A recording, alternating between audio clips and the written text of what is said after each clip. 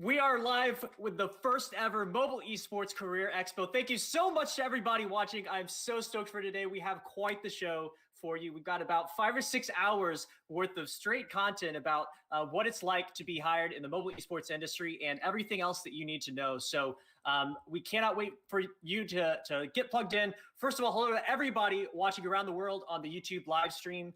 And also, I see you all in the Discord server as well. So please join us in the live chat on YouTube. We got quite the show for you.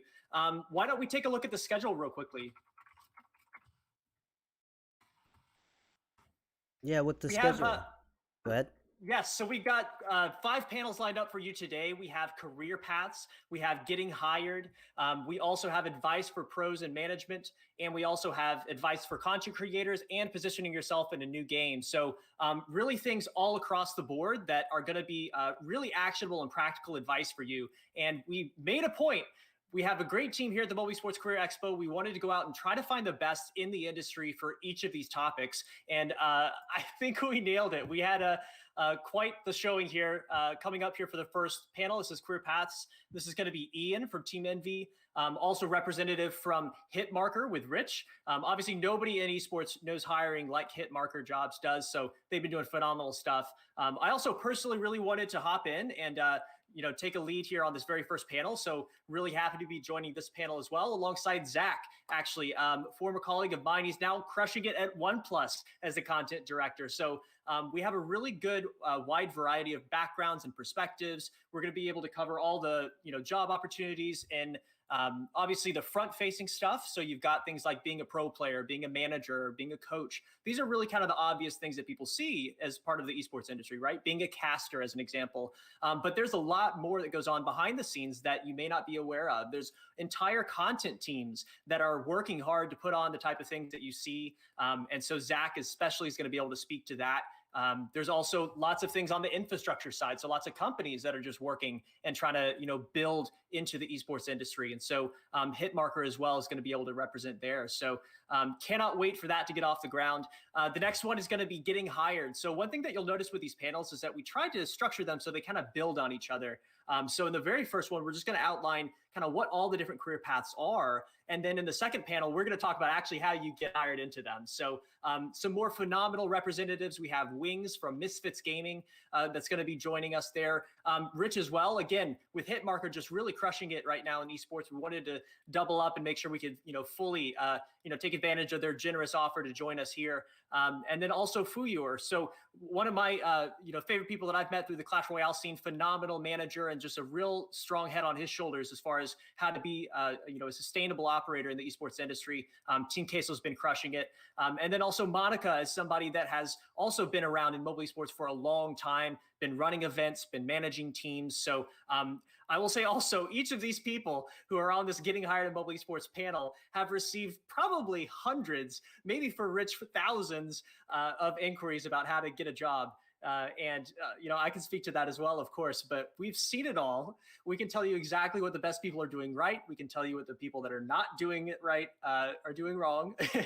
And hopefully we can get you a little bit more informed and ultimately placed in a solid career full-time in the esports industry. That's kind of the goal here. So coming up next is our advice for pro players and management. So obviously these are, career paths that are very popular. And for most people that are, players or, just love the competition aspect of it, that is really, what you want to accomplish. But it is very competitive, right? Obviously within the game, but then also you got to, outcompete other players and get yourself into the right spots. So we have a phenomenal lineup here for this panel. We've got Zute, we've got Chrissy, we have Ian and trainer Lewis, who is fresh off a CRL West victory, by the way. So congratulations to the Space Station Gaming team. They knocked off Misfits in the finals there. But yes, this advice for pro players and management panel is going to be phenomenal. So we're going to cover topics like what it means to be a pro player, what a typical day looks like. We're also going to talk about what separates great players from good ones, because that's very important, right? If you really want to be the best and turn, make a sustainable career in being a player, you got to, think from the perspective of, okay, what do I need to do to be around for a long time? And if you're going to do that, you got to be great. There's also things you can do from your personal brand perspective and things outside outside of actually competition that are going to be important for you. So we'll go over that too. And then we have the advice for content creators panel. And this is something that I'm especially excited for to get AMG involved in, because nobody knows how to, give advice to content creators like AMG. We have Clash with Ash, obviously one of the biggest faces in mobile gaming, who's stepping up to be able to, help everybody here. We have Sakurai. In my personal opinion, the best player manager in mobile esports, period. She's also recently joined Mobile Gaming Corps and Shot Call as a representative as well. We have Rich Slayton, none other than Rich Slayton. Love this guy. He and I go back to the beginnings of CRL, and his path especially is really excellent because he's been able to leverage his spot as an official caster of the league into really excellent content as well. And also just very recently was at the top of the Trovo charts for viewership for the new streaming platform. So that's great to see. And we also have Echo, somebody that's been around for a long time as well, and is just always very mature perspective and able to give really great advice. So really, really excited for this panel. And I think that a lot of the topics that are being covered here are relevant to everybody, whether you have your own channels in content creation or not.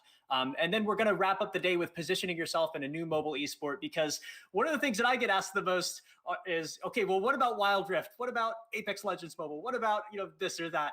And the reality is that there are more great mobile esports titles launching than we've ever seen in the past. And they all seem to kind of, at least some of them, skyrocket right out of the gates. And so it's very important to be able to know how you can operate and position yourself in a new game in order to, really put yourself in a spot to succeed. So that's super important. And we have also another great lineup for this. People that have been able to find success in multiple games, which is really, really hard, right? How do you have a successful following in one game and then translate that over to a different game?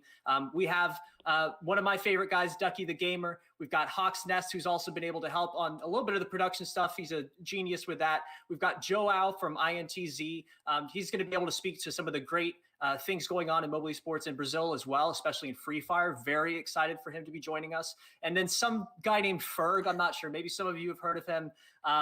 I hear he's kind of a legend, but nobody knows how to be dominant in multiple games like Ferg does, right? Because anytime a mobile FPS is released, he's at the top of the charts, literally like the next day. So that is our day. I can't believe it. This is insane. I really just kind of want to jump into this, but we got to wait until the panels are scheduled. But this is going to be incredible. I hope everybody brought a notepad and paper. If you didn't, it's okay. This is obviously being recorded. You'll be able to watch it on YouTube. And hello to everybody that is watching the rewind as well, the VOD. So with that said, I mean, Legacy, I know I've got you on the line here, man. I want to first introduce you. This is our super talented moderator who has really stepped up for us, especially this week, to be able to spearhead a lot of things on the production side. And honestly, is somebody that has been, actively building and interviewing and being a journalist in the mobile sports industry for so long. And when it came time for us to find a moderator for this, he was the first person that I thought of. And Legacy, welcome and thank you so much for being here with us, man. Absolutely. Thank you for having me on here. Like you said, I've been doing interviews and stuff, and I've talked to most of the people and interviewed them, either whether it's a documentary or on the climb. So the rapport with the guests is going to be great. I also am very excited too, because I'm here to learn as well. While you're doing this and running the production, you might as well learn while you can. So also make sure if you guys have any questions, you want to post it in the chat or in our Discord as well. The link is in the description. We do, like Matt said, have questions for them already, but we'd love for you guys to get value out of this. We want you guys to also send your questions, the stuff that you really want to know, so that way you can get back what you want from this and learn something, because that's super important for this. All of this is being put on for you, so please do join us in asking some questions here. Yeah, so I'm actually excited for all of the panels, and I don't think I've never heard of that third guy. I don't know who you're talking about. So we're really excited for this. As you guys saw, we have all the panels. Also, big shout out to AMG for helping put this on as well, and especially to Matt. I mean, Matt had a vision, and now the community's coming together. So this is a great thing for everybody else to learn from. And I hope if you guys can take one thing out of it, just remember that thing, and then remember this experience, because then you can share it with someone in the future. Like the advice that you're going to get today, pass that knowledge, pay it forward. So that's why we're here. I really love that. And, one of the reasons why I wanted to get this series in motion is because I really see a need right now for just education and passing on things that people learn. Because one thing that's really unique about mobile esports is that the esports themselves, the scenes in each game kind of start organically by themselves. And so everybody in a new game is kind of going through this for the first time. And yet now we've had successful mobile esports running for, 3 or 4 years. There's lots that we've picked up along the way that, can be passed along. And so step number one is to help educate anybody that wants to go into mobile esports as a career, just to get you more equipped with things that you need to know, or just things you could be doing better, or different perspectives that you may not even know about, right? Just because you haven't come across it in your own personal journey. And then secondly, I want to make sure that we can actually connect people with companies that are looking to do business basically in the mobile esports industry. It's really, those are kind of the two things, right? We just kind of help empower people and then help, place people as much as we can. And so for those of you that are not in our Discord server yet, please join us. The link is in the description here. And that is kind of the framework where people are going to be able to connect with people. And we have a lot of things set up. So we have a channel for resume submission. So you can just kind of blast your resume out, to everybody in the server basically, and give us like an idea of what it is you're looking to do, what type of career you want, or what position you want. We also have a job board. So we've been really fortunate to be able to line up, over 50 companies and partners as part of this Mobile Esports Career Expo. So all of them are in the Discord server, and there is a job board for you to be able to kind of post anything that is open, right? So, hey, we're just looking for a volunteer to help with this event this weekend. Is there anybody around? Or, hey, we're wanting to find a marketing director for our, esports organization. Okay, that's on there as well. So there's lots of different things at your disposal. And then what else is that each company also has a text channel. And so you can actually just interact with them and meet them right there in the Discord server. So open communication and conversation going back and forth. So really excited to be able to have that. So please join us in the Discord server.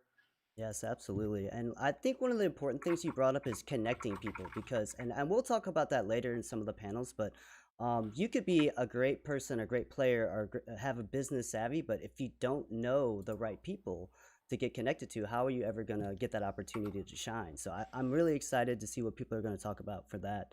And I'm actually really excited to see what kind of questions people bring to the panelists. I mean, the panelists we have are phenomenal, like you, Ian, Rich, Zach, Wings, Rich, Fuhr, Monica, Zute, Chrissy, Ian, Trainer Lewis, and that's just for like today. And like the last two panels are super stacked, so it's going to be a fun day. And I think you know what, for the first type of this event, I think we're going to knock it out of the park. And then hopefully we can do another one later down the line.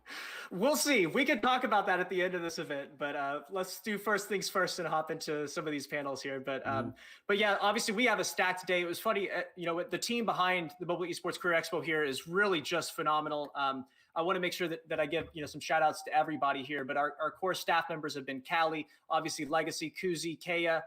We have MG King, we have Ted, Bandit, Craft, Hot, JMF, Loxo, Mac, and Nanu, and Matt. I skipped over you. I thought you were me when I first saw you. But yes, so we've got just an incredible team behind this that have been working really hard the last few weeks. So we were talking about like what the most stacked panel was, because we just kind of like talking about these things, and we were so split because we couldn't really choose. So I think that's a good start though, when we have this, this crowded of a I think panel. It depends on what you're looking for to get out of this. Like it depending on like what you're looking for. Like for me, I'm excited for like the future of esports and like the live production stuff. Like to me, that's what engages me and what I'm passionate about. So, but for someone else, it could be content creation, or it could be how to get a job in career paths. So, I mean, someone who's just coming in, just looking to start, maybe that's the most imperative thing to them. Because like, hey, I'm 16, I'm going to school. In college, I want to do this. How do I start my path now? So when I get to college, I can be set for my future. Yeah, and that's actually a really important point. I'm glad you made that. Is that it's hard. It was a bit of a challenge to choose the topics because there's so many parts of the industry that could be covered, right? And so many different jobs and positions. But one of the things that's really great about the esports industry is that there's so much that overlaps. And so even if you want to be a social media management person, attending that pro player and management panel can still be of use to you, because who are you marketing? You're marketing your players and their brands and stuff. So everything related to building player brands is relevant for you as far as a social media marketing perspective goes. So this is going to be great. Like, I hope that if you have the time, you have the ability to kind of sit down through all of these panels, because you never know what thing you hear and you write down, and it's just kind of in the back of your head, and then suddenly you're going through and you're on your path and you're like, wow, like That's so true. Or man, I'm so glad I picked up that piece of information because you never really know. So um, yeah, I'm really excited to see what we hop into here, man. Yeah, I'm also excited too. Do we know if some of the guests have started to arrive yet? You know what? We can definitely check on that. So, just to give a heads up to everybody that is watching, we have a really kind of flexible structure here for these voice calls. We wanted to make sure that we keep a casual vibe and it's more just like a roundtable discussion or like a fireside chat or something. Okay. So, what we're basically going to do is we have a video call set up where people are just going to be able to hop into and hop out of naturally. Okay. So, same one for the whole day, basically makes it much easier on us and on Legacy. And I love that vibe, where it's just kind of, friends hopping in and chatting and then heading out and leaving. So I think everybody nowadays is doing a lot of video calls with Zoom Hmm. and working from home and stuff. So this ought to be really natural for everybody. Yes. But I like this setup. So definitely we have our first panel here starting in about 5 minutes, which will be excellent.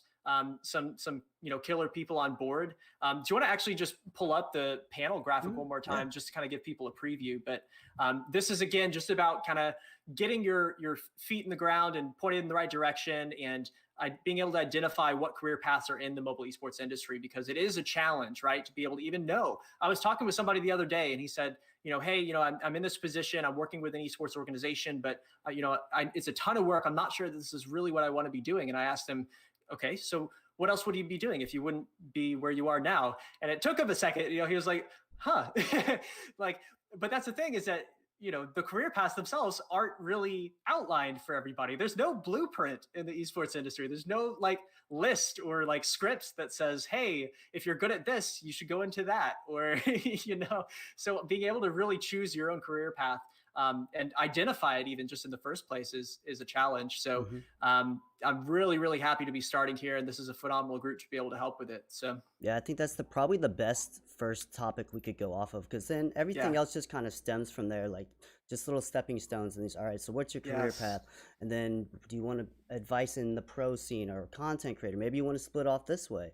So and it's the topics are very general, but very specific in the aspect of, hey, if you want to go directly into this, like say, like you said earlier, I want to learn marketing. Well, social Yeah. media has got to be your must. You have to be good, grammatically. You have to be good at memes, obviously. So I mean, it's Dude, definitely okay. I do actually think that there's a legitimate career to yes. be had in making memes in the Hmm. esports industry, because that's like what half of the posts are from Hmm. organizations' accounts. And like, Yes. those like pre-match graphics where they're like, bashing their opponents and like, Hmm. oh, they're gonna get it, and Yeah. then afterwards like making fun of them because they Hmm. did lose, Yeah. and like that's so funny to me. And if you could really do that well, you may actually have a You would career. So definitely have a career. yeah, Definitely yeah. have a So career. mobile esports memes, you heard it here first. Yes, I do love seeing friendly banter back and forth. I think that's Yeah. and it's just good to see. It builds that rivalry and the competition in there. So, and I mean, at the end of the day, everyone does want to win, but if you can, lose gracefully, if that's even possible, then that also Yeah. helps as well. Absolutely, absolutely. So I love that. I think, there's a bit of a controversy over whether or not banter is good, because like sometimes people just take offense to it and stuff. And Mhm. obviously when you're on the losing side, it's a lot harder. Yeah. Uh, but at the end of the day, also like this is entertainment, right? Like you get to do this as a job because people watch it and pay attention and they care. And if there's not interaction or there's not stories, Hmm. what are people going to watch for? It's Yep. what's going to keep them engaged in the long term. That's what's important. So Hmm. yeah, definitely be tasteful and have Yes. some character Yes. when you're doing it. Don't want to say not to do that, but Yeah. friendly banter is usually a good thing. Yeah, friendly banter is great because I mean, esports has some of the greatest natural storylines that you can build, and Yeah, at any moment, like a new rivalry can start. So and especially in mobile, like people forget years ago mobile was a joke, and now like they're starting yeah, to understand like, hey, this really is a big deal. Like you can play on your mobile device anywhere, anytime, and we have all these yeah, major AAA titles coming. And you mentioned Free Fire. Like Free Fire is a perfect example of one specific region taking the reins of a game and blowing it up. So yeah. it's exciting times for mobile right now. Yeah, absolutely. And I'll tell you one other person that is having some exciting times here for mobile. He's just joined us in the panels call. Do you want to hop over to that one, Legacy, with me? We got Yeah. Ian on the. Yeah. Ian, welcome, my friend. Hello, hello. Dude, I love the view out there, man. You got quite the setup. I'm here in Texas right now, right next to the American Airlines Center. Incredible, man. Well, listen, you are the first one here. I was just explaining to the audience that we have a real casual kind of natural vibe here as far as how people are hopping in and hopping out. We just have like a video call going and people are able to kind of join freely and, head out when it's natural as well. So welcome to the stream. Super excited, Ian, to have you here. When we were, planning out who we'd want for panelists, your name came up over, multiple of the panels as far as someone that would be great at this. So really happy. I think we got you for 2 of them. Yes. So appreciate you taking the time, dude. Thank you for having me here. Absolutely, man. So again, panelists are going to be coming in and out. So we kind of left it flexible for them as far as when they want to join. But listen, man, Ian, we're just now kind of getting started with the first panel here about just identifying career paths, basically. And you're somebody that has really, been around the block. You go way back to even the inception of mobile esports. So like, what can I ask you just first of all, what was it that you personally, wanted to get into the mobile esports industry for? Like, what was so intriguing to you about the scene? Honestly, it was kind of more of a fluke than anything. I wasn't trying to do anything too crazy. Basically, a few years ago, I was actually part of Hammers, which Legacy here is part of right now. And we won the 2016 North American Vainglory Championship. And I was just one of many people on the analyst panel. I don't usually like to play games in the summer, so I went on a little hiking trip with my family, came back, and some people from the team that recently got picked up by Cloud9 asked me if I wanted to be the analyst. And from there, said yes. And kept going and spoke with Jack and the management there and said, I have a degree in this and I would like to pursue other opportunities. This would be cool as a job. And we found something mutually agreeable and that was that. Wow, incredible, man. And so over the course of like your career in mobile esports, then it seems like it has changed a bit, right? Like you started out as an analyst and then also like took on some management capabilities. Like what are all the positions that you've had personally? For me, basically, I started with Cloud9 back in 2016, 2017, and I was solely just for Vainglory, but I loved it. And the more that I found out about esports, the more I wanted to do esports, which was, it was like a nice cycle. And from there, I ended up becoming an assistant general manager for Cloud9 and involved in the social media side as well.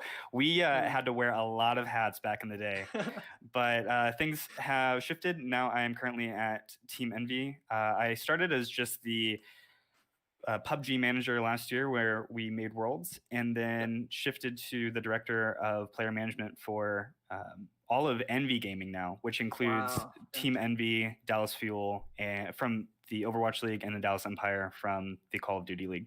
Wow. Yeah. Incredible, man. It sounds like you're very busy. It is a busy day. Yes. I'm usually working from about 8:30 to 1 a.m. on any given day. Wow. Wow. Yeah. Okay. I hope, do you guys have a G Fuel sponsorship? Wait a second here. Yeah. We need to get you guys an energy drink. It's not exactly like hard work from this time to this time. It's more like you have players all over the world, especially with these COVID measures, and you need to be available.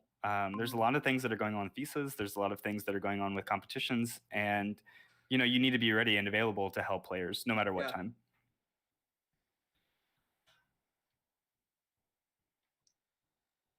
Matt, I believe you muted. Yes.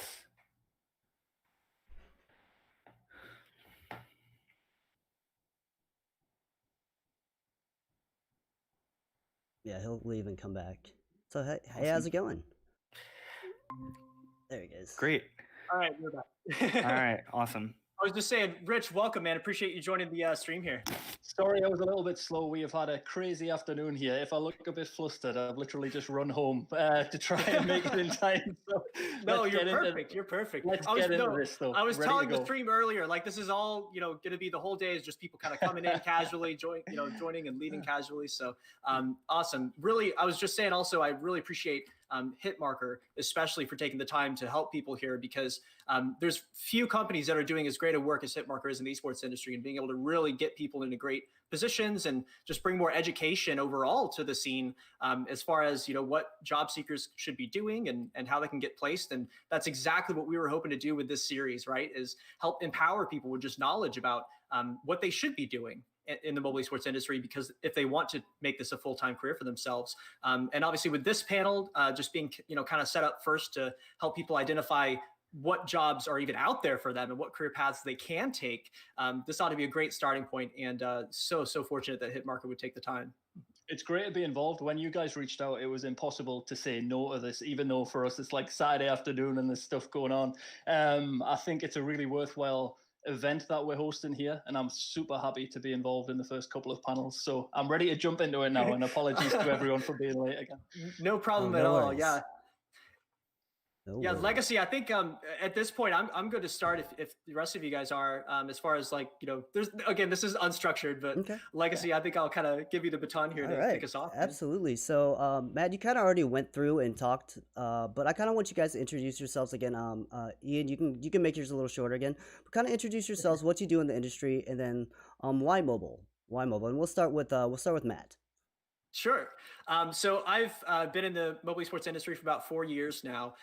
When I first got started, I was working at the time as entrepreneur in residence for a tech incubator, and I actually got to start an in-house startup. And of course, being a huge gamer, I wanted to start an esports company. So we ended up launching some a coaching platform, and then also some collaborative analytics tools. It's kind of like a Google Docs for replay analysis. And I ended up launching that actually in Clash Royale out of the gates, because that's a game that I played a lot. It had just recently launched at the time, so there was good momentum, and I wanted to make sure that I could get the company off on the right foot. And I recognized really early that there was something huge happening in the mobile esports scene. And so just because of the timing, it positioned me and that company as the first endemic sponsor in the scene. So got to really experiment with a lot of creative marketing campaigns, and actually started the first esports organization for Clash Royale. We were the first to contract pro players, first to hold structured practices. We had a competitive system of 100 people, and that was an absolute blast. And fast forward to about a year and a half after that,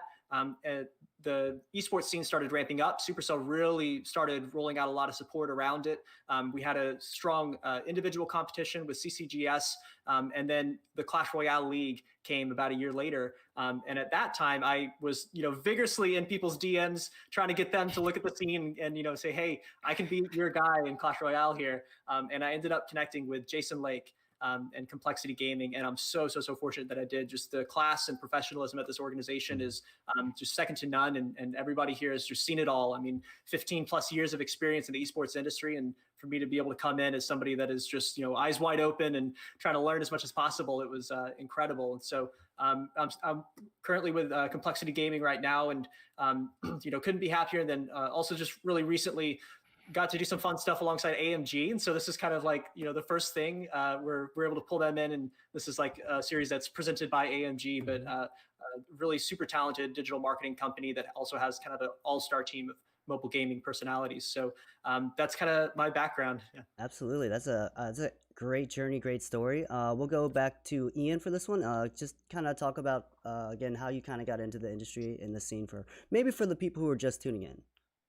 Awesome. Yeah, my name is Ian Houston, currently the Director of Player Management for Envy Gaming, which includes Team Envy, the Dallas Fuel from the Overwatch League, and the Dallas Empire from the Call of Duty League. I got my start back in mobile with Cloud9 in 2016, and over that was part of Vainglory, PUBG Mobile, Clash Royale, and something called Rules of Survival. At the current time, I definitely think that while we aren't in mobile gaming, I do believe that mobile is the future. If you look at esports in any context right now, you're seeing that things are rapidly increasing. And there's massive globalization happening. And when you look at the globalization and where trends are currently headed, mobile accounts for the majority of playing and the majority of revenue for the industry. So I definitely think that it's inevitable and it's only a matter of time. Absolutely. And Rich, welcome to the stream. Talk about yourself and why mobile? Thanks, Kevin. So Hitmarker is across all platforms, all devices. So mobile esports for us is just a part of what we do, but it's an increasingly important part of what we do. So we're at the point now where the internal conversations we have are more around, do we need a specific mobile section to the website now for people who are only interested in mobile esports and mobile gaming? So there are enough jobs. The likes of Skills, who you guys I'm sure are familiar with, and Supercell have been such active hiring companies on Hitmarker now for years, and Skills are always in the top 5, top 3 really, and that's up alongside the likes of Blizzard and Twitch and Riot. They're right there with the amount of opportunities that they have, with the level of opportunities that they have in terms of pay and benefits and all that kind of stuff. So I think that gives you a really good indication that there is already serious stuff happening in the mobile market. And in the future, we do agree that because of the accessibility element of it, because it can be so global, like as much as esports now is accessible to a lot of people, in a lot of countries, to be able to afford the console and all the accessories and the games and the PC, if you want to be a PC gamer, it can be such a big barrier to entry. We do a few little bits here and there in Africa with Nigerian community, and they are obviously very mobile centric. I think if it's ever to explode in Africa, it will be mobile esports that is the one that explodes rather than the traditional type. So we're super excited about it. We think there's a big future, and like I said, I don't think it'll be too long. So for us, Hitmarker basically was founded as an esports jobs board, and it was only esports. It was jobs from the likes of Complexity, from the likes of Envy, and different organizations like that, because that was our background originally. It's grown into this thing now where we have jobs from all across gaming now, publishers, marketing agencies, even legal companies at this point, and sports teams. But I think in the future, rather than the next step for us being, is it going to be kind of, we always thought like maybe VR would be the big thing like a couple of years ago. Maybe that would be what we would have to kind of refocus to move towards.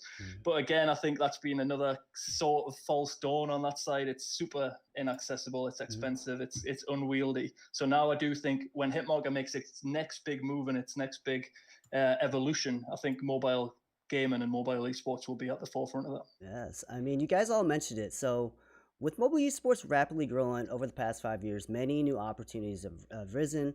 And with more options to establish yourself, specifically in the mobile space, talk about the different paths, like career paths a person could take. And we'll start with Rich on this one. Yeah, I'll try and talk for less than I just did there. So it's the great thing about mobile esports, like regular esports, is now that pretty much every job and every sector of the workforce you can think of is starting to have some kind of presence in the mobile scene. We saw that again with esports when we started 3 years ago. The amount of jobs available and the sort of diversity in the jobs was very small. We would only be posting sometimes less than 100 jobs a week. It was really just a tiny scene. That's grown to be where we are more like around the 1,000 to 1,500 mark for the overall esports space, which does include the mobile side. But like I said, with companies like Skills, they're so mobile focused, but they have jobs in every single field that you could think of. They need software engineers, they need accountants, they need HR staff, they need marketing staff. So if somebody has a passion for mobile esports and mobile gaming in particular, we are reaching that point, hopefully in the next few years for sure, where you'll be able to apply your passion, hopefully alongside where your skills lie, because not everybody can be a professional player or be involved in a professional team like the guys on the call are, but there are a lot of other paths opening up, which is really opening up the opportunity for everybody to get involved in the space moving forward. Okay. Yeah, I'm really glad actually, Rich, that you mentioned that, because I think the average person that's in the mobile esports industry sees what's in front of them, right? So they see the broadcast, and they see the players and the casters, but there's so much else that's going on behind the scenes that they can actually position themselves in a spot that is like a really stable long-term career, right? And you mentioned software engineering, you mentioned things kind of on the marketing side for infrastructure companies, right? So like there's just a whole host of career options that are available to you. But one of the struggles right now, obviously, is that if you're entering this scene for the first time, you just don't know what's out there. So that's just one thing that I would really encourage, anybody that's watching this that knows that they're so passionate about the mobile sports industry and they want to do this. It seems like such a great fit for them, but they just don't know how to get into it or where they can get into it, right? I would just really advise you to start somewhere, because one common trend that you'll find with people that are, in stable long-term positions in the mobile esports industry is that's not where they started, right? They either started as a player and then they turned to a coach and then they turned to a manager, or they started, somewhere on the marketing side, the social media management, but now they're on the content team, So like, you just got to get started somewhere that you're really excited about and just learn. Right? Because the more that you can learn and really solidify your knowledge of the industry and who the different companies are and the stakeholders and how they interact and what things are important to different companies, like that's what really matters. And so that's really, the start of your career path can really begin anywhere. And you can kind of create your own journey based on what you're interested in. It's really, really exciting. I want to add to a little bit of that mobile esports is different than traditional esports. Whenever you go to events, whenever you go to different things, it is quite different. When I'm with the Overwatch team or the Call of Duty team, when we go, we have to make sure that there are computers with the right internet or consoles and everybody's set up, everything like that. But the majority of the time, when you get to a hotel, you're on the hotel Wi-Fi and you're doing things like that. When you get to the studio, it's different. And speaking or being in mobile as that sector of the esports industry is almost like speaking a different language. And it is, if you go into mobile, you're setting yourself apart, and having that knowledge on the side can set you apart when any esports org is looking at you. It is quite different than what you'll see with traditional sports. I think like a lot of times when we first got to like Clash Royale, things like that, you're seeing players at podiums, you're seeing players at stands, things like that. And that's not how players naturally play mobile. Most of the time you're just back home on your couch, and then you get over and you're like, what is happening? Your field of view is different. And I think that a lot of accommodations are now being made for mobile, and it is growing as its own respective part. Awesome. So let's shift the focus a little bit. We'll start with you, Ian, on this one. From an org perspective, because obviously you and Matt are with big major orgs. Every role is pivotal, and we talked about this, whether you're a player or a manager or social media. When entering the mobile space now, with like many people wanting to join an org, like that's like their biggest thing, especially the demographic is young. That's all they want. I want to be represented by an org. Talk about the route someone would take to start this process when entering mobile, and possibly maybe the correct way they should do it, whether it's a player, content creator, streamer, social media person, developer, or something like that. All right, yeah. I think that I'll start off with one of the largest misconceptions is that when you get to an org, they then mentor you into growing into your role. And a lot of times, especially the larger the org that you're in, they're looking for people that are already self-sufficient in their role.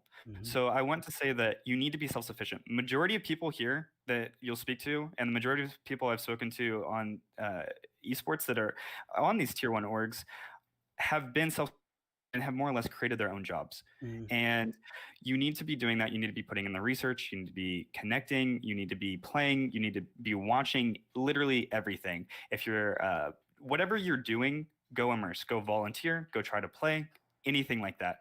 And be self-sufficient. If you're trying to create content, keep doing it. It will all add up. And then when you're finally ready, if you're going a management route, say, here's what I've studied, here's the experience I have, here's my resume. If you're a pro player, say, here's where I've won this, this, and this, here is where I've done things. If you're a content creator, here are my socials, here is have everything neat and concise, but be self-sufficient and keep networking. When you get to the org, people will be able to mentor you and help you beyond that, but being in the org is not ground zero for you. So I will just say be self-sufficient and network and learn from people, and eventually you will get there. Matt, would you like to touch on that? Yeah, absolutely. I think the core point that I'd just add on to what Ian said is that the biggest skill that you can have if you want to be around in the esports industry a long time is the ability to learn. And you got to learn how to do your job well. You got to learn, what other people are relying on you for. And then just become like the best at what you're interested in, right? Like find whatever that one specific area is that you want to focus on, and just like be the best at it. And it can take a mobile angle, right? So from a production perspective, Ian mentioned that like the tech setup is completely different, right? Because there's not PCs and computers. You're on mobile devices, right? Like I've seen mobile live events that have been delayed because somebody just forgot to bring a cable, right? For the phone. Like it's just that sometimes, but like the mobile scene is just different than a comparable scene is for PC or console. And that's true for everything, right? It can be true for social media as well, because if you're a mobile focused org, everything you put out has got to be optimized for a mobile device, right? So you got to have the 16:9 perspective so that it fully shows on a mobile news feed as you're scrolling, right? Like just really small nuances like that can often get missed if you're not focusing and thinking from a mobile lens. But little things can go a long way, but you got to just like vigorously and aggressively learn. Because the other thing is that this industry never stops changing, right? Like even myself, I've been in this scene now for 4 years. If I just kind of get comfortable and start coasting, like I'm gonna get passed by. Like I've got to keep learning and like ingesting articles and talking to people. Like, hey, tell me about your experience at this last thing. What did you think about that? Just really engaging conversations can really go a long way. And that, I think, just as a final note, is kind of this secret to networking. Like networking is really easy if you're just genuinely interested in other people and what they're doing. And that's really all it is. Like people love talking about themselves and sharing their experiences. It's just like human nature to be able to bond and stuff. Like just have conversations with people and be interested in what they're doing. Yeah, I think that's very important, is the networking part. Go ahead, Rich. That was Ian, I think. Go ahead, Ian. Oh, okay. I was going to say, when you go to an event, any event for mobile or esports in general, make sure you network, meet everyone from every single team. You have no idea where that will take you. Some of the craziest business opportunities or super teams have literally just been a late night chat after Sunday, championship Sunday. Wow. It is amazing what will happen there. Wow. I like that. Yeah, I like that a lot. And that actually kind of brings me to my next topic here. So for Rich, with Hitmarker being one of the best, if not the best platforms to actively search for like opportunities in esports, tell us how you guys not only help source these positions for like the tier 1 organizations and companies, but also how do you help the client, like the company, find the best possible candidate? Like, do you guys vet them? Like, is the resume super important? How many stages are there? Like, what is your guys' process for that? Great question. Just to finish off on that last one as well, I think the networking point was huge. And I definitely think we might have some people watching who are always just like, everyone says you need a network. But I think what a lot of people can't ever get over is that initial fear of just going and having a conversation with somebody kind of on the fly. Yeah, it's super awkward to kind of cut in on people's conversations if people are in a group. But at the events, there's always little opportunities to talk to people one-on-one and even just one-on-two. And if you can just put your foot in the door and you can be brave enough to talk to them, because you'll surely know something about them if you're approaching them in the first place, and just share your passion. And as long as that passion shines through, that will get you a long, long way. So definitely thought that was a great point. Just wanted to finish up on that. In terms of the Hitmarker side, we are kind of as hands-on as we can be, but we don't do any kind of formal recruitment processes. We are effectively just a platform. We try and stay as objective as we possibly can. And we are quite mindful of offering kind of preferential treatment to some users over others. So we try and stay kind of agnostic about everything and try and be quite objective. But in terms of the process, we have lots of the biggest companies and orgs are directly signed up and they will post roles with us. And oftentimes that might involve a conversation between me and like the founder, or if it's somebody else, it could be their HR manager or a department manager who's hiring for a specific skill set. They'll reach out to our team, kind of maybe ask some advice in terms of how to position the job description. Just silly little things like what's the best day to post, what's the best time to post, because as crazy and as small as that might sound, if you can post a job on a day where there isn't loads of competition from like Complexity, 100 Thieves, Envy, all of the ones which are really going to drag everyone's eyeballs, you can make a bigger dent. And there's more chance of us posting them on socials and kind of trying to drive traffic on socials. But that process is as simple as a company signing up for free, posting their job description. We vet every job description that comes through, because unfortunately, while there are a ton of great opportunities in the space, there are still some that are less than great and some that are borderline kind of dangerous for young people to be applying to. So we kind of vet. It's a big job when we now have over 6,000 live jobs on the platform. Wow. But we check every single one. We make sure that we can kind of find some information about the org if it's not somebody we've heard of before. We'll go digging on social media. We look on LinkedIn. And if it just just doesn't look right, we won't allow that to be posted, and we'll reach out and try and have a conversation to find out more about the company. A lot of times it's just us being overly suspicious and cynical. Maybe it's a British thing, but it's sometimes we do kind of stop those opportunities from being posted. And on the other side, when it comes to finding candidates, I think people come to Hitmarker because they know that 99% of users on Hitmarker are going to be esports fans, and they are going to either be involved in the scene, or they're going to be knowledgeable about the scene, and they're going to be really passionate about it. I think that is the edge that we have over other platforms. We might not have the most mature user base because we're in such a young space, right? A lot of the people that use the platform are going to be between 18 and 24. It's just a fact of life. And there are a lot of the bigger orgs tend to look for more senior people. So we might not cover off that side of the market as well as like a LinkedIn or an Indeed might do. I have to be honest and kind of hold the hands up there. But if you want to find people that know about this space, who have passion and who do have the skills attached to that, just maybe not the 8, 10, 12 years of experience behind them, then I think we're definitely a good outlet. But I would always vouch for LinkedIn as somewhere that does have value in esports still, if you know how to use it correctly. Indeed still has a ton of opportunities. And there are some little hidden gem platforms for the likes of developers. And if you're interested in startup culture, there's like angel.co, which is a real kind of, if you know about it, you know about it. But if you don't know about it, you might never go there. And that has so much information about the company and about the founders.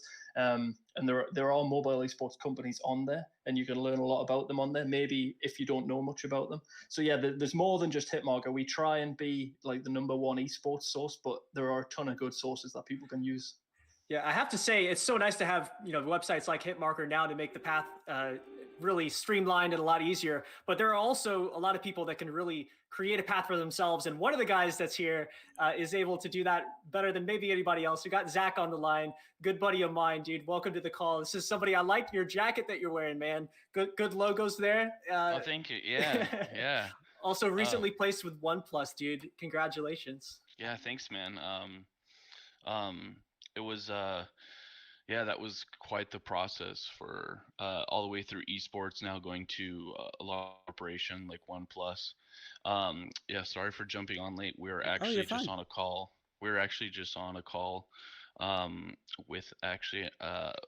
With a couple different orgs recently. Nice. Yeah, so we're really, really excited, and I'm really, really excited within the mobile space.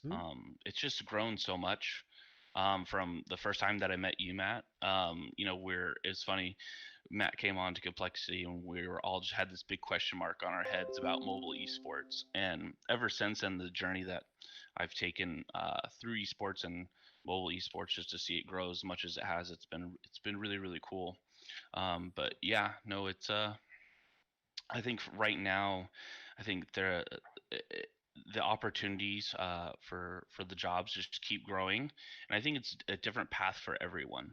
I think probably one of the biggest underground kind of like groups and societies within esports is graphic designers, and they have like their own incestuous society that is, but it's filled with like tons of people, and that path to get through, to get yourself seen and to be able to get your work in front of people, I think is that's one set path that I think is pretty well known just by showing off your work. And I think it's kind of that same way for a lot of other things, whether it be video creation or whether it be within any other like office job within esports.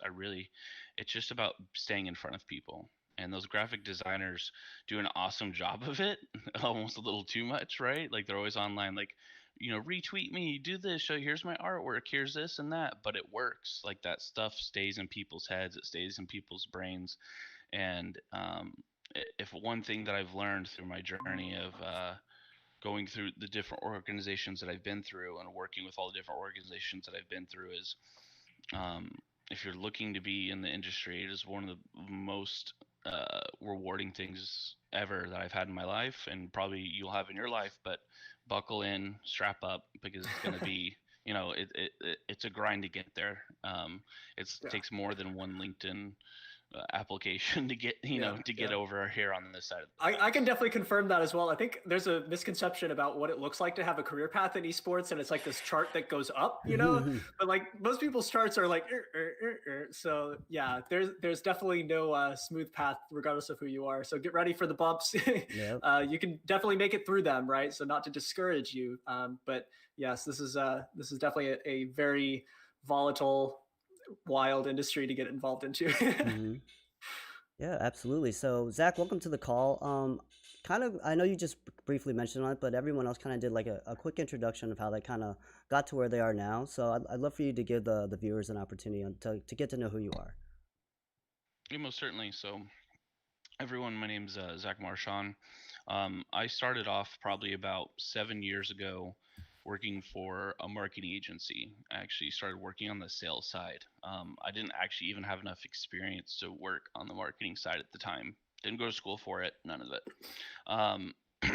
But so I wanted to work with clients that I really liked. So I actually signed up HyperX to work with my marketing agency, and no one at the agency knew anything about gaming really. They just knew that that was just a client to them. So I actually was able to jump off the sales side and start working on YouTube optimization, because I was the only one who knew about gaming. And then eventually, I was able to sign on like HP Omen, Wow. and some other brands and Funimation, and I actually completely worked my way off sales and learned. I just like was paying guys that were on the marketing team. I was paying them out of my pocket to teach me how to do what they did, Wow. on the weekends, nights, everything. Didn't see my wife and kids. I was like, I'm like building my future. I was paying these guys. I looked back at it the other day. It was probably about $500 to $600 out of my pocket every month for these other guys in the company teach me what they did. So eventually, I was actually over those accounts specifically for the YouTube optimization and social media management, which was really fun.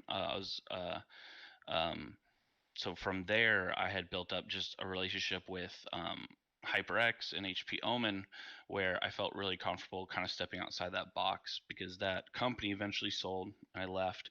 And then luckily, my friend told me, hey, at HyperX was, hey, there's an esports team coming over by where you live. And I was like, oh, really? Well, little did I know it was 3 esports teams. Oh, wow. It was Envy, Optic, and Complexity. And so yeah, so that was the strangest time ever. Just 3 giant esports teams just coming and moving right next door to you. So I had went and met with Jason Lake, and at the time it wasn't in the cool $4 million headquarters they had. It was pretty much in like, Matt, what would you describe that, like a small office trailer? A small office trailer. Yeah, I would It's like, describe it like that. Sure. it was something. It was this tiny little thing. So I jumped from there, and then obviously I was familiar with esports a little bit because working with HyperX, we were doing content around, with some of the teams for the HyperX channel, and so then came on to Complexity as a content manager. They were really really big into developing this behind the scenes series for their organization, as they just got purchased by the Cowboys in order to kind of make that bigger.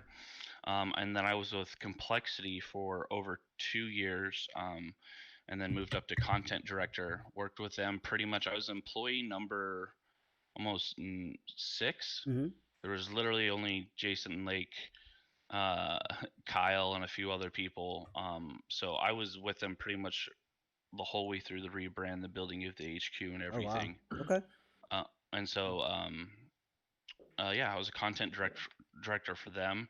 I say content director, but we know in esports you wear way more than one hat. Mm-hmm. Like player babysitter could have been on that one. Mm-hmm. A lot of different things. But Mm-hmm. yeah, and so then recently, and then I've been freelancing pretty much for the past year.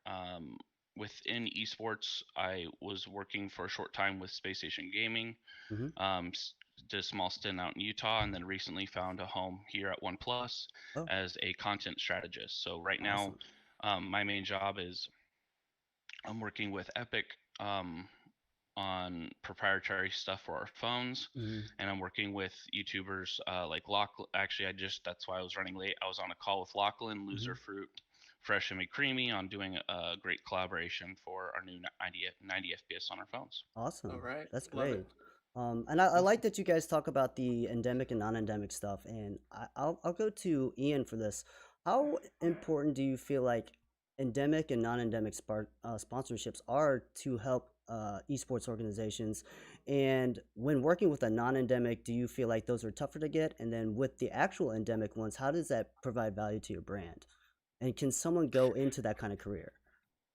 Oh yeah, there's a very Shay Butler is our VP of Sales and Marketing, and then Sherry Simonson is our Director of Sponsorship Activation, and they work hard.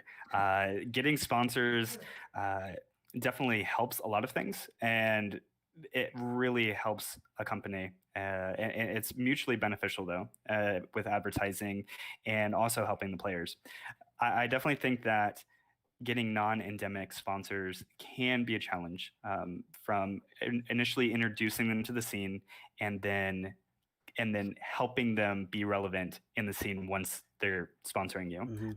Currently, right now, we have a sponsorship through Samsung, and that's with the Dallas Fuel and Team Envy specifically. And in the content planning and everything, they are very attentive. But there are some things that you do have to explain sometimes. And that goes for not just mobile, but esports in general. It is very much unexplored territory for a lot of people. But when you have all these people that are already in it, who are more than willing to help, yes, it's very feasible. I would say that overall, endemic sponsors are very gung-ho and very willing to work with you and definitely have something in mind, whereas non-endemic sponsors are very much like, okay, we trust you as the organization, as the brand, help us help you. Yeah. And I think that regardless of what you do in esports, there is always that business side. And this is, you see what's going on. I mean, I'm right here next to the American Airlines Center with the Dallas Mavericks. Everything that's going on with all the sponsorships there and everything, I just looked it over like earlier this year, and the top esports organizations by value are only 300 million at most by valuation. While if you look at English Premier League or NBA or anything like that, it's like 3 billion. That's a massive factor of 10, and sales are coming. The viewership right now for esports in general is higher than a lot of sports in many cases. And all those things that we're seeing with traditional sports will be happening. And sponsorships are just a natural part of that. Rich, Matt, do you want to touch on that? I mean, absolutely. One of the most, common things you'll see in the esports industry are obviously sponsorships and sponsored integrations and posts and stuff like that, because that's, one of the primary revenue sources for esports organizations and a lot of companies in the scene. So this is, it's a digital content industry, right? So very natural for sponsorships to be able to get integrated and stuff like that. But there's a lot that goes on behind the scenes, right? Because even with a single sponsorship, you have to have, like you mentioned, a sales team that's going out and making these pitches and talking with these companies, sometimes, bringing them from the ground up as far as what esports is and, what your company does and all that type of stuff. And then you've got people that actually need to design all the integration. So you've got the graphic designers, you got the video editors, just, depending on what it is, you have to coordinate with your social team in order to get stuff out promptly and coordinate with the other sponsors, social and marketing teams, to be able to get graphics back and forth so you can co-promote. And then you post it, and then you got to pull into your talent to make sure everybody's retweeting it and engaging with it. And it's like, it's this fully encompassing thing, even just to do a single sponsored post, right? So that is absolutely an area that you'll see a lot of in the esports industry. So something that I would imagine a lot of people would get very familiar with. So I did actually, prior to this panel, jot down just a couple careers that I think are pretty legitimate right now in the mobile esports industry. I'm just going to kind of run through this, but just for anybody listening that maybe just doesn't know what's even available to them, here are just a few things you can consider. Obviously, there's playing, there's coaching, there's team management. You could also be a general management, or you can just kind of that's more of like an executive level, but that's kind of one of the end goals, right? Social media management, you've got marketing directing, content directing, sponsorship, acquisition, and fulfillment. Mm-hmm. There's live event operations, right? So many different aspects of that. Lots of online events as well. There's things on the production side, obviously being a caster, but then also behind the scenes, right? And being a production coordinator. There's league ops, actually, which is something that's really underrated, I think. I've seen actually somebody in the Clash Royale scene who started as basically just like a community operator of brackets, right? And just through that experience, he got really familiar with how tournaments were run. And then he also actually was a coach during the first season of CRL, and I was able to help him become now league ops for CRL, and he's driving that, and it's just incredible to see his growth. So league ops is actually one thing that's really underrated. There's videography, obviously, and the whole content team side of things. You could specialize in different platforms, even. I could imagine, if you're specialized in YouTube, or hey, who specializes in TikTok nowadays, because that could be something of interest in the future. There's also streaming and just so much more. So it's really, all across the board as far as what type of career paths are available to you, and choose something that you're really passionate about, and just, put the blinders on and just keep doing great work, basically, and you'll find your way. Yeah, I think one of the things all of you mentioned is the same thing, is that focus. Like, don't be tunnel vision, but like whatever your end goal is, you want to go really hard and learn anything and everything you can about it. Like Zach was paying people because he wanted to learn more about this, and now it turned into something else. And I think it's really important, like you guys were saying, that one social media ad post required 5 to 6 different roles in an organization. Yeah, it's super important. And I mean, that's where Hitmarker comes in for hiring these people, and it's amazing how everything here is so integrated. So I think if you had to pick the best entry level role to go into to further your career, like what do you think would be the most important on we'll have two sides. One is like a player side, and the other side is like management and like administrative behind the scenes side. And we'll start with Rich on this one. Yeah, so I think that's a great question. And I think a lot of younger people that we speak to, because we get a lot of inbound requests just being like, I love this scene. I might love mobile gaming. I might love a certain esport. I might love just a game. I might not even be into the competitive side. And they're like, where do I start? How do I think about how to start? So I'll try and run through it super quick, but the same advice we give to those, and it's mainly kids, it's like high school or college kids at this point. And we say to them, you have to first think about, like, if you figured out what you love already, like the game or the industry that you love, you're already like way ahead of where I was when I was 16 and 18. Like, I had no idea what I wanted to do in the future. I didn't even realize like esports and gaming was an opportunity. So you're already ahead of a lot of people by that point. The next challenge, which I think comes back to what Matt just touched on, and I'll talk about how I think the easiest paths are, is figuring out which part of the industry then best fits your skill set, because it's fair enough to say, yeah, just get involved. And I think the great thing about mobile is that it is still so fresh and so new that I've seen kids that came to us like 2 years ago who were just esports fans and involved in the scene, who were really finding it hard to get a stable position with an org. And they decided to switch specialty and to go after the mobile scene. And they've become some of the bigger names, and the people that I now see on socials who have like huge followings and a big reputation in the mobile space. So the opportunity is definitely there, but you have to figure out like, where do your skills lie? And that comes back to figuring out, are you good at, like, is it written communication? Are you good with numbers? Are you a coder? Like, I'm guessing, like, from my generation as a 30-plus-year-old, the kids now, there's many more who can code and design than who would have been able to in my time. Those are such valuable skills. I mean, if you can write code and you can be a software engineer / web developer, you will never be out of work in esports, and definitely not in mobile esports, and you will be paid among the best out of everybody who's involved in the space.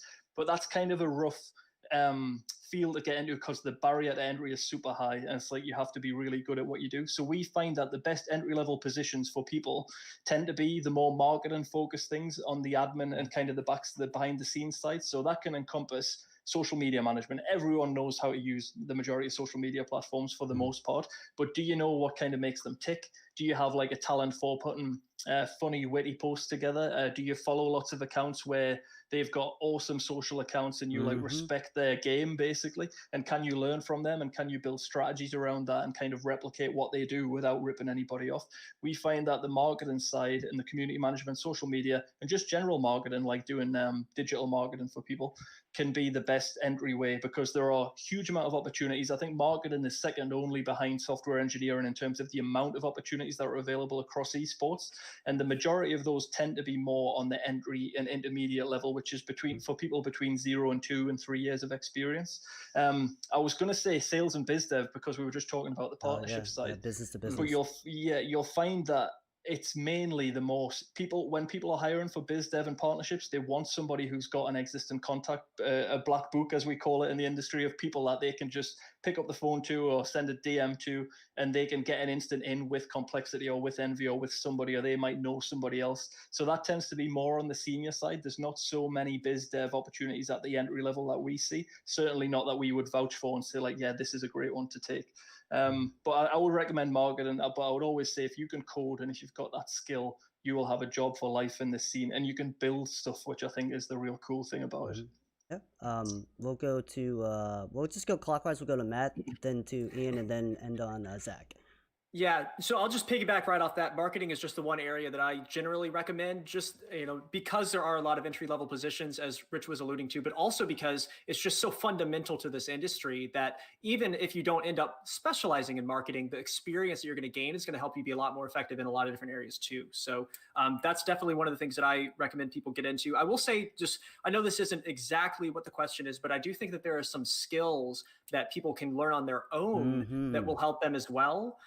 And that's actually one of the great things about a time like this where everybody's locked down at home. You've got a lot of free time, okay? So use this wisely.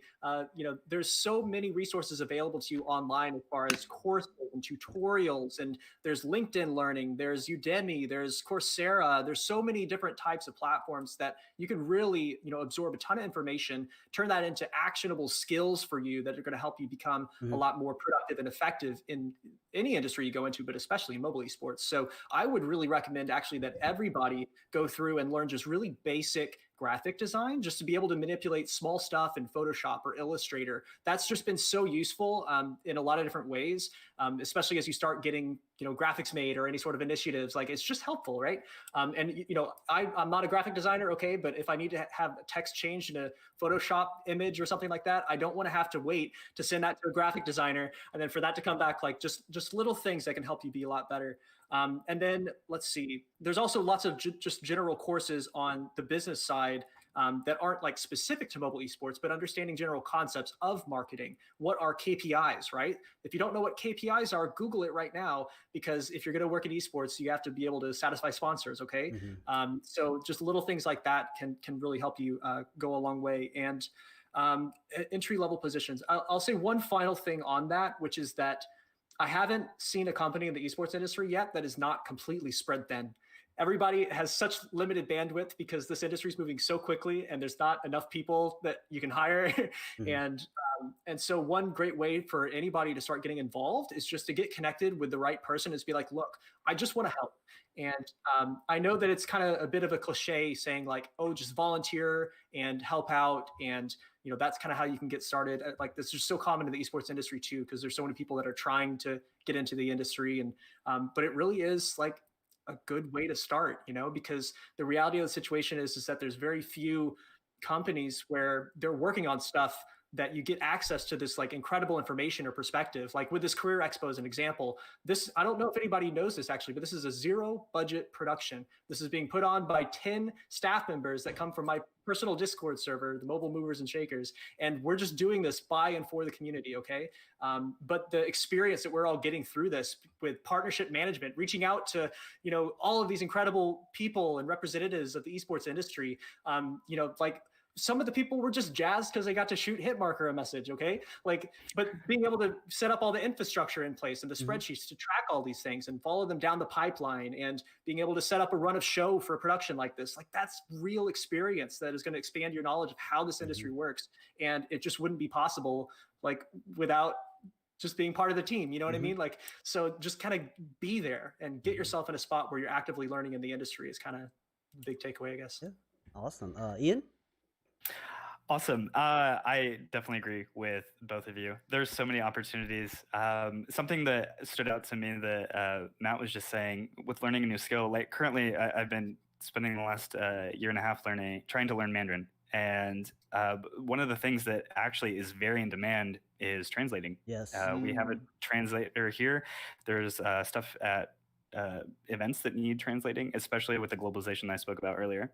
I think a lot of people that would be on this right now appreciate the longevity that you can have as a career in esports, but I know a lot of people are saying, how do I get involved today? How do I get involved right after this?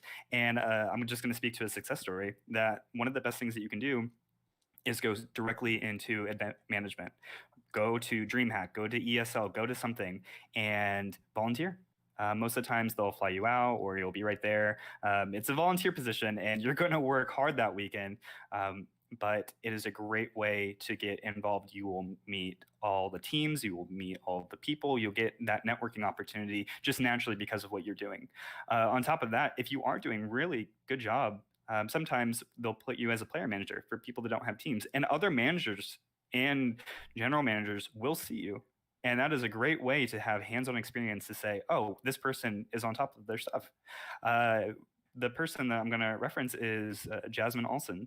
I met her at Rocket League Worlds season 3 or season 4, and she was volunteering with one of the event staff and was helping out as a player manager. Today, she works on Epic Games as part of the esports development team. Wow. and is planning the gigantic Travis Scott in-game concert, things like that.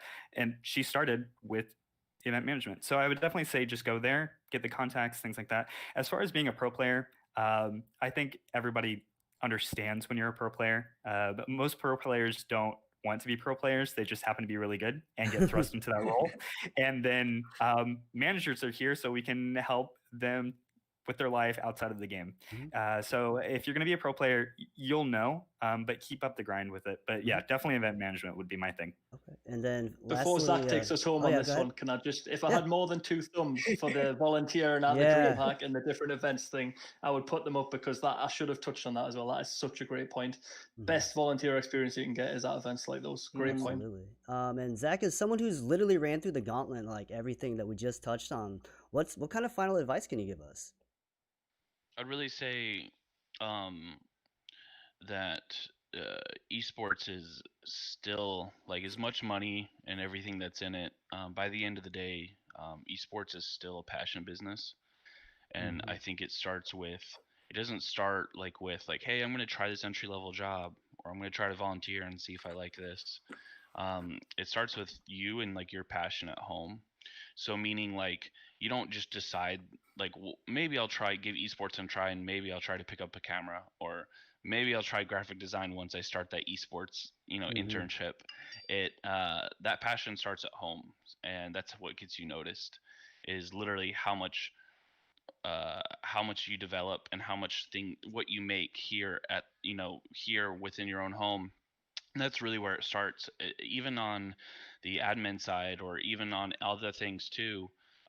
If you really like tournament organization, cool. There's discords you could jump in and put together a tournament, semi-annual tournament every weekend. And guess what? You won't get praise for it. You won't get clout for it. But if that's what you're passionate about, that's where it really all starts. And if you truly are passionate about it, then you're going to continue to put yourself in opportunities like volunteering at DreamHack and this and this. So whenever you do get your shot to talk to that one CEO, someone like me that was a content manager struggling to find people, whenever you get that one shot, you're like, here's my LinkedIn, here's my portfolio. You're ready. Oh, and this is what I do. And people won't think that my portfolio is that great. All I do is organize Halo tournaments for my buddies, and it's small cash prizes, a couple $100, or I don't work with a bunch of big YouTubers, or I don't think my editing's that great or anything like that. None of that matters. You have no idea what state that organization's in or that person's in or what they have to offer. All that really shows is the number one thing that does show when people look at that work is if you're passionate. It's never sometimes the most polished or amazing thing.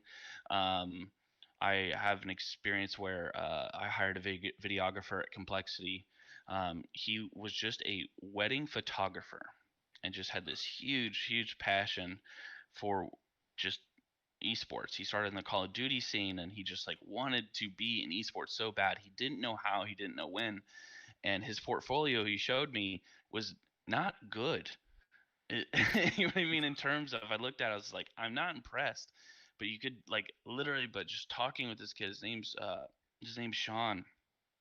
It just, he wanted it so bad more than anything. I was like, this kid wants this so bad. There's no way he's going to fail. And I said, dude, what's your dream? He's like, I want to be nominated for Esports videographer of the year in a year. And I said, oh, in a year, you're going to go from wedding photography to Esports videography in a year?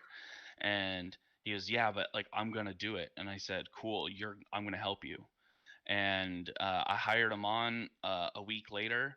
His first shoot that he did was with our Call of Duty team when Complexity had one, and he was filming inside of a gym, and it just was the biggest mess in the world. His first shoot was the biggest mess in the world, but it showed promise. There was like another little thing of promise. And fast forward, I worked with him over the past year.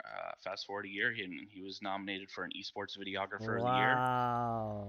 He now travels the world with Complexity's Counter-Strike team, and now we developed a series with the Counter-Strike team that has been nominated for several awards ever since its conception. He's the sole shooter on that, and he literally started from shooting wedding photography, and it didn't stop him from what he thought was, I don't know what he thought of his portfolio, but he probably had some self-awareness and his portfolio wasn't that great, but it didn't stop him from just trying. And I think the week before too, he was emailing Hector over at Optic and asking for advice to get the job and that kind of stuff. And he's even featured in like Hector's video. And then the week before that, I also saw Sean shooting free photos for Mavs Gaming. So this kid was like, Sean hustles. I'll definitely give him credit for that. But if I could just kind of tie that up real quickly, just with a final note, this is the kind of the last thing I wanted to mention is, and we've hit on it a lot in this panel, and I'm excited to get into more practical advice in the next one as far as getting hired in esports, right, and finally getting your foot in the door. But I think one thing that's really important for everybody that's wanting to make a career in mobile esports to understand is that you can't always connect the dots going forward, but they always make sense when you look back. Okay. And so like where you start again, is like not always where you're going to end up. And it's not gonna be like, okay, here is the progression, but it's like, when you're looking back, it's like completely obvious as far as how you got this connection or how you got into this part of the scene. So it's okay to not have a plan for your career path. But it is important to know how to get into it. So I'm excited for this next panel, but also it's a really small world. And this is what's also very important about the networking aspect of it, is that you never know when you're going to run into people down the line again. It may not even be in the context that you think it's going to be, right? Yep. So if you're playing against your rival and you don't like the other players, like it's fine, right? It's competition. That's all cool. But like, be cool about that, like be still, have competitive integrity and have high character and stuff, because you may run into those people down the line, right? So they may join your team a year from now, or you may be transitioning to social media management and then you're having to work with them at the organization, or you just never know, right? So I really encourage people to just never burn bridges in this industry and always try to see the best in others, because we're all in this together. And when one organization or company succeeds and the sea rises for mobile esports as an industry, all the boats rise with it. So be happy for each other and each other's success, and just keep networking, and we'll be in this together for a long time, hopefully. So really amazing panel. Legacy, I won't take it away from you as a moderator, but this was incredibly helpful, I think, as far as really outlining what all the career paths are in mobile esports. So happy that everybody here would be able to take some time and join us. So thank you guys so much. Yeah, thank you guys. Thank you. Appreciate you, Rich. guys. I think we still have you as well on the next panel. Yeah, is that right? Rich, you get to I'm stick going to hang around. about for the next. I'll be here all day. Yes. Awesome. No, this is great. All right. Thank you for having me. I really appreciate it. All right, Ian, we'll see you back soon as well. Zach, thank you, man. Thank you so much, Zach. See ya. All right. Sweet. Okay, so Matt, I'm gonna switch to the you and me panel. You're gonna have to mute. You're gonna have to mute the other one and then go back in. There awesome. We're in. So very good. Wow, great first panel. Very, very, very excited. It was a lot of great news, a lot and advice. I like the entry level and just being there. Some great stories. So what is your biggest take and biggest takeaway point from that? Yeah, I mean, honestly, I'm taking notes myself, so I have a lot of things down. But the thing is that there's just a lot of people that don't know where to even go in the mobile esports industry, and they don't know what's available to them. And so, being able to just really understand that there's so many different more sides to the industry than what you may see as an average viewer or fan of the mobile esports industry. That's really important to kind of open your eyes, because it's okay, again, to not have a long-term plan for yourself and just kind of take it as it comes, get your foot in the door and start learning and building these connections and networking and stuff. And so super excited actually to be able to hop into this next panel to talk about how to begin that journey, right? Because that's what this is all about. Absolutely. Yeah, how to get hired. So really practical advice. We're going to be able to talk about stuff like resume building or interviews and really get into some excellent stuff. So do you want to, maybe we can hop into the other panel call and we'll kind of get this going.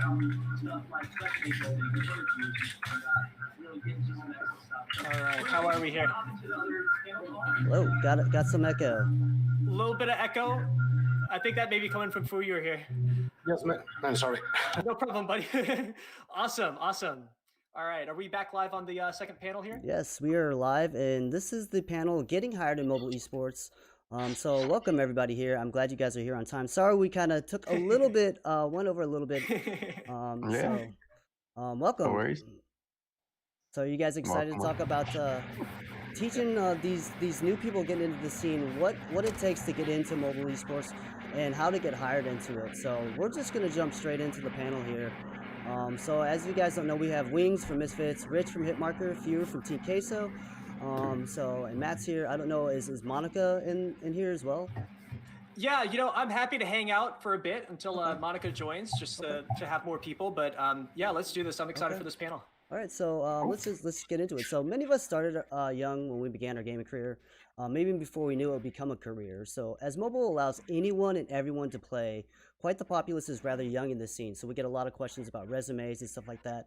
What are some of the steps someone can take at any age to put themselves front and center and separate themselves from the other candidates? Is it the resume? Is it the way they approach someone?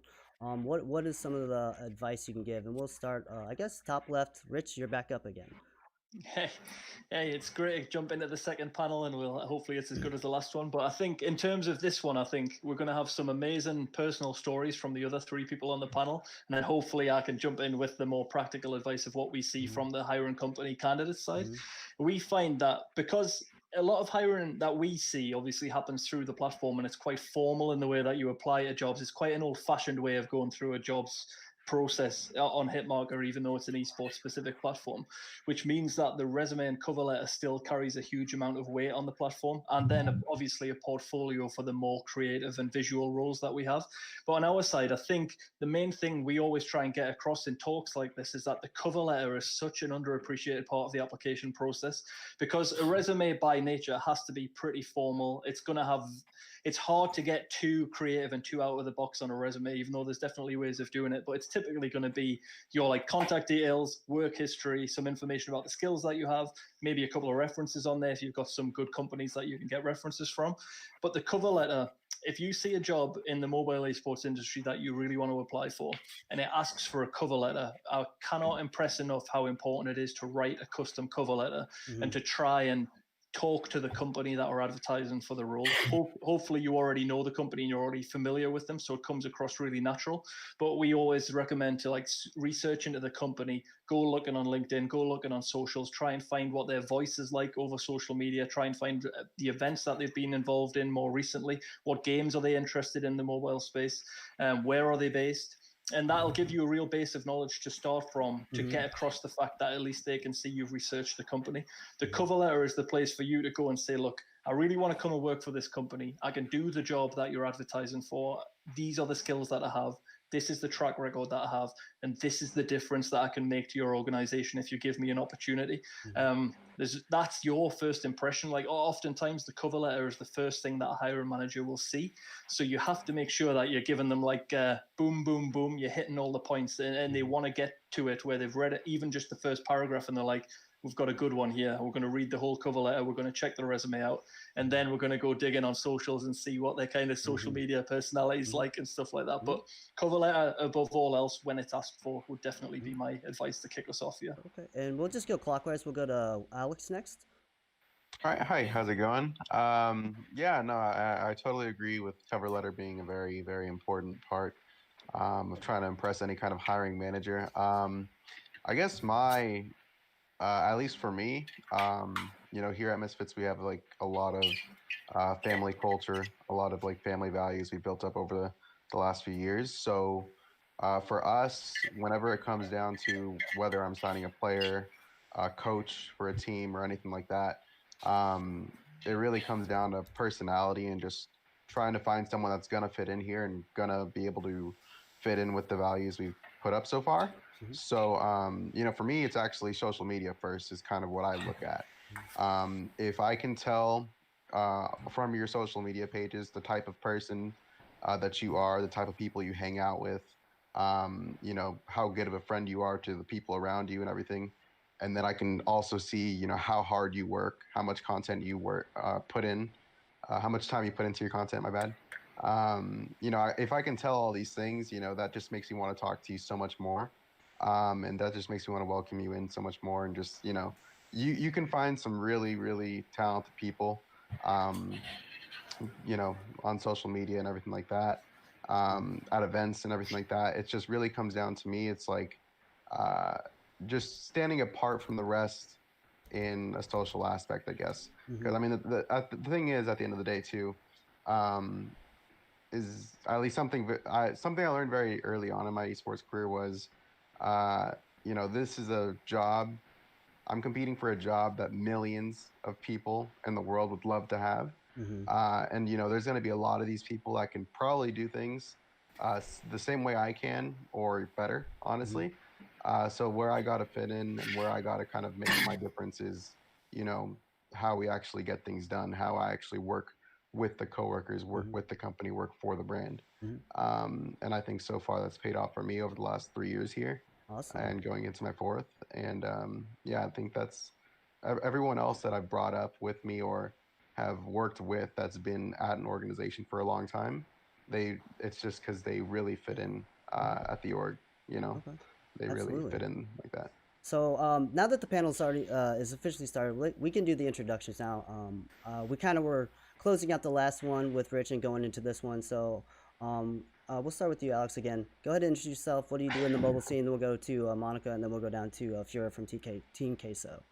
So Yes. So my name's Alex Zendejas. I do mobile and historically kind of a lot of different things for Misfits Gaming. I've been here for 3 years, going into my fourth now.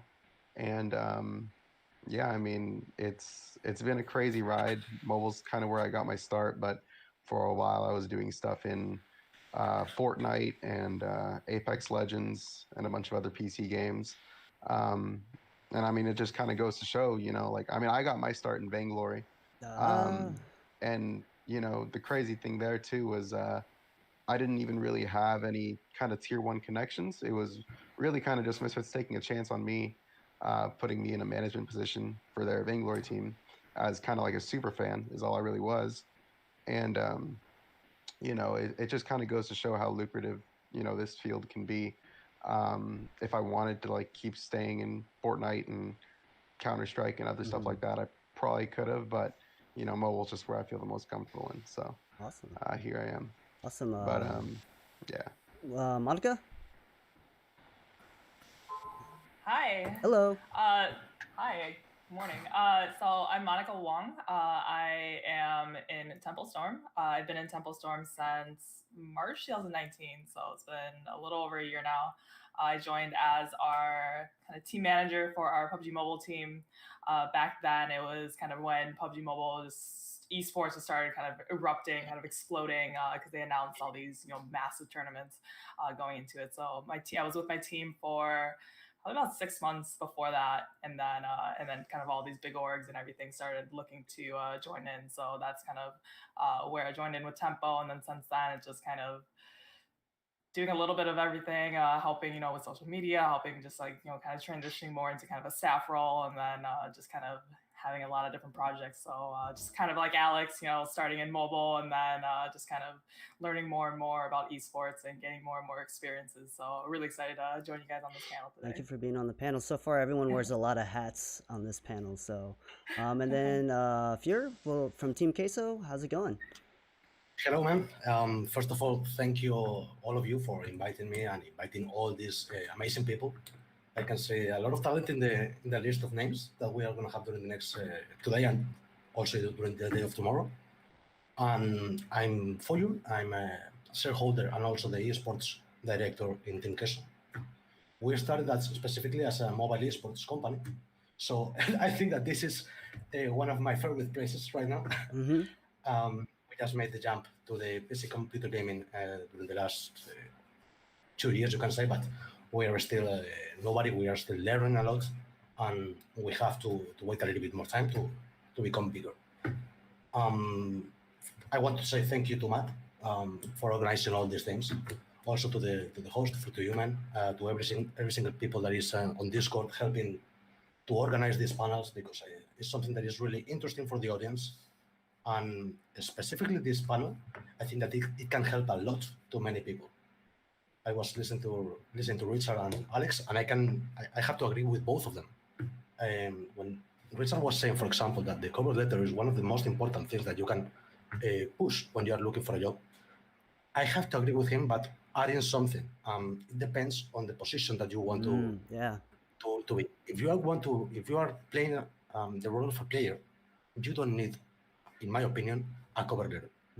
The thing is that most of the people outside of esports, of the esports business community, they believe that everything is about play. It's just the players, the coach, the analyst, and that's not true, not at all. There are many different jobs, many different positions that every single company needs to fulfill. It comes from the direction level, administration, communication department, financial department, legal department. There are many jobs. For all of those jobs, not the let's call it the roster of the team. You need a very good cover letter, and of course you don't have to. You cannot put only one cover letter for all the companies that you want to try. That's the biggest mistake ever. You will find it in every single market.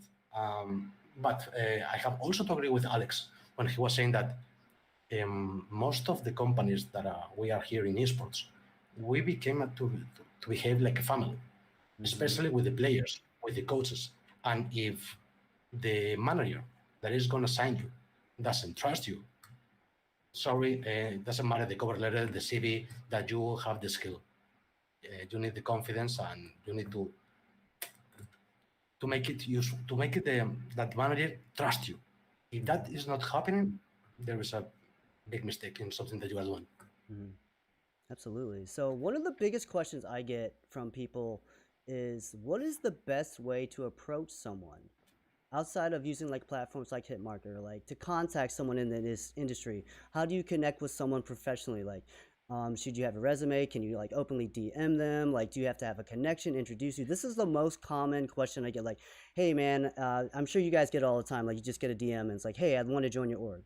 Obviously that's probably not going to work a lot of times. Sometimes it might, but what are your guys' thought on the initial approach, and what is the best way for someone, say they are new into the industry, and say someone who's very polished in the industry as well?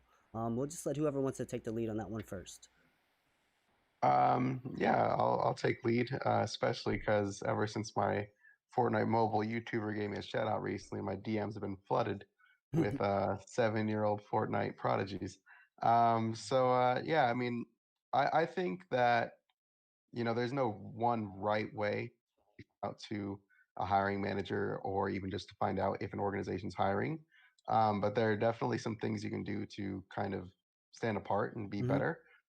So first thing is to understand that, yeah, like you said, we do get like a lot of messages like, hey, I have a COD team, I'd love to represent you. Hey, I play Apex Legends, I'd love to represent you. Hey, I play this game.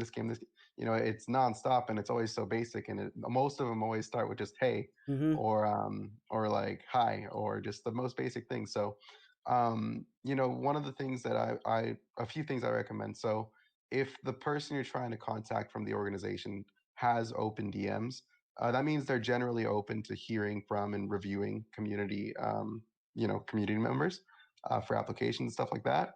So if they do have open DMs, try to just send, a relatively professional message. I'd say try to keep it long enough that, you get everything you kind of need out there, like all the information you need out there into the hands of the manager, but not too long to the point where, you're kind of going to be over talking a little bit and kind of sounding like a fanboy, a fangirl a little bit. You have to keep in mind, like, if this talk does go well, or if things do progress with this org eventually, like, this is someone that's going to be your coworker, right? So you don't want to be kind of word vomiting, all over the place to someone who could just be on your equal level very soon. But I think, like, to stray off more on topic a little bit, I think probably the best way to reach out to someone at an organization is definitely through email. Especially with the number of, DMs on Twitter I get alone, or Instagram comments, follows, and stuff like that. Just a professionally written, well-written email goes a really long way with me. And it shows that, especially if you're a younger person, 17, 18, it just shows that, you understand the business side a little bit better than others, and that you're trying to be more professional and you're trying to, be a little bit more driven, I guess. But yeah, that's my thought on that. Okay. Who wants to go next? I can. So yeah, really just building off what Alex said, we get all these emails, kind of all these messages a lot. And I think, it's good to be messaging them, but I think also just really make sure you're attaching a resume, because I've had emails where it's kind of, for lack of a better word, kind of like a lazy paragraph of like, hey, I'm a big fan of, your org, I've watched this, I can do anything, just give me a chance, sort of thing. Like I think we've all gotten those type of emails before. So like Alex said, having, long enough that, shows that you put some effort into it, that, you're actually really serious about it.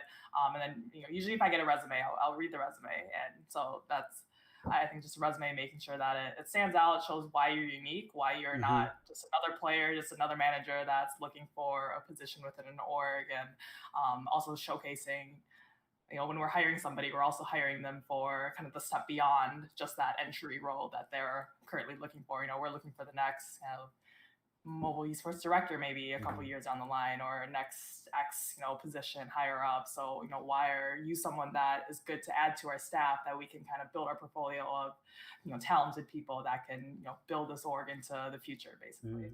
I think an important thing too is do your research about the company and the position, because like if you were saying earlier, like you don't want to send the same cover letter. So you want to do your research about the company. What are they big in? Where did they start? Like those little things, I personally think would help separate you from another candidate, say, who's applying for the same position. What are your guys' thoughts on that? I agree totally with you, man. Do your homework. Before doing anything, do your homework. If you want to join my company, first of all, study my company. It's not the same that if you want to apply for a position of as a player, you cannot write to the director of communication, for example. Write to the right people, not the first man that you find on Google or on Twitter or whatever. Alex was totally right.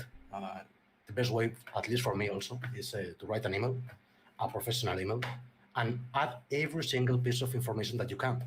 If you have a strong social media, add it. If you have a streaming, add it. Put everything in one single document. Don't put like an email with 1,000 links, because I'm not gonna open it. Send me one cover letter, one email with one document that I can open and check absolutely everything about you.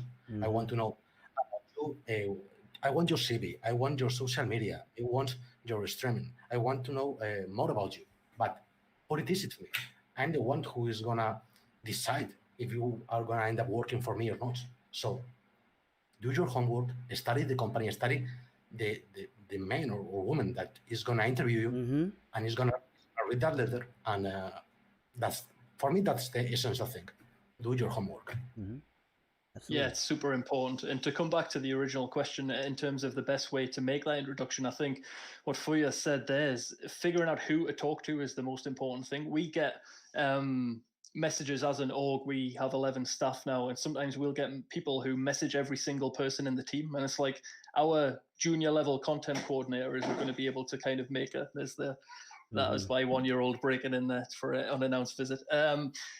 They aren't going to be able to make a decision or to kind of help you get anywhere. They can maybe flag it up to me or somebody else in the more senior team, but you need to really figure out if you're involved in the marketing side of things, who's the, we as a company try and make it super clear who leads each department. And I think a lot of companies and orgs are like that, where it's very clear to see this is the head of biz dev and partnerships, this is the head of content and marketing, this is the head of recruitment, HR recruitment. I'm talking about staff rather than players there. Team managers, if you're looking at the player level. So figure out who you're talking to. Then we get this question a ton as well, Kevin. So it was interesting that you mentioned it. I think we get asked it more than, because Hit Market isn't like a super aspirational place to work like Tempo or Misfits or Team K. So we get a lot of people who do want to work for us, but it's not the same kind of message that you guys get. We often get messages that are kind of like, I love Misfits. How would I go about kind of getting on their radar? And then it's kind of like, then we will actually go through the process with the person to say like, right, what are you interested in? What value can you add to the organization, or what do you think you can bring to the organization? And the most important thing we say, which I think you mentioned in the question, do you know anybody that works at Misfits, or do you know anybody who knows anybody who works at Misfits, to kind of make a more soft introduction? So that helps a ton. And effectively, like our industry in the recruitment and hiring industry, that's what recruiters are, right? They're like the bridge between companies that want to find specialist people in different roles and the candidates, and they are the link and the people that bring people to that door. If you've got a natural link with somebody that you're friends with, or even if you've just met them before and you had a good relationship with them, and you know that they have a contact, they might know Alex over at Misfits, they might know Monica, can they make an introduction and can they vouch for you and say like, look, I don't know for sure how good this guy is professionally, haven't worked with him before, but I know that he or she is super passionate, has some skills, and follow that advice that Fuya said as well. The most frustrating thing as a managing director, CEO of a company, is to receive an email where somebody clearly wants to is trying to tell you that they want to work for you or they want to offer you something, but you leave me with more questions than you give me answers. Then it's kind of like, in a day, typical day for me, which could be like a 10, 12, 14-hour day sometimes, do I have time to then go back to that person and be like, I would love to know more, but I need to know, like, what's your social media? Where do you stream? Do you have a resume? Do you have a cover letter? If you don't provide all of that information, and in one place, which Fuya said, I think is the super important thing, try and make one document where you can just show everything, so the hiring manager or the CEO or the founder doesn't have to open a bunch of different links. That was such a good point. But yeah, warm referrals, definitely a big thing. And I think the email as well, I would go along with that as well. If someone emails me and it's like professionally laid out, the communication's clear, it goes much, much further than the millions of DMs that we get where it's just like, hey, I'm a designer, I want to design for you. And that's just kind of like, well, you're not giving me enough to work with in that case. I think that kind of ties into my next point here. I get a lot of the I'm not relevant in the industry yet kind of thing.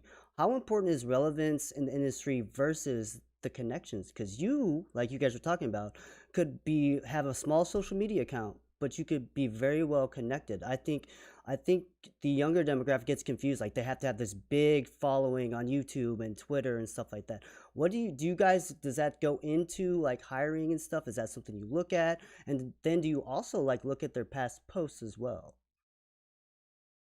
I don't really think relevance when you're looking at staff roles, you could be almost a total nobody. You could be very new to social media and you could still end up in a really good role.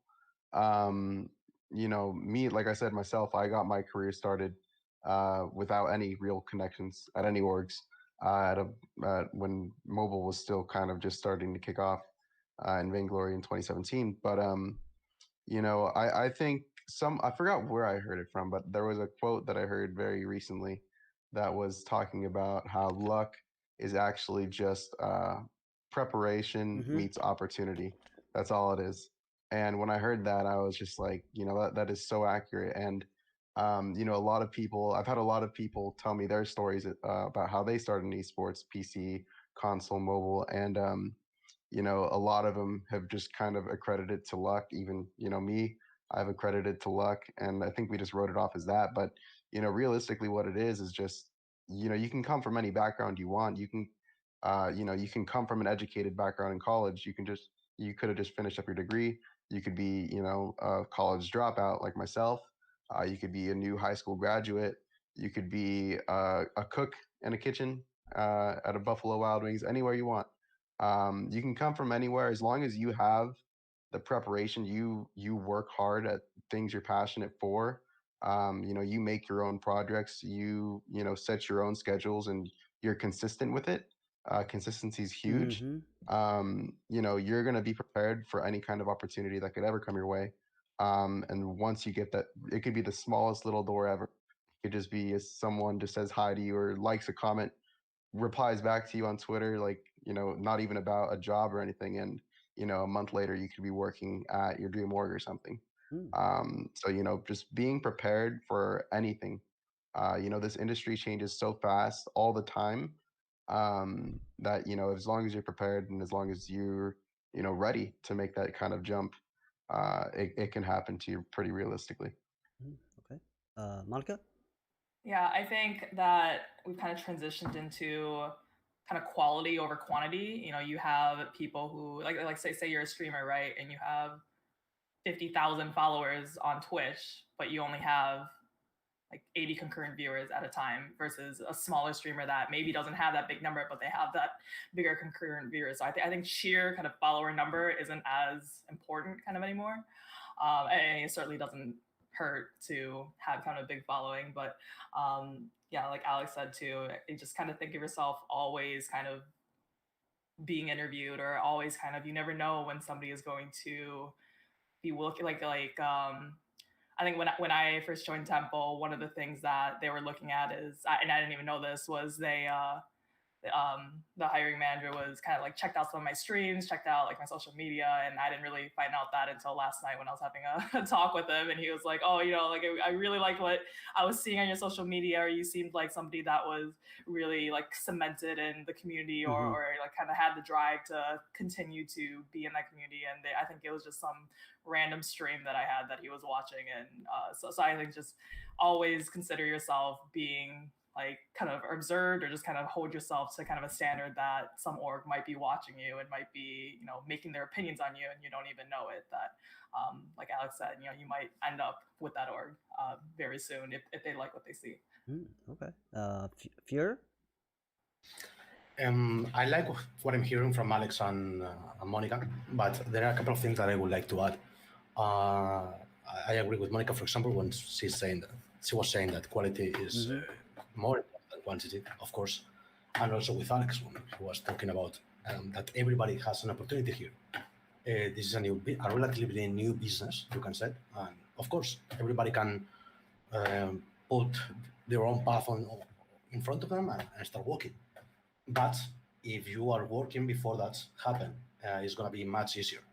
I don't think the first question that you were making, the original question, was about if it's needed to have some connections or networking. Of course, that's the first step. If you want to jump into this business, I really believe that it's really important. You cannot say whatever you want, whenever you want on social media, because that is going to be there forever. I imagine, for example, that right now I have an issue with Alex. I cannot start writing shit on Twitter about Misfits. Who knows what is going to happen tomorrow? Maybe I will end up on their company. Maybe I will end up working with one of their sponsors. You need to be very careful. If you come to this meeting, to these panels, try to make a continuation of the connections. Make a connection on LinkedIn, for example. Make a connection on Twitter. Learn how to use those social media. It's not the same Twitter than LinkedIn. If you want connections, go to LinkedIn. Twitter, of course, is going to be useful to have someone that you are following, and maybe make them a kind of comments from time to time. But it's going to be always useful. to have some connections and work on them. Networking is one of the most important things in getting hired on esports, at least today. Yeah, definitely. And I think the relevancy side, again, comes back to what kind of role are we talking about? It might be important for a player, for an organization to consider if a player has a big social following and a good stream following, because they might want to leverage that for their own purposes. But for the majority of roles, which like Hitmarker doesn't really do anything with players, it's more about the support staff in esports. And relevancy in those roles, I would be skeptical of anybody who's hiring somebody because they've got a big social following ahead of putting, can they do the job? Do they have the skills to do the job? Are they going to fit well in this team and bring value to the company long term, outside of just maybe giving us a platform or giving us some more exposure when we want to get certain social media posts out there, or certain posts out there? Personally, to be completely 100% honest, as somebody who is a hiring manager and who is hiring fairly frequently, sometimes it can be more of a turn off than a turn on, because if somebody has a massive commitment outside of work and outside of their commitment to the company, and they might feel like they have a personal brand to uphold, then my personal experience can be that those people can be a little bit more difficult to manage and deal with sometimes, and they might not want to do the grunt work that it takes to kind of start off in esports and to start at the bottom and to work their way up. If somebody's got, like me, I think I've got like less than 400 followers on Twitter, but if we put a job out tomorrow and we were looking for social media, or we were looking for marketing or biz dev, I would look at the social media to figure out, is there anything I should be worried about with this person? Any kind of political views, any kind of views beyond political that could be even more concerning that I need to be worried about. But I will not be looking at the follow account and thinking like, oh, this guy's only got 100 followers, I'm not going to hire him. I would hope that will be the case for the majority of hiring managers. That will not be a consideration for a staff role. But networking and connections, yes, 100%. You don't have to, like I said, I think I've got 300 and something followers, but I think by this point, I know the majority of people that I need to know for our company. And that tends to be more through LinkedIn at the senior CEO, C-suite level, rather than on Twitter. I think I'll follow back a lot of people on Twitter, but most of the conversations I'll have tend to be over LinkedIn rather than Twitter these days. So it's just differences. That's not the same for everybody, but it's just to try and give my kind of personal take on it here. I have a great question from the stream right now. So Kang wants to know what everyone thinks about diversity and equality in esports workplace environment. And what steps are you guys taking to be more appealing to the underrepresented groups?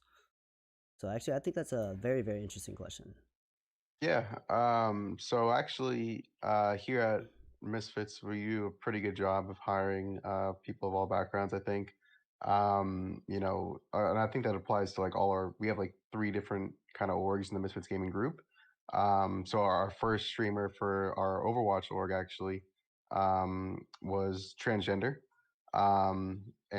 So once we decided to really start growing our brand into these different games, using different organizations, we really wanted to embrace kind of like the Misfits culture full on. And that means, accepting people who may not be accepted right now, or, haven't been accepted or treated fairly in the past, and, finding, the kind of best Misfits we actually could. Even me myself, I've been doing management work for 3 years. I've been hiring people for 3 years. I have a phone case somewhere where I have a list of over 60 people that I've gotten signed for, on it. And ever since I was, 18, 19 when I started, I have never once even considered like background to really be a like selling point for someone. Like I've never seen someone in a positive or negative way. Like I've never looked at someone and said, "Oh wow, this person is, not, or like non-binary. That's a great sign." Like, "Oh, this person's, Mexican like me, or African American, or anything. Oh, that's a great sign." Like I literally, like, I don't know. I hope that other people have not kind of used that as kind of like a selling point for them. But to me, it's just I see people, and I meet people online. I meet people in person. I know what I'm looking for, and if you show me that you're the right person, I'm gonna want to sign you. And also, like, if if you are the right person and maybe you're just a little shy because you don't think you are, or the world's told you you're not, I'll help you try to get those words out and help you realize that. But I don't I think we do a good job of kind of hiring people of all backgrounds here, but um you know, I think it's kind of mostly just by accident, or kind of by coincidence almost. Just because I think it really comes down to like the culture of the club. If your organization is really accepting and very non-elitist and stuff, if you don't like to think that if you have a certain humbleness to yourself, Absolutely. you'll probably end up with a really awesome cast of people to work with. But I'm curious to hear other people too. Yeah, Monica. Yeah, I think just like Alex said, it's just more coincidental. It's never like like we're trying to fit a quota of X amount of people or anything like that. But I think it's just I think just at least at Temple, we're just kind of always trying to find the best person for a certain role. And I mean, if I didn't really know this until recently, but my entire the team that I manage, like every single person on there is like a minority kind of. I think it's just again, it wasn't purposeful. It was just kind of, I think, just like-minded people coming together. So I think it's just surrounding yourself with people that can bring cool things from different cultures. I think it will just bring everybody up. And yeah, so not really anything purposeful, but amazing to have. That's why I think gaming is beautiful, because everyone plays games. Doesn't matter like who you are, and you never know. Like back I'm old, so back in the day, like you never saw the other person behind the screen until you actually met them in real life. So you just never knew who you're talking to or who you're playing with. We'll go to Fiora for. Do you have any follow-ups as well? Well, I can say that in the professional industry, in esports, I don't really believe that non-company will have this kind of issues. Nobody's looking to have this kind of gender or this kind of ethnic. It's just it's happening. If you are a woman, you are a woman. If you're a man, you're a man. If you're a Chinese, if you are European, Latin American, doesn't matter. As far as you are fitting for the position, it's fine. But I really think that there is also a part that the non-professional part of the community, because they are behind a screen and you cannot see their faces, you don't know their real name. Some people can use this as an attack for others, going through their ethnics or their race, gender, doesn't matter. But in a professional level, I have not seen that. Not really.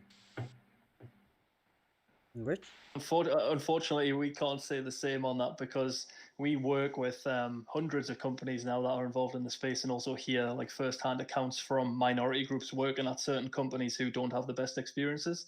And they tend to come to us at times because they don't have anywhere else to go, and they might have found the job on Hitmarker, and they might feel like they need to report that back to us so that we're mindful of that in the future if a certain company comes to hire again.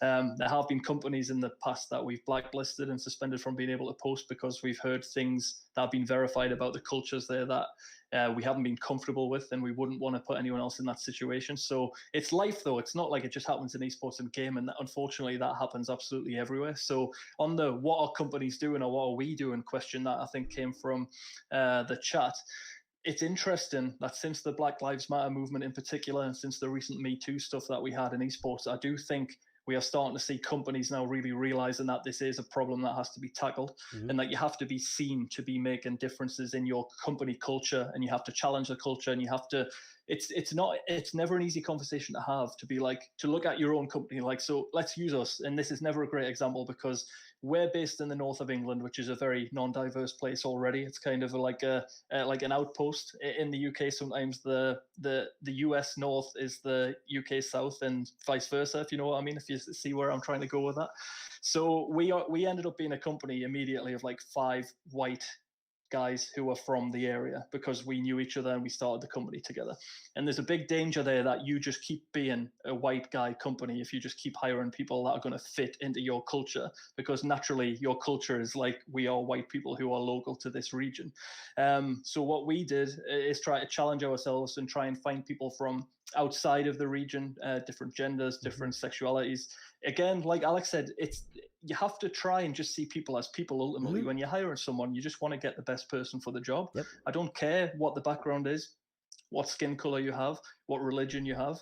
If you're telling me that you really want to work for my company and you can do the job, and we go through the trial days that we might do and stuff like that, and you are the best person for the job, you'll get the job 100 times out of 100 times because you've proven yourself.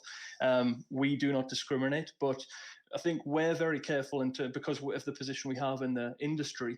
We know how to write job descriptions that are gender neutral, which is something that a lot of people never consider, is that even just a job description can be so kind of masculine in its language at times that it prevents females from, or women and girls, or even non-binary people from being able to apply, because they get a feeling from that post that the culture of that company might not be a fit for them and they might not be welcome there. So we see a lot of companies that do a great job in writing like gender neutral job descriptions. And since the Black Lives Movement, we're actually seeing an increase in companies who are hiring diversity specialists, who are obviously having a big hand in how they write their job descriptions. And something that I really like, but I know that can be controversial, is that we are seeing more descriptions that are saying our company welcomes applications from minority communities. And that doesn't just mean skin color, it means gender, it could mean religion. And it instead of just being that equality statement at the bottom, which is just like, we are an equal opportunity employer, because like, the law says you have to post that there, they are going out and saying we encourage applications from Black people, from non-binary people, from women. And I think if a company is coming out that strongly and saying that you encourage those people to apply, you removing a lot of the barriers that they might build in their mind, because exactly what Alex said, it might be societies that has told them that you aren't a fit for this industry or you aren't a fit for this company, so you shouldn't apply. Don't bother wasting your time taking the risk because they're just going to hire another white guy. I think that was such a good point that he mentioned at the very early part of his answer, that it's not anything that we have, us 5 people here, as our own biases. It's the biases that people have faced their whole lives up to this point. So job descriptions are getting better. I think they could do a lot more to get better, to show more about the team, to show the diversity in the team, because it could instantly give people a lot of comfort to see other people of color at an organization, to see other women working at an organization, to hear their stories. And I think so many orgs now are getting really good at putting women front and center. And it's awesome that we've got Monica on the panel here to represent that side as well, and to tell their stories and to show like this is an industry for every gender and every sexuality and every color. We are so early in the journey, but we've seen a lot of good steps in the last few weeks and months. But it's a shame it took such a huge tragedy for that to kind of happen and for it to be pushed to the forefront. I agree with you, Richard, but there is something that it needs to be addressed. That, for example, Monica's here, not because she's a woman, because she deserves it. Yeah, because I think that we are really lucky in esports to see that in every single company that is getting bigger, once you are outside of your country, once that you are international, you will see that every single company has people from China, people from South America, North America, Europe, everywhere. It's really nice, and I'm really grateful to have that. I don't have any issues to go and check for quotas, like Monica was saying. Yeah, we don't need to fulfill anybody here because we have them already. For example, in Team Queso, our COO is Alicia, is a woman, and she's one of the biggest hard workers that you will ever see. People from the communication department, we have already players. I think that except for the staff in terms of coaching, we have everything. The psychologists, people that are looking for sponsors, everybody. We have people from everywhere, and I think that we are not special on that. The whole business, the whole esports industry is getting better than other businesses in terms of this gender issue, gender or ethnic or whatever. Yeah, I think it's improving, but as somebody who has featured on tons of these panels and knows a lot of women who who are interested in these panels, a common complaint that we see is that, oh, it's another panel of 5 white guys, which we definitely don't have today, which is amazing. But that is still the stereotype that a lot of people have about the industry. So I think there's a ton more to do. But you're totally right. It's like Monica's here because she's an awesome person to have on the panel. I was just kind of saying it's nice to see that we've got a mix, because our last panel was a bit less diverse than this one, I think. It's all right. It's all right. So we've touched a lot on the getting hired on, like the administrative side and the behind the scenes side. One of the most common questions I know you guys get and I get all the time is, how do I get my team signed, or how do I get signed to an org, or how do I get noticed? And that's similar to getting hired. Your team is getting signed or contracted to represent this org. That's got to be one of the biggest questions you guys get. Hey, my team's good. Here's our placings. What can they do to properly go about that? Does winning matter? Like their professionalism, the social media? Like, what are your thoughts on that? Because that's got to be the biggest question I get daily. Yes. So, yeah, I think first it's kind of like Furio was talking about earlier, where you have to do your homework. You have to know, what the organization you're talking to is about. I mean, I've had, even in right now we're in Clash Royale. I'm doing a lot of stuff in Clash Royale right now, and I've had people pitch me their entire teams. Do you want to pick my team up for the next split of CRL? Yep. And I'm like, we just did really good in CRL, dude. I'm not trying to replace them. Like, well, come on. And it happens in other games too. Like, I'll have players at an event playing like on the big stage, and I get, emails or people like, hey, if you need a new team, me and my team. And I'm like, wow, I don't need a new team. We're here. So I think definitely like do your research, check and see, firstly, I guess, if the organization you're talking to has a team in that game already. And if not, then I mean, maybe they'll be open to it. So that's when, again, you just need to do your research in the organization, find out who the kind of people who handle scouting for the organization usually are. In my case, I do a lot of it at Misfits. My boss Holden also does a lot of it as well. We work together on quite a few, pretty much everything. And so just finding the right people to talk to about it. And then it's kind of like you were saying, Kevin, just professionalism. With me, it's professionalism. I get so many times a day, different people, different teams, different everything. And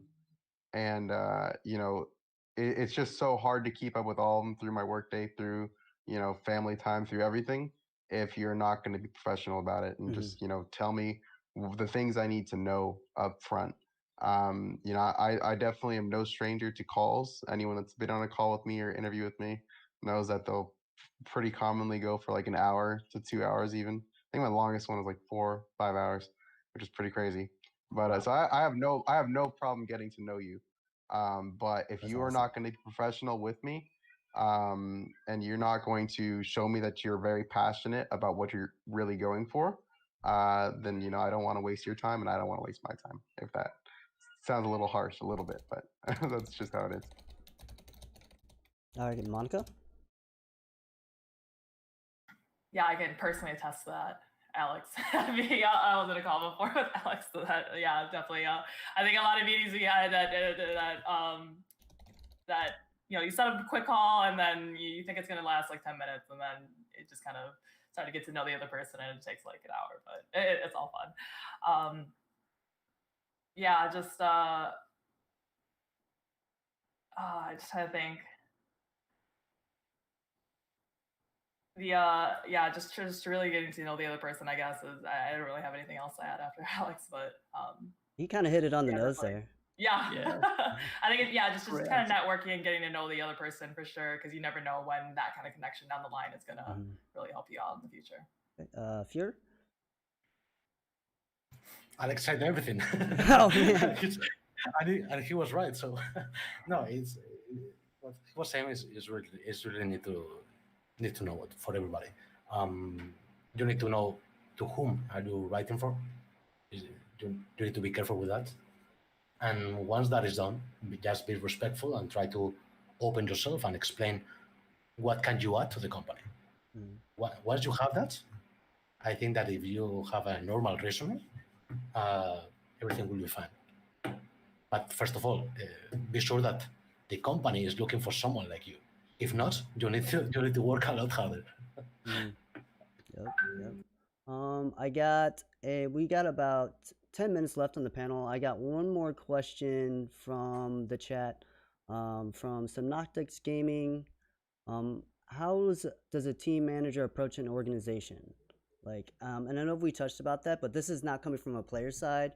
This is coming from a team manager side. So they're representing this team. What kind of steps can they take to approach the organization?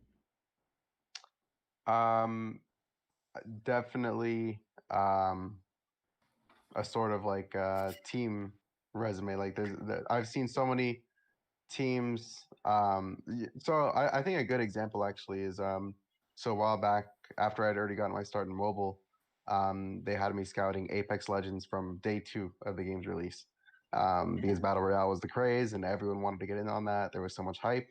And this, I mean, obviously the second day of the game, and I had never played Titanfall, so I was lost. I was like, I almost have no idea even where to start with this game. I put out some messages on Twitter on the pro scrim discords and stuff, and I think the first day that I was scouting there, I actually had 1,600 DMs from different teams and players trying to represent us in the game, and I think I looked at 30 that day out of that giant mess, just because those 30 all had some kind of team resume attached to it. They had a master sheet beautifully. Some of them were actually some of the greatest I've ever seen to this day. But it has everything. If you can make one place for a hiring manager to see your entire team's just information, just full names, age, competitive history, the stats and performance and stuff for that game, earnings, everything you could possibly ever want to know about these players. If you can make one place where I can just see all that, you have such a high leg up on everyone else. Because at that point, if I like what I see, it's just a matter of, do I like you guys? And that's when we just hop on the call, and as long as it goes good from there, and everything else is pretty much easy breezy. So I think definitely making a sort of kind of document to present different organizations is definitely important. Also, though, like if you're in a position where you are a manager for a team that's not represented by an organization, I mean, that's actually a role I've had taken on myself many times in the past. I think it's very important for you specifically to understand a few things if you're asking this question. So one, maybe things have changed, but when I was doing this role back in the day, I made it a very big point to kind of I always put my players first. So actually, the first team that I managed to get signed onto an org was one of my first Bangalore teams I made. The org was Tempo Storm actually, and I did not end up getting signed on that roster. I actually quit. I dropped my position to make that transition into that org easier. So I think as a manager for an unsigned team, you have to keep your players' interests first. That doesn't mean necessarily quitting, but it means when you're applying to these organizations, when you're trying to put your team's name out there, try to find ones for your people, for your team that fit your values. So if I'm a very if I'm managing a team of very quiet boys, they're very, very humble, they're very introverted, and they want to show people that they're a good team, that they can do really well, but they're not necessarily like loud. I'm not going to try to get them signed on to FaZe Clan. I'm not going to try to get them signed on to certain brands where I know that one, maybe their audience that already exists isn't going to be as accepting of them, but two, like their core values may be different there. You want to find a place that's good for you in the long term. So do your homework as the manager. Try to find out what each org is kind of about. Like for me personally, if I was doing another team right now, and if I was in mobile and I wanted a team that reflected family values very strong, I mean, Team Queso was top of the list right there. Like for everyone on his org, they do such. For this is like years, like since they started, Queso has been kind of the pinnacle of family in mobile, Mm-hmm. in my opinion, at least. Way better than the other mobile orgs as well. Mm-hmm. All right. Different level. So we're But running out of time in the panel here. We've so got about 3 minutes Go, left. go. Do you guys have But, yeah. some quick 60-second closing thoughts on just the most important thing you can think of off the top of your head? And we'll start with Monica and then finish on Alex.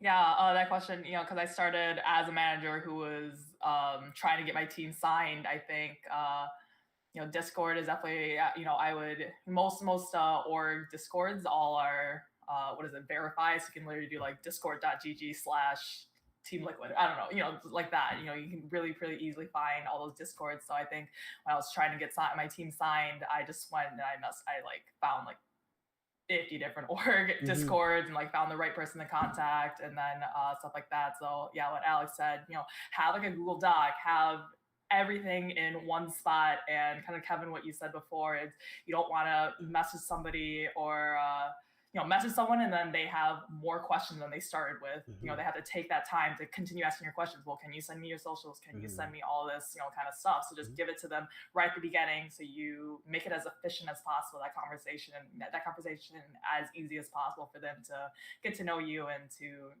decide if they want to bring you into the org or not. Awesome. Fjord? Okay. My advice for these managers will be that you need to make yourself a single question. Why your game and why your team?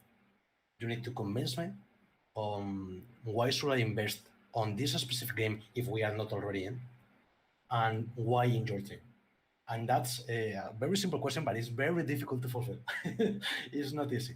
So take your time, prepare yourself, put a really nice document, put everything together, and as Alex was saying, try to sell the players because they are the most important thing, at least at the very beginning.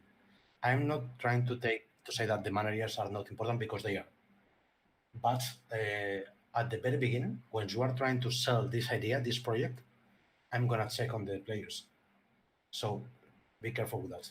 Okay. Apart from that, what Alex and Monica were saying, it's perfect. All right, Rich, and any final closing thoughts in general about getting hired into mobile esports? Thank you for making that general, because following 3 experts on a team manager question would have been super, super difficult. Those answers were amazing again. Just generally, if we're talking about general overall careers, keeping in mind that we don't really do much on the player side, we always find that it comes down to personality as much as anything else. And again, it's irregardless of everything we talked about diversity wise, it's if you can show somebody, and it's kind of similar to what Furia just said there, it's any job, you have to show that you are the person for that job. This is why I'm the right person for this job. And you can do that through a cover letter, through a resume, through a good first email that you might send to somebody. I think the key thing that I'm trying to get to is that a lot of job applications and a lot of hiring is based off a first impression, because you might not necessarily know the person who's hiring for the job. So whenever you're making your first impression with anybody at any level of any org, you just have to be super careful about how you position yourself. Try and show that you can bring value. Think about what everyone mentioned earlier about researching the org or the company that you might be applying to. Go in with some homework done. Typically, if you can start strong, you can show them that you're passionate, that you want to work for them or with them, you know something about their org. Even if it doesn't lead to a job right there and then, you've made an impression on that person, and that could come back to help you out in the future. And if they ever need somebody that's got your skill set, instead of them coming to us and having to put together a job description and go through that whole painful process of waiting 30 days and getting 100 applications, they'll just know that somebody can do this job, and they might DM you back a few months down the line. So first impressions are huge, and that's kind of what I'll close on. Absolutely. Well, first I'd like to say thank you guys, everyone, so much for being on this panel. I feel like this is probably one of the biggest panels for people that are just getting into the scene. So thank you so much for taking your time and sharing your wisdom and knowledge. Like they said, reach out properly to everybody, do everything right, follow the right rules, have a pitch deck, have resume, all that stuff, and then be professional. Be professional. Hey, Matt. We're getting ready to do the transition, so thank you guys for being on. We're going to go into the next panel, and thanks. Thanks, everyone. It was great. Right.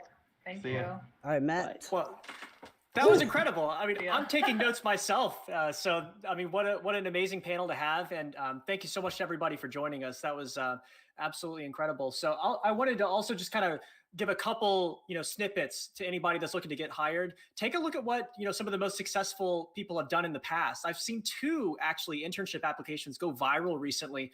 Both happen to be for 100 Thieves. Oh. So we'll get those actually linked into our Discord server for the Mobile Esports Career Expo. So if you're not in the Discord server yet, check out the link in the description. But they were just hilarious. It was like this videographer that made like a 1-minute resume video basically, and it's just like so wacky and hilarious, but it got 100 Thieves attention. Nate Shot like retweeted it and commented on Twitter, and That's amazing.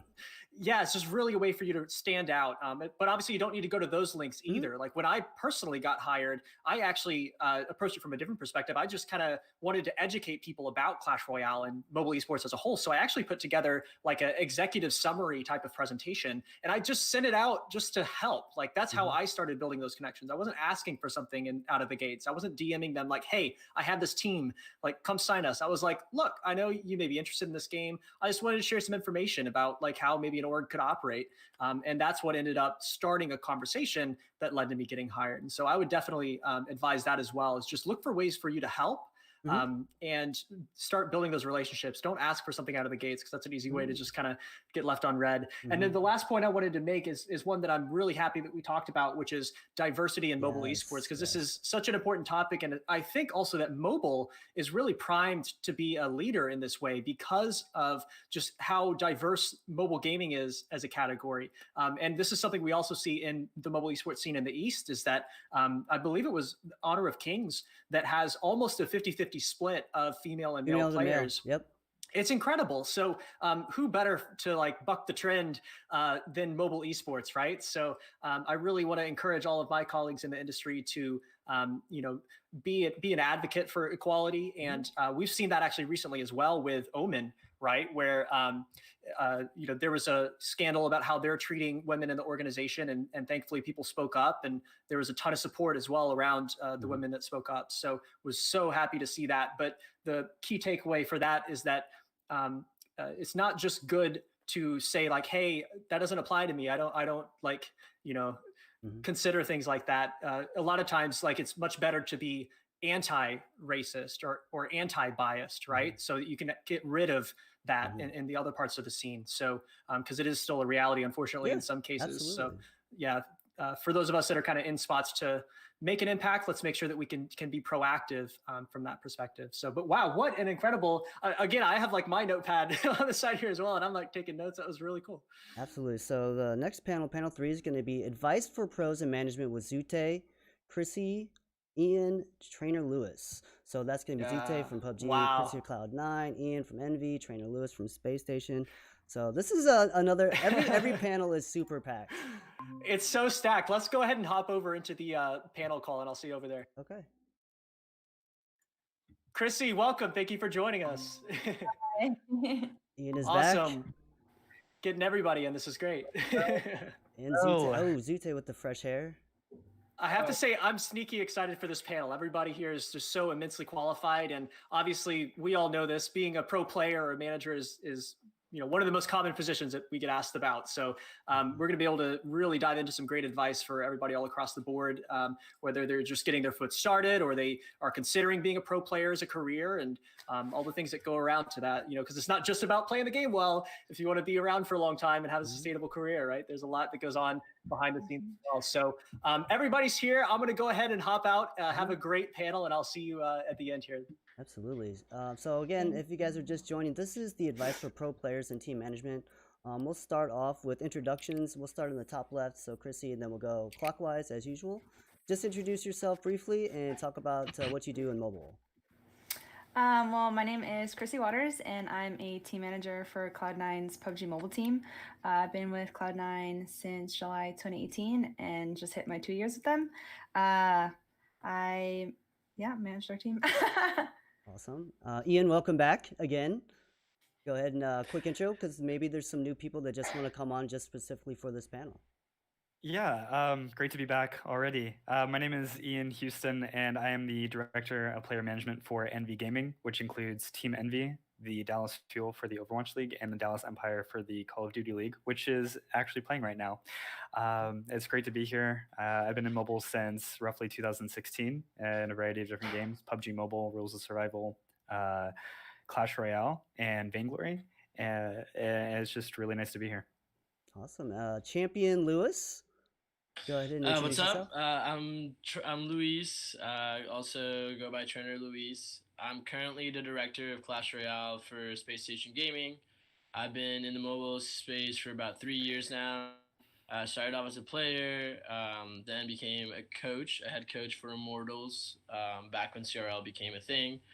And now I'm doing everything from running the CRL team to onboarding with content creators and community engagement with Space Station for Clash Royale. Awesome. Last but not least, Zute. Hey, what's up, guys? I'm Zute. You can also call me Kevin, since other people are using their real names. But I'm a professional player for PUBG Mobile, and I'm also branching into content creation right now. So I'm trying to live like kind of the best of both worlds, being a comp player and doing content creation. Mm-hmm. Awesome. So we're just going to start off the panel with a very general question, but I think it's really important. What does it mean to be a professional? Like not just a player, but just being professional in general as well. And like we do with the last panel, I'll just always start top left and then go clockwise. So we'll start with Chrissy, and you can go first. Yeah, so I think especially in the mobile esports realm, it's really important to just always keep in mind that you're, I guess, broadcasting yourself to a generally like younger audience than other games like shooters and League of Legends and stuff like that. So I think always carrying yourself, like knowing that this is your job and that you're a representation of the mobile community and professional gamers is really, really important. I think just making sure you are being appropriate and, not really a bad influence on other generations and other like communities is really important. So just always making sure that you're in the limelight, and you're being a representation for the community is really important. Ian? Awesome. I definitely want to further what Chrissy was just saying right there. This isn't a traditional job by any means, and it's not. The work-life balance is basically destroyed in esports and mobile. And what you're looking at is actually you're entering into a work that is a lifestyle, and you're going to be traveling with people. You're going to be doing things, and it's disappeared where there's work and life. And what you're looking at is who you are. You want to just, as a professional in esports, you've got to be able to do it all. You've got to be able to network. You've got to be able to play. You've got to be able to analyze. You've got to have those interpersonal connections and really be able to negotiate and talk with people. I think that being a professional in esports and mobile is basically just being a person who has their life together. Luis? I honestly don't want to give an answer for the sake of just saying something different. I think that they both hit it right on the nail. It's just about accountability to your audience and yourself. I think it's about understanding that your words have consequences and doing every time you can the best to balance authenticity, but also responsibility with your audience, because it's really important to stay authentic. Obviously, at the end of the day, you're not going to compromise who you are, but there's also a very fine line between being authentic and just being a general bad influence on those that follow you. And I think that sometimes people write off their bad influence or their poor actions as authenticity.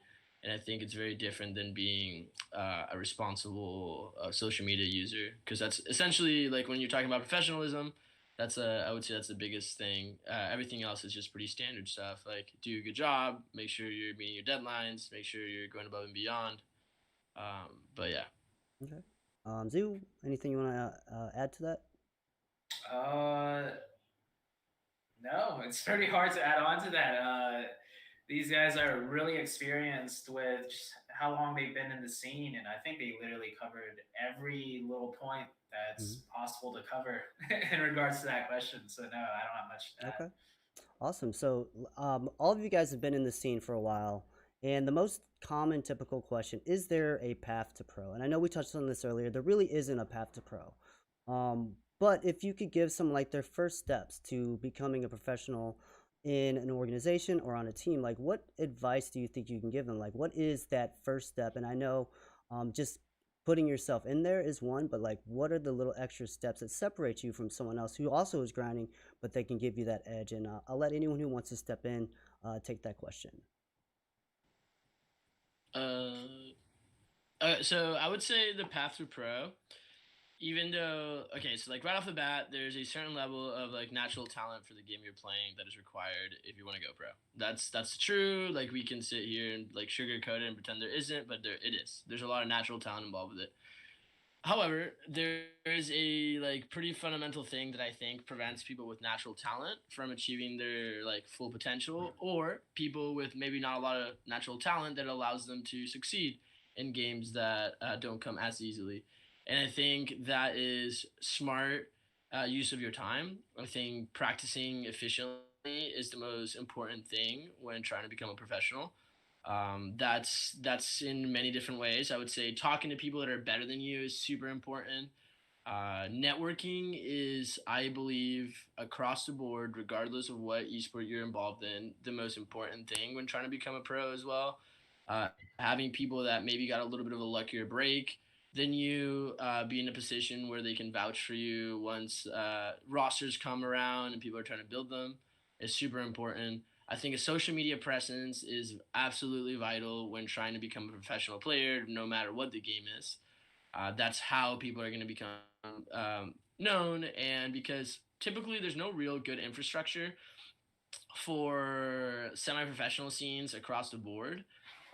That's what Twitter, in my eyes, becomes for semi-pros. It's a way to get noticed. So I would say strong social media presence, networking, and efficient use of time when you're practicing. Okay. Anyone else want to touch on that?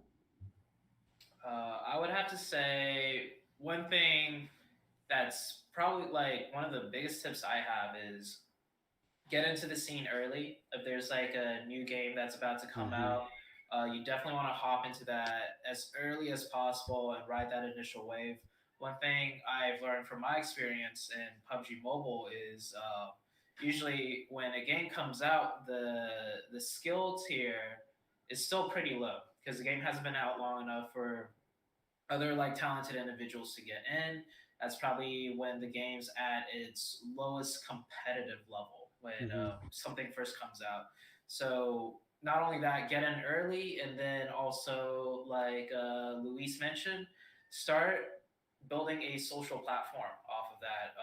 Keep in mind, like gaming, you might want to be a competitive player because you just want to like beat other people in whatever craft, whatever game you want to get into. But ultimately, a professional player is an entertainer. You're not a professional if no one's watching you play, right?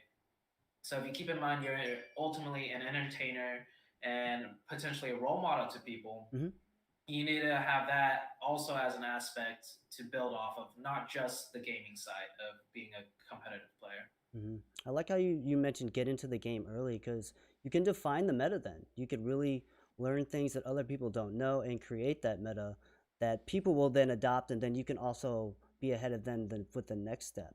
So we're going to take a question here from the Discord. Looking from Bones, user's name is Bones. Looking back on your career, oh, this is good. Looking back on your career, when did you know that you could finally consider yourself a professional, like, and you could make that step? Like, I don't know if people do this full time. Some people do, some people don't. How do you consider yourself professional? And I actually want to go with Chrissy on this one. Sure. So what made me like a professional in esports, basically? So I think my journey is kind of a crazy one because I've been in all sorts of industries all over the place. I started out as a waitress, and then I went into property management, and then I went into helping open Esports Arena Las Vegas.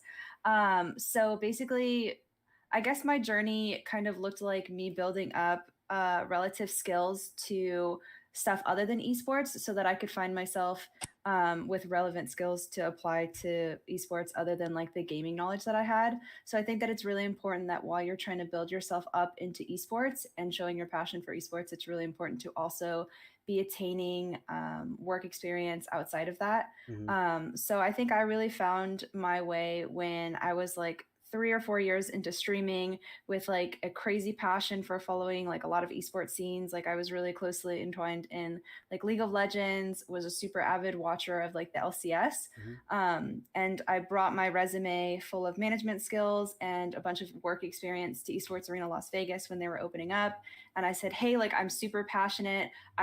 I'm dying to be in esports. Like I need to be here. And I know that I'm the most qualified person for this because not only do I have these skills that apply here, but I also am like deeply, deeply ingrained in like the esports industry and like super interested in it. So I think obviously right when I started my first esports job was probably right when I was able to call myself a professional.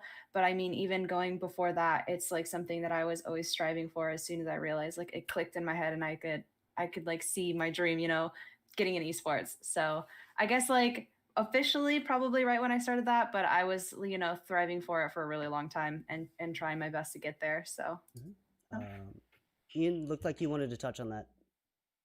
Oh no, I just completely agree. What Chrissy was saying is that you have to have a lot of skills to be in management and basically be a pro player. There's a lot that's asked, and it is often thankless. I think that for me, it was kind of in 3 stages. The first one was when I got my contract for the first time, and it was like, okay, this is a legitimate job. I am in management now. The second time was when people relied on me. We were traveling, and it was like, I'm the one that's supposed to have the answers for when things go wrong. And people are coming to me, so I can be trusted in my job. And the third stage was when I won my first event with a team, London 2016 Vainglory, or 2017 for Vainglory. And it was like, I have managed this team to success. And from there, it's just snowballed. But those were the definite milestones for me personally. And it just keeps growing. There isn't really... You might get comfortable where you are, but there's always the next step and the next stage, and you just keep going and you just keep learning. There is no slowing down or tapping the brakes at all in this industry. Anyone else wanted to touch on that? Possibly one of you two, Zute or Luis, for a player perspective. Yeah, I would say the first time that I felt like I was a pro, I mean, like objectively, the first time that I could consider myself a pro was when I got my first contract from Immortals. I think that was 2018. No, I think that was 2017, like late 2017. And then first time where I realized, okay, this is like gonna probably be a long-term thing for me was our first World Championship. That was when I like realized that I could definitely do this full time, like for the rest of my life. And that World Championship, I believe, was 2019. What's up? I said you guys had an insane run. Like you represented North America really well. Yeah, we did. We just won CRL too again. Congratulations. America. Same team for the last 3 years. It's been awesome. Good one. Something I want to mention real quick. Being the term professional, I think it's very. I like where it's very, very situational, right? So like for me, I would say, one way you can look at it is when you get your first contract, right?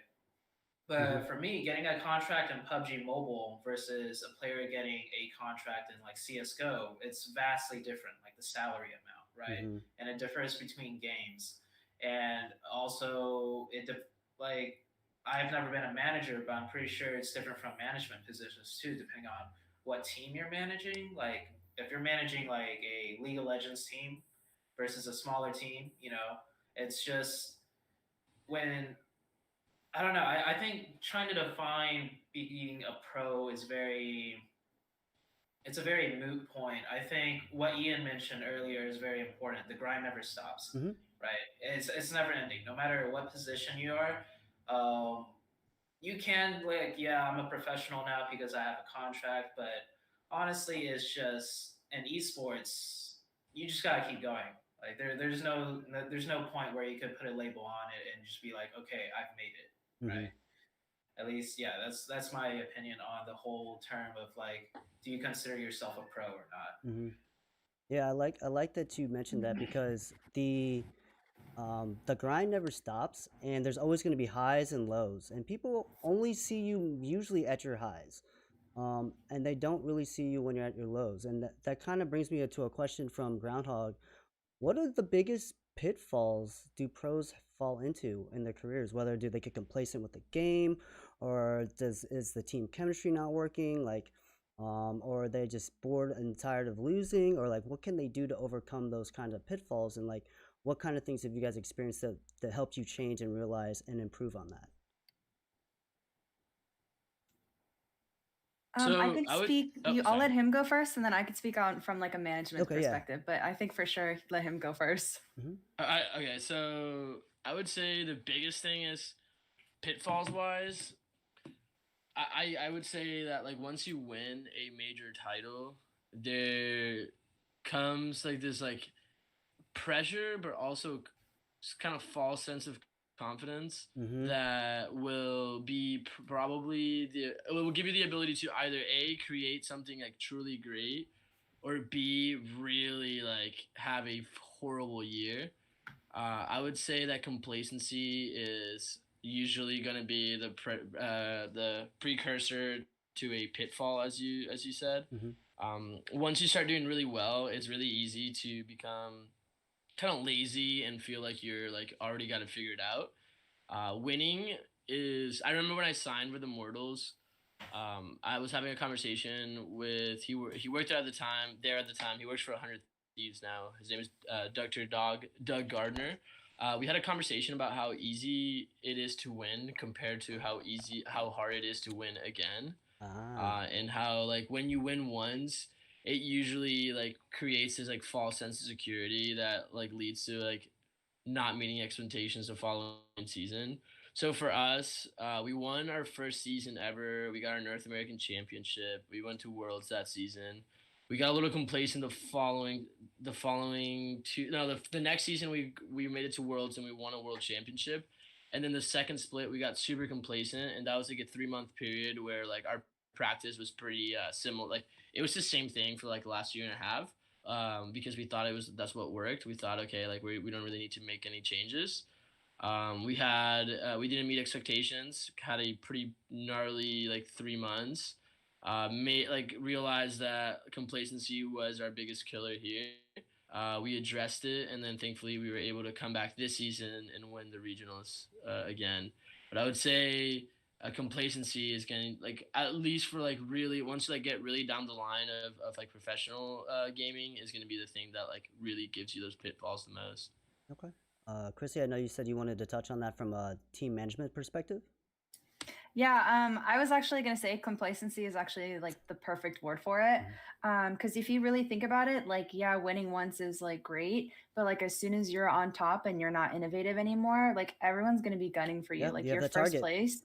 Yeah, and people are going to be preparing for like what you're doing. They're going to be adapting to your play style. So really like not grinding anymore and thinking that what you're doing is good enough. Like I don't think like in esports, like yeah, you're good, but like there's always room for improvement and there's always way to strive for more. So I definitely think that like kind of giving up and not really grinding anymore is definitely something that I see players fall into. And also on top of that, thinking, I guess just kind of thinking like, yeah, just in general, winning once is like enough, you know? And then like it kind of inflates like their ego and like they also kind of start treating people differently. So also kind of keeping that ego in check and making sure, you know, you remember where you came from and staying humble for sure.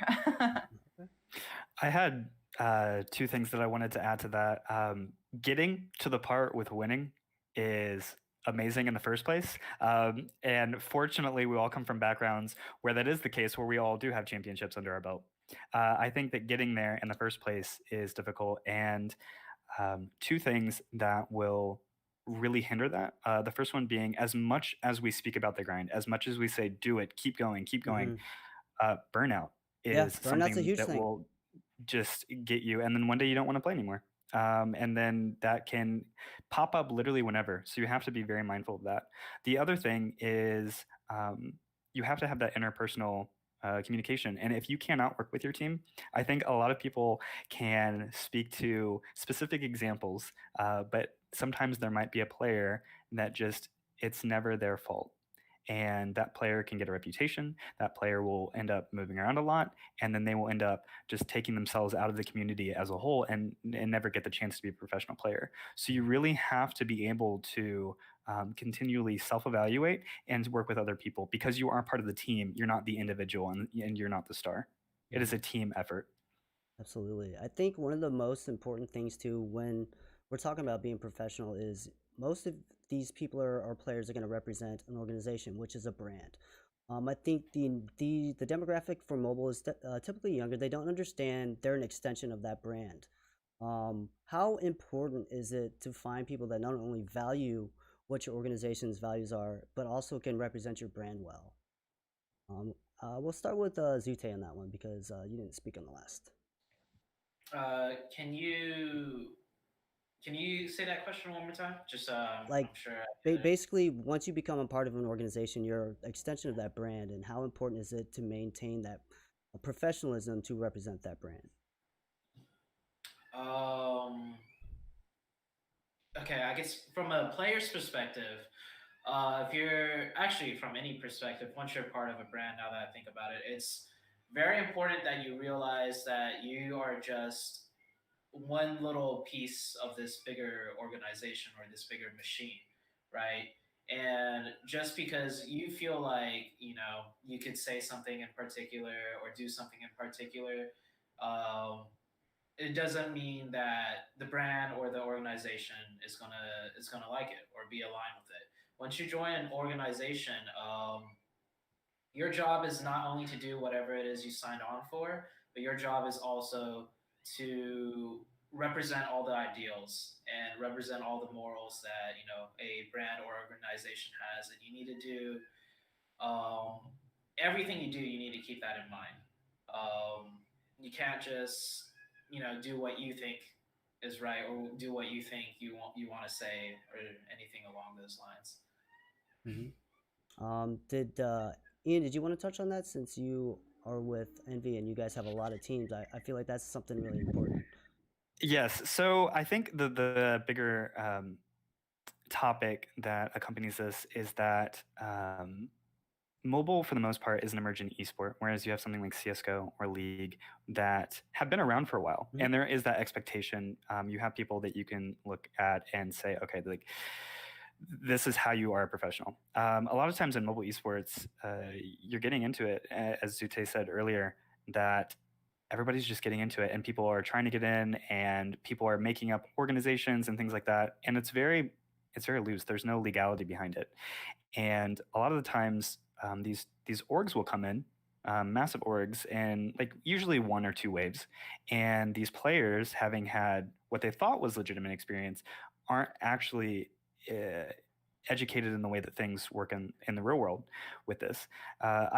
As something overall, you can push your personality. We love to see personality. You can push things really far, but you cannot do anything that would be basically a PR disaster. And we're happy as long as you're a pro player.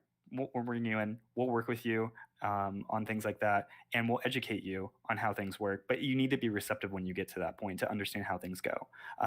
It's not too much of a factor, and it's definitely appreciated if you are aware of how things are. But we'll work with you on it. I have another question here. So, what does a typical day look like for a pro player? And this is actually from Mobile Matt.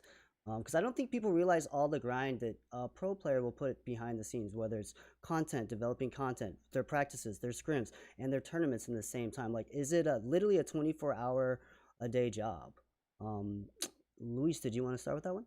It's not a 24-hour a day job. It really is not. You like definitely put more hours into it than you would for a traditional job. But like people that like there's like a very like funny like mentality. Actually, I shouldn't say funny. It's a very problematic mentality of equating amount of hours spent on something to like the amount of hard work that you're putting into it, which is so bad. It's really like what Ian was talking about earlier when you're talking about burnout. That is what will lead to burnout. With that being said, it is a like highly demanding job. I would say like to give you the schedule of when we're in season, and then I'll give you like off season schedule, which is like pretty different. In season schedule, when we're living in the team house, we're waking up around 10 a.m. So not super late, not super early. We'll eat by 11. We're ready to go to practice, and then from 11 to 5, we have like a full practice schedule. From 6 to like about 7, we do an hour of like watching game tape, and then the moment 7 o'clock hits, everyone gets to do whatever they want. It happens to be the case that the guys just love playing the game so much that you'll always find them playing it after hours, regardless. It's kind of interesting how it works though, because when it's regimented practice, you can feel how every additional hour that you add to it is going to lead to burnout. But when it's not, and when it's them doing it on their own accord, it seems like they can go forever. And it's a really important thing to understand. I would say there's an art to it when you like understand that your players are going to play afterwards, and then you factor that in like to your own way, not letting them know into their practice schedule. It's really about like maximizing through their like strengths and then your own. And then as far as like off season goes, which I think is like super important because it's what is going to help you get ready for the regular season. It definitely depends game to game, but I have our players playing a minimum of like 3 hours a day during the off season, and that's just to like stay in the rhythm of things. I would say this question specifically to what a pro player does, not what an aspiring pro does. It's very different things. But yeah, I would say 3 hours a day because I know that there's people that like there's teams that take off like a solid 2-3 weeks. I don't really like to take off more than a week and a half to 2 weeks of like genuine no practice, just because it kind of throws off the rhythm for everybody. And I find that it's easier to get in the mentality of a season if you've been doing some sort of resemblance of practice. But I would say 11 to 6, maybe 11 to 7 during the season, and then 3 hours a day, which they're already playing anyway during the off season. But never a 24-hour thing. I would say like, and I don't mean this like to like pat my own back or pat our backs. I would say the management job is much more 24 hours a day than the player's jobs is. And that's not because our job is harder. Not by no means do I think that that's the case. It's just a very different skill set. When you're talking about players, you're like actively thinking when you're playing to the point where like burnout's going to be a very real thing because you're like your brain power is like being constantly used. There's also when you're a player, you're a competitive person, so burnout also comes in the way of losing in practice. You got to mitigate the fatigue that comes from losing in practice. As a manager, especially during this COVID time period that we're going through, where players are in very different time zones from one another, you could have a team. For example, we have 2 players. One of them is in Brazil, one of them is in Belarus, and then the other 2 players are American. So I definitely have to stay awake for the majority of the functioning day for all 4 players, handle things behind the scenes, and that can turn into a little bit more of a 24-hour job. But it's not like I'm doing work all 24 hours. It's that at least at one point in any given hour of the day that I'm awake, I will have done something for work. Absolutely. Great answer. Zute, did you want to follow up on any of that? It really differs on the scene. What anybody's schedule looks like. And if we're speaking mobile in specific, I would say with mobile esports, anyways, it's definitely not as developed as your more traditional esport titles like CS:GO and League. So like things like having a team house, a set schedule that a coach devises up, all of that stuff. As far as PUBG Mobile goes in the West, that's not really there yet. Now, if you look in the East, like when I went to China to compete in a Chinese PUBG Mobile tournament, we got to go visit some of the team houses, and they were telling us what their team schedule's like. It's just like what Luis said. They had a full out schedule. They had like 2 different coaches. They had a in-game coach, like a gaming coach, which like went over like the strategy, their execution, all of that stuff, and then they also had a communications coach, like a coach solely dedicated to the Cool. dynamic and flow of how they communicate things, why they communicate things a certain way. So like they take the game like very seriously, but it's also because they have the infrastructure to do so. They have Absolutely. enough, yeah, they have enough people interested in the game, watching the game, a market for the game to afford all these things. But yeah, so like a pro schedule could be very different. I think the biggest thing or the best answer to that though is you as a person, right? uh, how badly do you want it? Mm-hmm. Be it from a manager position, aspiring manager, aspiring pro player, whatever scene you're in. Everybody has 24 hours in a day, and there's always a way to get a leg up on your competitors, Mm-hmm. right? So regardless of what a typical day looks like, you can always do more and go more and beyond, and to try and get a leg up. Yeah, I agree. Because I think and we'll talk about this a lot. Like we'll hear this over the people that have the drive and the passion that really want it are going to be the ones that do put in that extra time and that extra effort because they want to. They want to, like, say you haven't won the championship, but you got a chip on your shoulder because you want to get there. You have that much more of a drive. You just won a championship. Now you got people with a target on your back. So there's all kinds of things to facilitate that drive and passion. Um, let's see. And then, so we're going to move on to another question here from the chat in the community here. Unless Chrissy or Ian, you wanted to touch on that as well. Basically, I really want to reiterate what Zute said. It depends on the game. It literally just depends on the game. Rocket League, they go for maybe 2 hours. Whereas Clash Royale, like Turner Louis said, like 3 hours. Because a Rocket League game is only 5 minutes. A Clash Royale game is maybe 5 minutes total, or is it 4 minutes? I don't remember. Whereas Overwatch will be something like from 10 a.m. to 8 p.m. And they have workouts, psych meetings, team communications, point of view training, mandatory streaming hours, all of that. So it very much depends on the game. The common denominator among all of it, though, is that even when you're not doing it for regimen and practice, you are still doing something with it, and it basically is your life. Absolutely. So, what would be the best advice for someone who's just starting out as a pro player? Maybe they didn't realize there's stuff about crazy contracts or the grind that it has to take. They're now entering into this new mode and this new career path in their life. They're now a pro player. They're signed to an org. Maybe they're about to sign to an org. What kind of advice could you give for someone that's walking in those shoes? Ask questions and seek out people that are more experienced than you.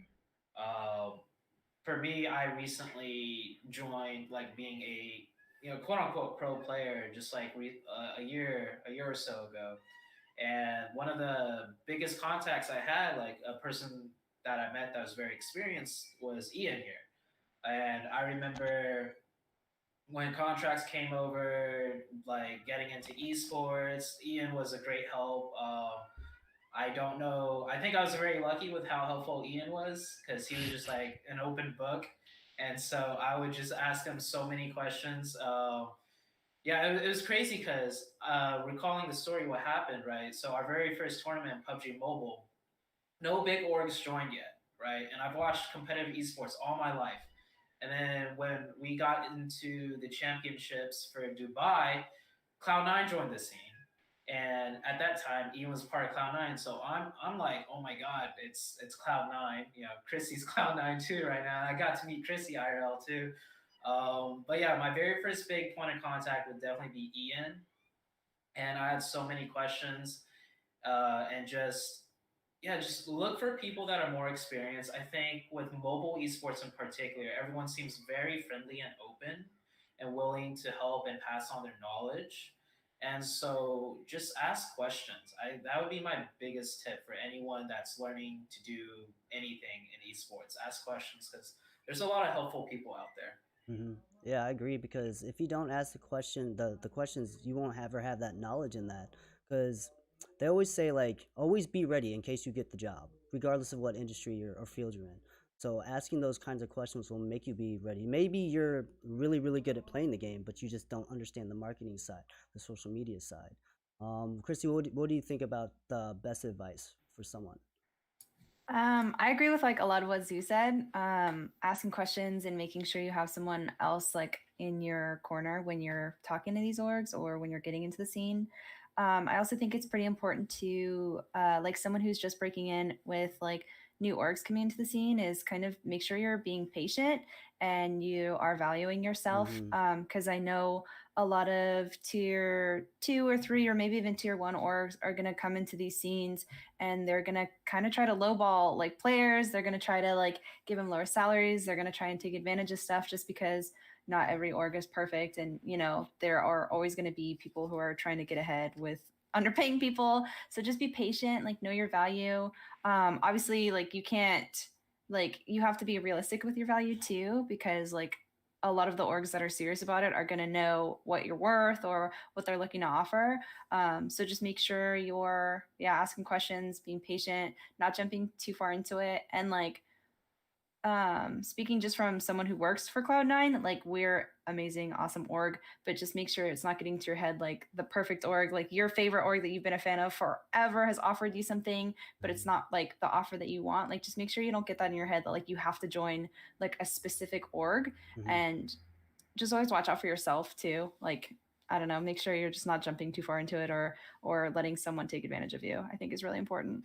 Yeah, I like that you brought up contracts, and I feel like that's a big, big thing. I'd like for you guys to address that.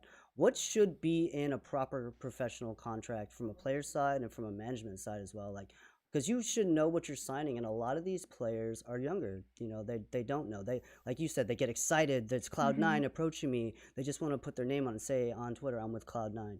What kind of things should a pro player look for in a contract? And we'll go to Ian on this one to start. Yes, I love contracts. It's one of my favorite part of the job, or parts of the job.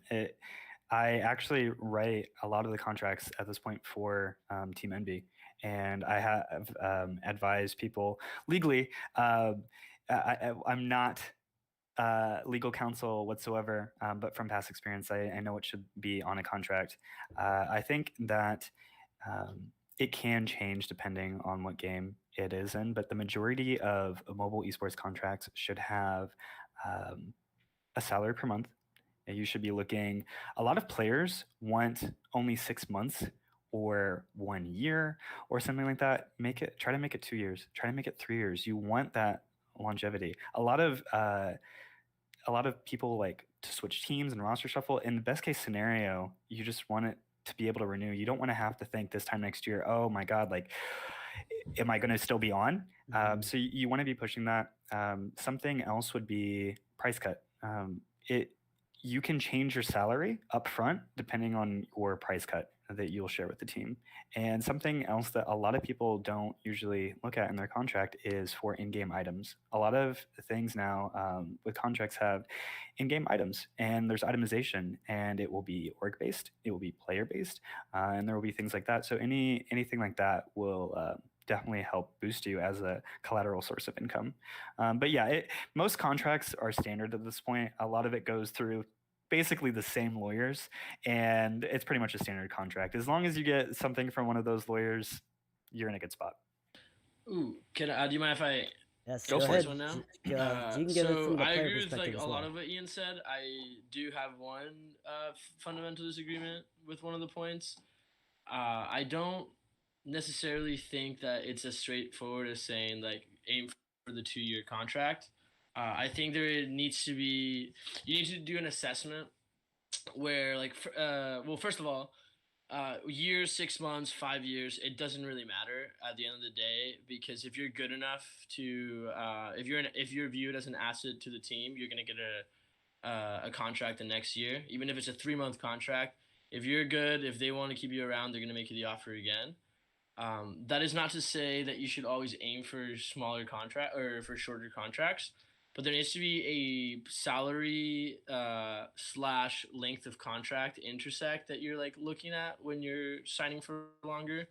The moment that you sign for 2 years, you basically give away bargaining power and growth opportunity in terms of salary for the next 2 years. If we're talking about mobile specifically, especially, I think it's really important to understand that concept because a game that is very big today, or not very big today, could be massive in 2 years, and you're stuck with a contract of the days where there's only like two tier, like there's only two big orgs involved. So it's really important to not necessarily like there. I don't think there's like a right or wrong answer for contract length, but I do think there's a right or wrong answer for contract length versus salary paid versus what you believe your trajectory and the esports trajectory is. Of course, there's the point of like no one really knows at the end of the day. There's esports that pop up that you think are going to be a long thing, but at the end of the day, if a org is thinking that the esport is no longer worth it, regardless of whether or not you have a 3-year contract, they're able to terminate it at any given point. So for pro players, I really do advise that you're like very like cognizant of the fact that like the longer the contract, the harder it is going to be for you to like really like be able to like bargain later on, especially if it's like a like a conflict with the org where you're not necessarily in the right chemistry fit. You can find yourself in a world of pain if your contract's too long. And I wanted to talk about a point in the previous question about when like you first get like to the point where like you're getting contract offers. One thing that I think every pro player ever, especially in an esport where it's new, suffers from is looking at a name of an org and then automatically like that tier 1 tier 2 system stuff. I like don't like it at all. I think that all that really matters is how much content is how proud is an org of the games they play in, how much content and time they're putting into it, and what kind of support are they going to give you. At the end of the day, it doesn't actually matter what org you're playing for if the org that you're playing for is not giving you the same amount of dedication that you're giving them. Yep. And I think really a good metric of determining, my tier system for orgs is actually basically strictly done through not only resources, but their social media presence and how good they are at promoting the games that they're involved in. And I think that's a huge thing when you're becoming a pro, when you're starting to get these offers, is look at what they do for smaller titles. Do not look at what they do for their biggest investments. Their biggest investments are usually tied with demands from those partners. Like whatever, not to give any like specifics, but let's imagine that like Coca-Cola sponsors Team A in CSGO. Coca-Cola is most likely going to not only give them money, but request a certain amount of post and content being created for that big team. That isn't going to be the same demands for the smaller teams. And because orgs don't have all the time or resources in the world, we're still like, they're mostly still startups. You're going to find that what they do for bigger titles hardly resembles what they're going to do for smaller titles. Yep. So you got to do your research because could be considered in your eyes a tier 1 org in one game is not necessarily the case for other games. So those are like, I feel like those are two like pretty huge points that like are often overlooked. And unfortunately, it's like one of those things where you only really get to learn that if you go through the ropes for a couple years and then you see the difference between teams and how they behave in certain games. It's like not one of those intuitive things. It's really one of those trial and error things.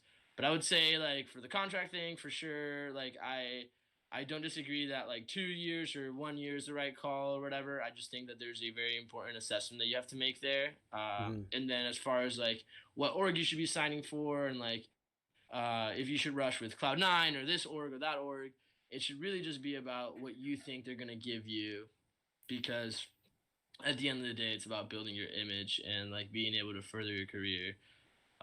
And so I think that's super important.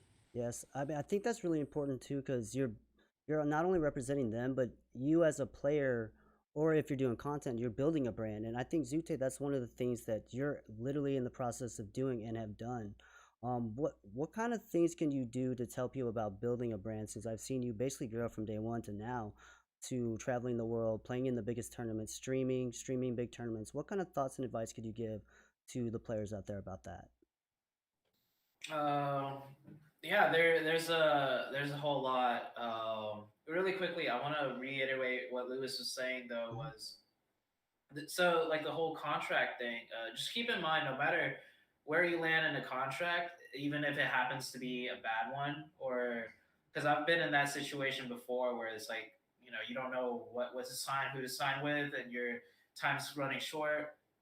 Regardless, whatever happens, wherever you land, you as an individual, you have so much time on your hands to grind that regardless if you get off on a bad start or a bad footing, if you remember to work hard yourself in all the ways possible, you'll end up somewhere good, Mm-hmm. regardless. Like there's a lot to worry about when it comes to contracts and all of that, and you'll never get a clear answer of knowing this is the one I should sign. It's going to be really hard to determine, in my opinion. But yeah, so moving on to the whole content creation, and with that, some advice I have for that is um, try and just remember like being a competitive gamer or esports. I mentioned this way earlier. Is you're not just playing the game anymore. You're an entertainer, and when you become an entertainer, you also become a role model for people. Mm-hmm.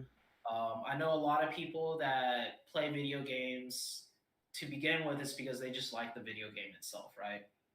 And they like beating other people. But you really need to start expanding your brain in a way where it's like you're a entertainer now, so that means you put yourself out there more, and ultimately, I think that's what orgs like the best. They don't want just a player that could play the game, but if they could find a player that plays the game and then could represent themselves and the org and put out content, like people love that. Mm-hmm. And my best advice to start breaking into that is don't let what other people say get to you. Always look to the positives, like your supporters. You're gonna get a lot of haters going through this whole process, and keep true to yourself and just put your true self like out there. When you're trying to present yourself in a way that's not very genuine to who you are, simply because you think that's what fans like or what will get you viewers or eyeballs or all of that, it becomes very mentally stressing, right? You're constantly trying to put on this facade of yourself. You're trying to push yourself into being something you're not. Mm-hmm. Now, that's not to say that you could learn from others and try and be more like others, but you got to figure out first off who you are as a person, why you're playing this video game, what you love about this video game, and how you want to convey that love for whatever you're doing, whatever passion you have, to other people. Once you figure that out, you can kind of figure out your true self, your own motive, and then build off of that. And you'll hear this a thousand times over, but it's a grind. Once Mm-hmm. you figure all that out, don't stop. Just keep going. Keep if you have a Twitter, Instagram, keep posting stuff. It's very time consuming. It's a tough hill to climb because on top of that, you have to also compete and be Yep. good at the game. Yep. But yeah, just it's not easy. But yeah. I definitely agree. It's the grind is always there. It's always hard. We're about to be closing the panel, so we're going to go into our final thoughts. So each one of you give probably what you feel like is your single most important advice, whether it's in being a pro player or management, and make it about 60 seconds. We'll start with Chrissy and then go clockwise. Sure. So I think what's really, really important is just show that you're passionate, have that drive, and honestly, just don't stop grinding. Like, become the best professional you could be, become incredibly valuable in all facets. Like, even as a manager, like you can be valuable in content creating, just become an expert, like be the most knowledgeable person in the room on the subjects that you're, speaking on or trying to get into, and just really like, just, when you're passionate about it and you show that, like, people are going to recognize that. Like, they're going to see your name all the time. They're going to understand, like, this is someone who wants to be in esports and who loves what they're doing and wants to be a part of it. So I think just really putting yourself out there and just getting a part of whatever you can as far as esports goes is super, super important. Okay. Ian? Awesome. I think a lot of advice that people will give is to keep grinding and keep doing that. But what it needs to do, what it needs to be through all of that is grounded. If you're a pro player, have it analytically focused. Watch what games are going. Watch what the trends are. Stay up to date with that and get so up to date with it that you can help pioneer it. As a manager, look what games are good to get into. Everything should be analytically focused. Keep asking and keep learning and just keep putting yourself in situations where you are uncomfortable because you will continue to grow. But yeah, that is it. Make sure it's analysis focused. Don't just do it because you think it will be big. Go into something because you know that it will be for certain reasons. Okay. Luis? I would say the biggest thing is being proactive, being always thinking of what you can do. I like think contextualizing. So like, let's say you have a goal, like you go into a certain role with a long-term plan. I would say contextualizing all your like moves in a way that like you can tie your current job responsibilities with like proactivity to like open up more doors in the future. Be as helpful as you can be. Like, also don't be like arrogant. Like, people always have stuff to do, like that, like stuff to say that is like equally as like valuable as the stuff you're thinking. I'd say like collaboration is huge. Like, working well with others. Like, you can't really get to where you want to go without help. So it's always important to like stay humble, like work hard, just be a good person. I mean, at the end of the day, especially as a manager, like where a lot of it is people relations. You got to be like, you can't be like a mean dude, or you know, like you got to always be like ready to help others and not even do it like. Also, get out of the mentality of like you only help people that can help you. I think that's probably one of the bigger things, like helping anyone, no matter like if there's like a clear return on investment. Like, you should never like look at like extending an arm out as like a return on investment. It should always be like you're doing it because you believe in the person's ability to do something and you want to help them, and like that's going to turn into a genuine friendship that's going to either help you or like even if it doesn't help you professionally, it'll like make the whole scene like that much more comfortable for you. There's a lot of merit to just having good personal relationships that don't necessarily lead to a better job, but just lead to you like enjoying your time in the space more. And I know it's kind of like a cheesy answer, but I do think it's important to like set yourself up in a way where like there's a good balance between your professional pursuits and your also like personal ones. So you're like leading a healthy life, because burnout is real. It'll tilt you. It'll make you not be as efficient as you could be. So just be nice, help people when they can, ask for help when you need it, and be as proactive as possible. Awesome. Zute, final thoughts before we end up the panel. Yeah, I would just like people to remember, even though this is esports, it's like the dream career, the dream job. With anything you do in life, there will be things that you don't like doing.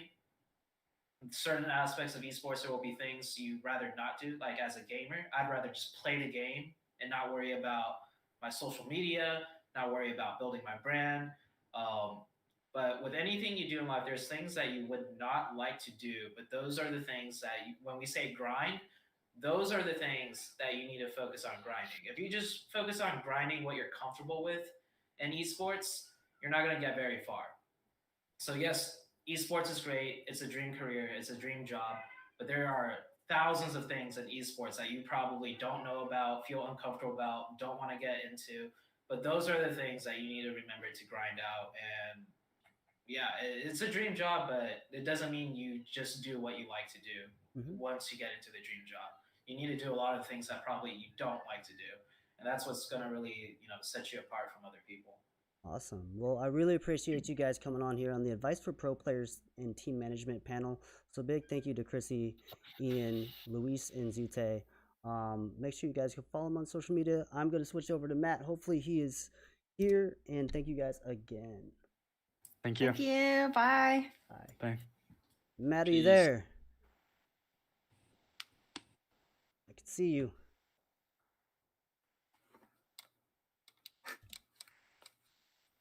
Hello. All right, we are good and we are back. Absolutely. Let's see, Legacy, do you have me here, buddy? Yeah, I got you. I can hear you. Can you hear me? All right, let me just double check on my settings to make sure we got this set up. I think we're good. Sounds Can you hear good. me okay? Yeah, there's no echo. I think you got the whole tech thing down now. Hello, hello, hello. Yeah. All right, I think I'm live. Am I live, guys? Yes, yeah. you're definitely live. So listen, I want to transition a little bit here into the keynote, and I want to make sure that I give Legacy a bit of a break because he's just been grinding himself as our moderator here for this event. So this next section is going to be a keynote here, but I want to make this actually about you as a viewer. So I basically have all of our chats that we're looking at up. We've got YouTube up, we've got Theta up, and we've got our questions channel on our Discord. So hello, everybody that's watching. We've had some phenomenal questions coming in. I want to make sure that we can get to all of them. So for the next like 20 minutes here, I want to just kind of take over and make this all about you as the audience. So please, by all means, keep asking some questions in. And I want to make sure also that everybody that's watching really takes away something for themselves. So by all means, let's get some questions coming in and then we can make sure that we can kind of hop back. So hello, everybody from around the world. Hello, everybody watching. All right, we got all the chats up. So let's see here. So we had a lot of good questions coming across in the first three panels here that we just, for the sake of time, couldn't get to everything. One of them that was really interesting, though, is how do you really get yourself known and recognized, especially if you're from a region that is a little bit under the radar. So I believe we had somebody actually from the Caribbean message in here saying, hey, I've got this great team and we're doing well, but it's just hard because there's no opportunities. So what can you do in order to really get yourself known? One of the great things actually is that there are a lot of online leagues and community events that are popping up. We've also seen a lot of tools and infrastructure set up to really help community organizers get things in motion. And that's one of the things, in my opinion, that is really going to help mobile esports gain a foothold all around the world, is this traction with a great community, basically. So we're definitely seeing a lot more community organizers popping up. We also have a panel specifically dedicated to the community management and event production side of things. So really excited for that as well. We got some phenomenal guests. So let's get some more questions in. Let's see. Yeah, Prince Mori, how you doing? Looks like we actually have some OGs in the mobile esports scene coming in as well. I saw Rolex in the chat, Echo's here, got Gino, G-Bay, Corey. Incredible showing. So thank you everybody for being here.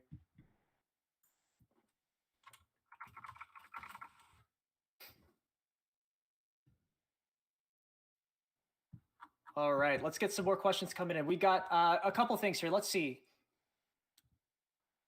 What does a team manager's job description look like, and what role do they play in their team? So that's a great question from Helix coming on our Discord server. So obviously a job description for a team manager, obviously, is going to be a little intuitive. They're going to be managing the team and the practices and making sure that they're geared up and in shape. But there is a lot of stuff that is beyond just the managing of the team on a competitive side. You're also going to be the point of contact to really facilitate any sort of like sponsorship integration. So if you need a certain amount of social posts coming out, then obviously that's a very important thing to be able to get connected into. You also have, you're the point of contact for each of the players for things that they need from the organization, right? So if they need a piece of hardware, a keyboard, or things for a live event, that's up to you as the point of contact for that team to help facilitate as well. As Ian alluded to actually in the last panel, there was a bit of a hot topic about the contracts. And obviously this is something that, if you're not a lawyer, it's difficult to say and give legal advice, right? But it is a bit of a gray area, and there's really no blanket right or wrong way of approaching it. But as a manager, to the point that he was making, you may also be involved in the design of the contracts, the negotiations. It's up to you perhaps to get a gauge on what the rates are for pro players, because that's something that's very important, remember? So there's lots of different things from a management perspective, and you really, gotta go in and make sure that you're keeping your eyes open and really, kind of learning as you go, because you are the main point of contact. Actually, I'm glad that we got that question from Helix, because this touches on another really good point, which is how do you really get noticed? And this is something that I'd really recommend to people that are trying to get noticed by organizations is understand, especially if you're a staff member, you're going to be relied on at the organization basically as the expert for your game. Like, it is up to you to know how to win in your game and to find a way to win and stay winning, right? So if you're expecting to be a manager in this game, you better understand what really separates great teams from the good ones. And so that is also a key role that you're going to play within the organization. You're going to give like progress reports perhaps to upper management and say, hey, since we joined 2 months ago, we've competed in these events. These have been the results so far. And, this is why or why not we've done well. And here is what we're doing to continue improving. And here are the adjustments that we've made to our training regimen. So it's really comprehensive, actually, and dynamic. So I definitely, I obviously come from strictly a management perspective, but it is a 24/7 job like that last panel was talking about. All right, let's get some more questions coming in. This is great. What's the biggest piece of advice for those in rapidly growing esports scenes? Oh, I love this question. And shout out as well to King or Drew, who's one of the staff members at the event. This is what I love about this series in particular, is that everybody that's involved in running it is also like part of the community of the mobile esports industry. So really enjoy, being able to help support some really, talented go-getters in the scene. But this is an important question. How do you, what's the best piece of advice for rapidly growing esports scenes? And this, I thought, was actually such an important topic that we made a panel topic exclusively surrounding this, which is going to be, I believe, the last one, which is how to position yourself in a new game, or one of the last ones. And so basically what you're going to notice, this is something that has been pretty consistent across a lot of new titles in mobile esports, which is at the very early stages, there's a lot of volatility. This is before any organizations, enter tier 1 at least. And it's when everybody's still trying to really learn the game and perfect the game. And there's less of a skill gap between great teams and good ones, right? So everything is kind of the Wild West. And it's totally true in Call of Duty Mobile. As the Open Qualifier and the World Championship has been rolling out, there's been a lot of players that have switched teams. And of course, there's rules about who has to be 18 and up and stuff like that. But the best piece of advice is to find a really great group around you that share your goals and who you work really well with, because that's the group that is going to end up allowing you to improve personally. And so, a great example of that is, if you're a talented player, as an example, on a team-based mobile esport, you just can't do everything on your own, right? Like, you need to find good teammates so that you can discover what leads to success in this game, and for you to be able to actually push the meta. So without a doubt, and this goes for staff members too, like, you got to find a good group around you to be able to share the load and really push things going. So that is without a doubt the first thing that I would recommend, is find a good group around you. The second thing, specifically from a player's perspective, one thing I've noticed in mobile esports is that in the very early stages, the best teams involve the players that are playing a lot, they're just putting in more hours and more work. But then as the scene grows and more players are putting in the same amount of time, you have to get smarter. And so this is especially apparent in games like Clash Royale, where in the early stages, what led to success was just being able to kind of prepare. And you'd have these analyst reports about your opponents because their deck pool is very much smaller. They weren't as diverse, so it was easier to kind of snipe people and get good matchups. But then as the esport evolved over the course of 3 seasons, that became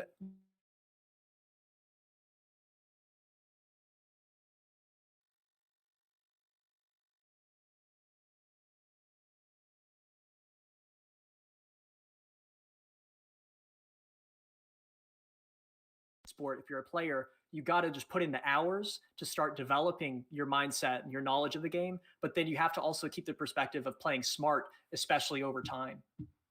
So this is great. I see a lot of things coming in. Let's see here. All right. Awesome. Yep. Hello to everybody watching on Theta as well. Thank you so much for sending in all these questions. All right, let's take a new one here. Let's see, Colin, thank you for joining us again, man. So how many mobile esport games should people follow?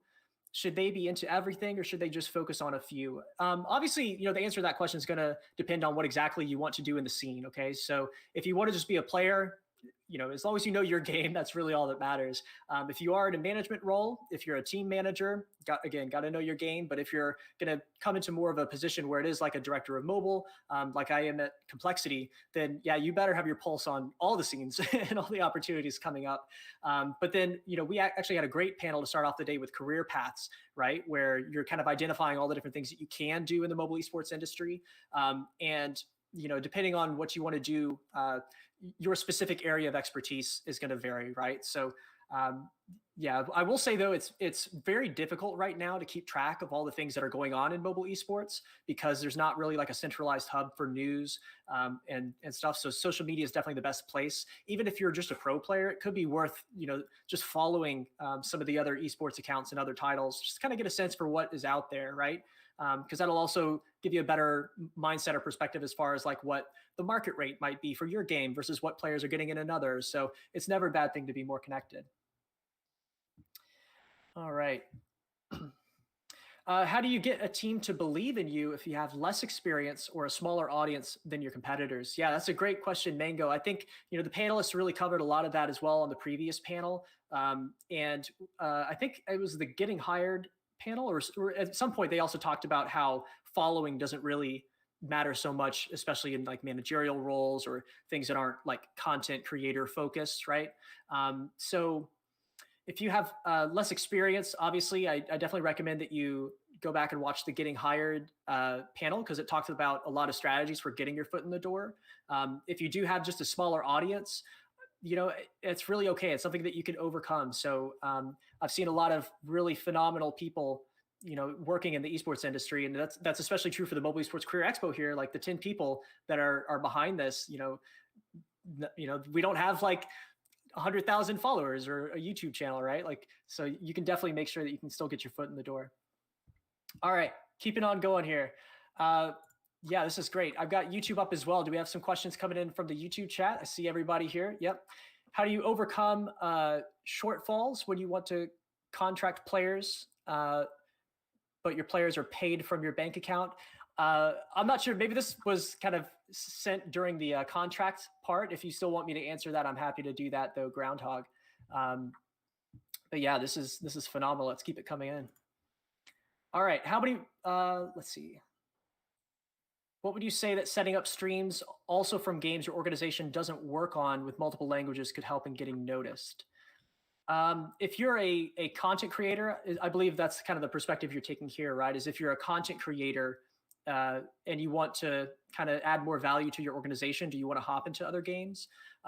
That's going to be something actually that's also answered later on today in our positioning in a new game panel. So that's a phenomenal question. There's a lot of things that go into whether or not you want to expand into a new game because it's not always that easy. One of the things that's just a reality about the YouTube algorithm is that if you try to split your focus on one channel and appeal to two different types of players, right? Let's say like Clash Royale, but then also Clash of Clans, right? What's going to end up happening on your channel is as you release a video for one, the fans that are on the other one aren't going to click on it, right? Because they don't play that game. They're not interested in following it, or at least some of them are, right? And so that leads to your channel getting a lower click-through rate. So there are definitely hurdles and struggles to expanding into a new game that you need to keep in mind as a content creator. It's a challenging thing. And there are people that do a variety of games. Nick at Night is one of the most successful ones. Also Clash with Ash continually, uploads for multiple games as well. So really excited for him to be able to join actually our next panel, Advice for Content Creators, to be able to share some thoughts on that as well. But that's, it's really a challenge. It's really a challenge. Usually the advice that I give to content creators that are considering whether or not they should switch a game is to kind of strip away all of the other excess and noise and stuff, because the reality of the situation is that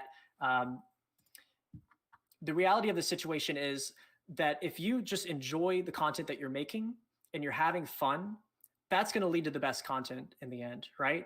And if you're playing a game that you're just doing it for the numbers and you're like, oh, this just seems to be the hot thing right now, but you're not really having fun, sometimes in the long run, that can end up hurting you, right? So it's definitely something that is much more of a personal choice for each person. And Spooby as well is somebody that has done, a great job of learning that recently and really rediscovering his interests and what is, important to him personally. So definitely want to give a shout out there as well. Awesome. Yes. Hello, everybody else that is in the watch party in Discord. Thank you all for joining us. This is incredible.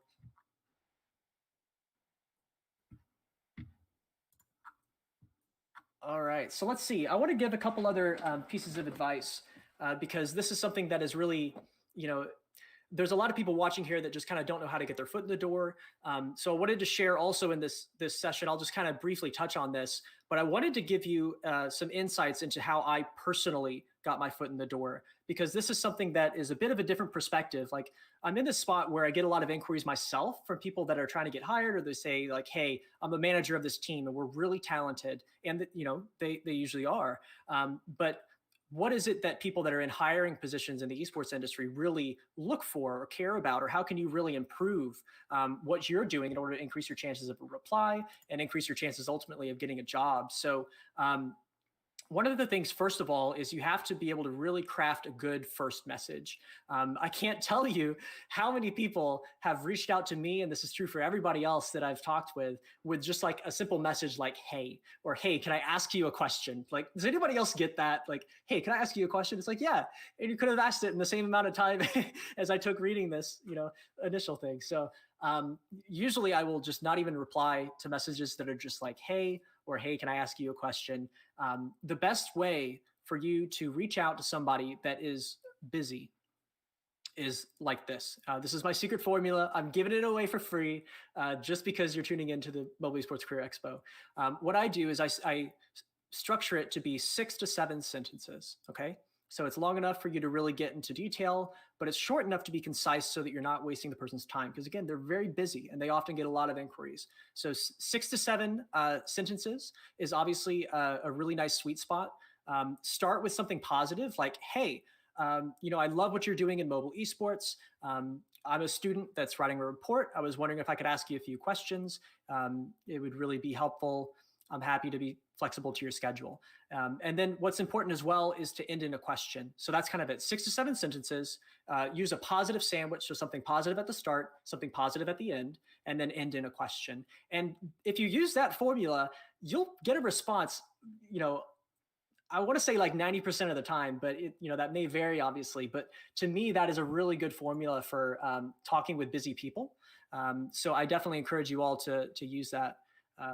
And then especially true for managers or for anybody that's seeking to get hired by an organization, because we're very busy. We got to get a lot of those messages. One other thing actually that is very consistent along those lines is that esports organizations generally do have a sense for what games they want to be involved in. And like nothing is totally not on an organization's radar most of the time, like unless they're really specialized in console or really specialized in one genre. Like the chances are if they have a mobile team, they're at least aware of some other games.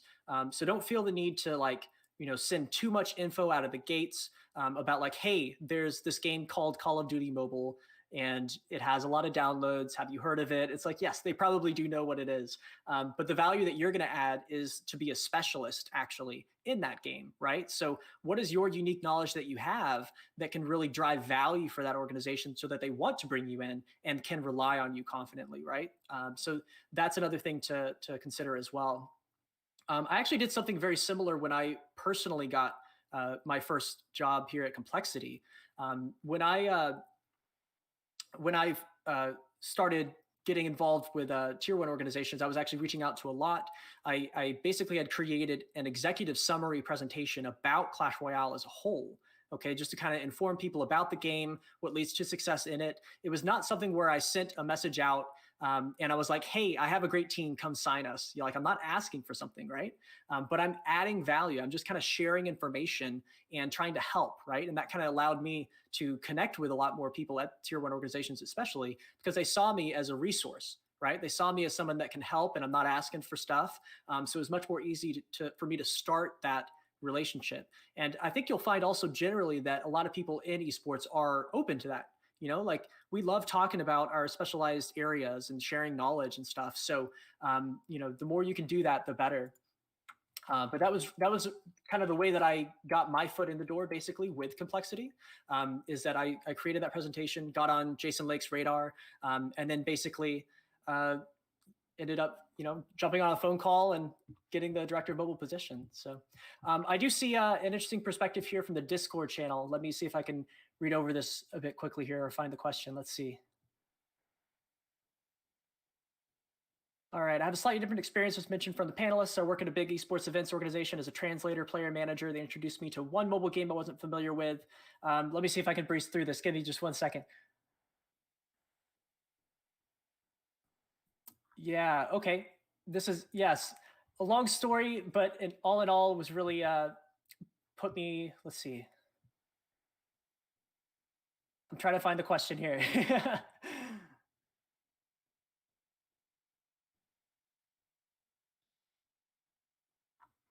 Yeah, I mean, definitely an interesting perspective. Let's see. Okay, my experience there was that people that were more successful in the organization and were considered more valuable were less prone to get sacked than people that weren't as passionate about the games, but still business-like. Okay, all right, so that's more of a comment. Okay, there we go. Yeah, again, happy to answer any questions that you have here. Welcome to Ducky. Hello, poggers to yourself, man. I'm excited for the creator panel coming up here. We got Hawks in the stream as well. Mac, hey, everybody. All right, now we're talking about investments. See, this is what I like, Austin. So we'll take a little bit more of a business angle with this one. So if an esports organization would like to invest into a pro team, what are the industry standards for contract value or a standard valuation that might make up a pro team? So obviously, you may already know this answer, Austin, but there really isn't a standard valuation.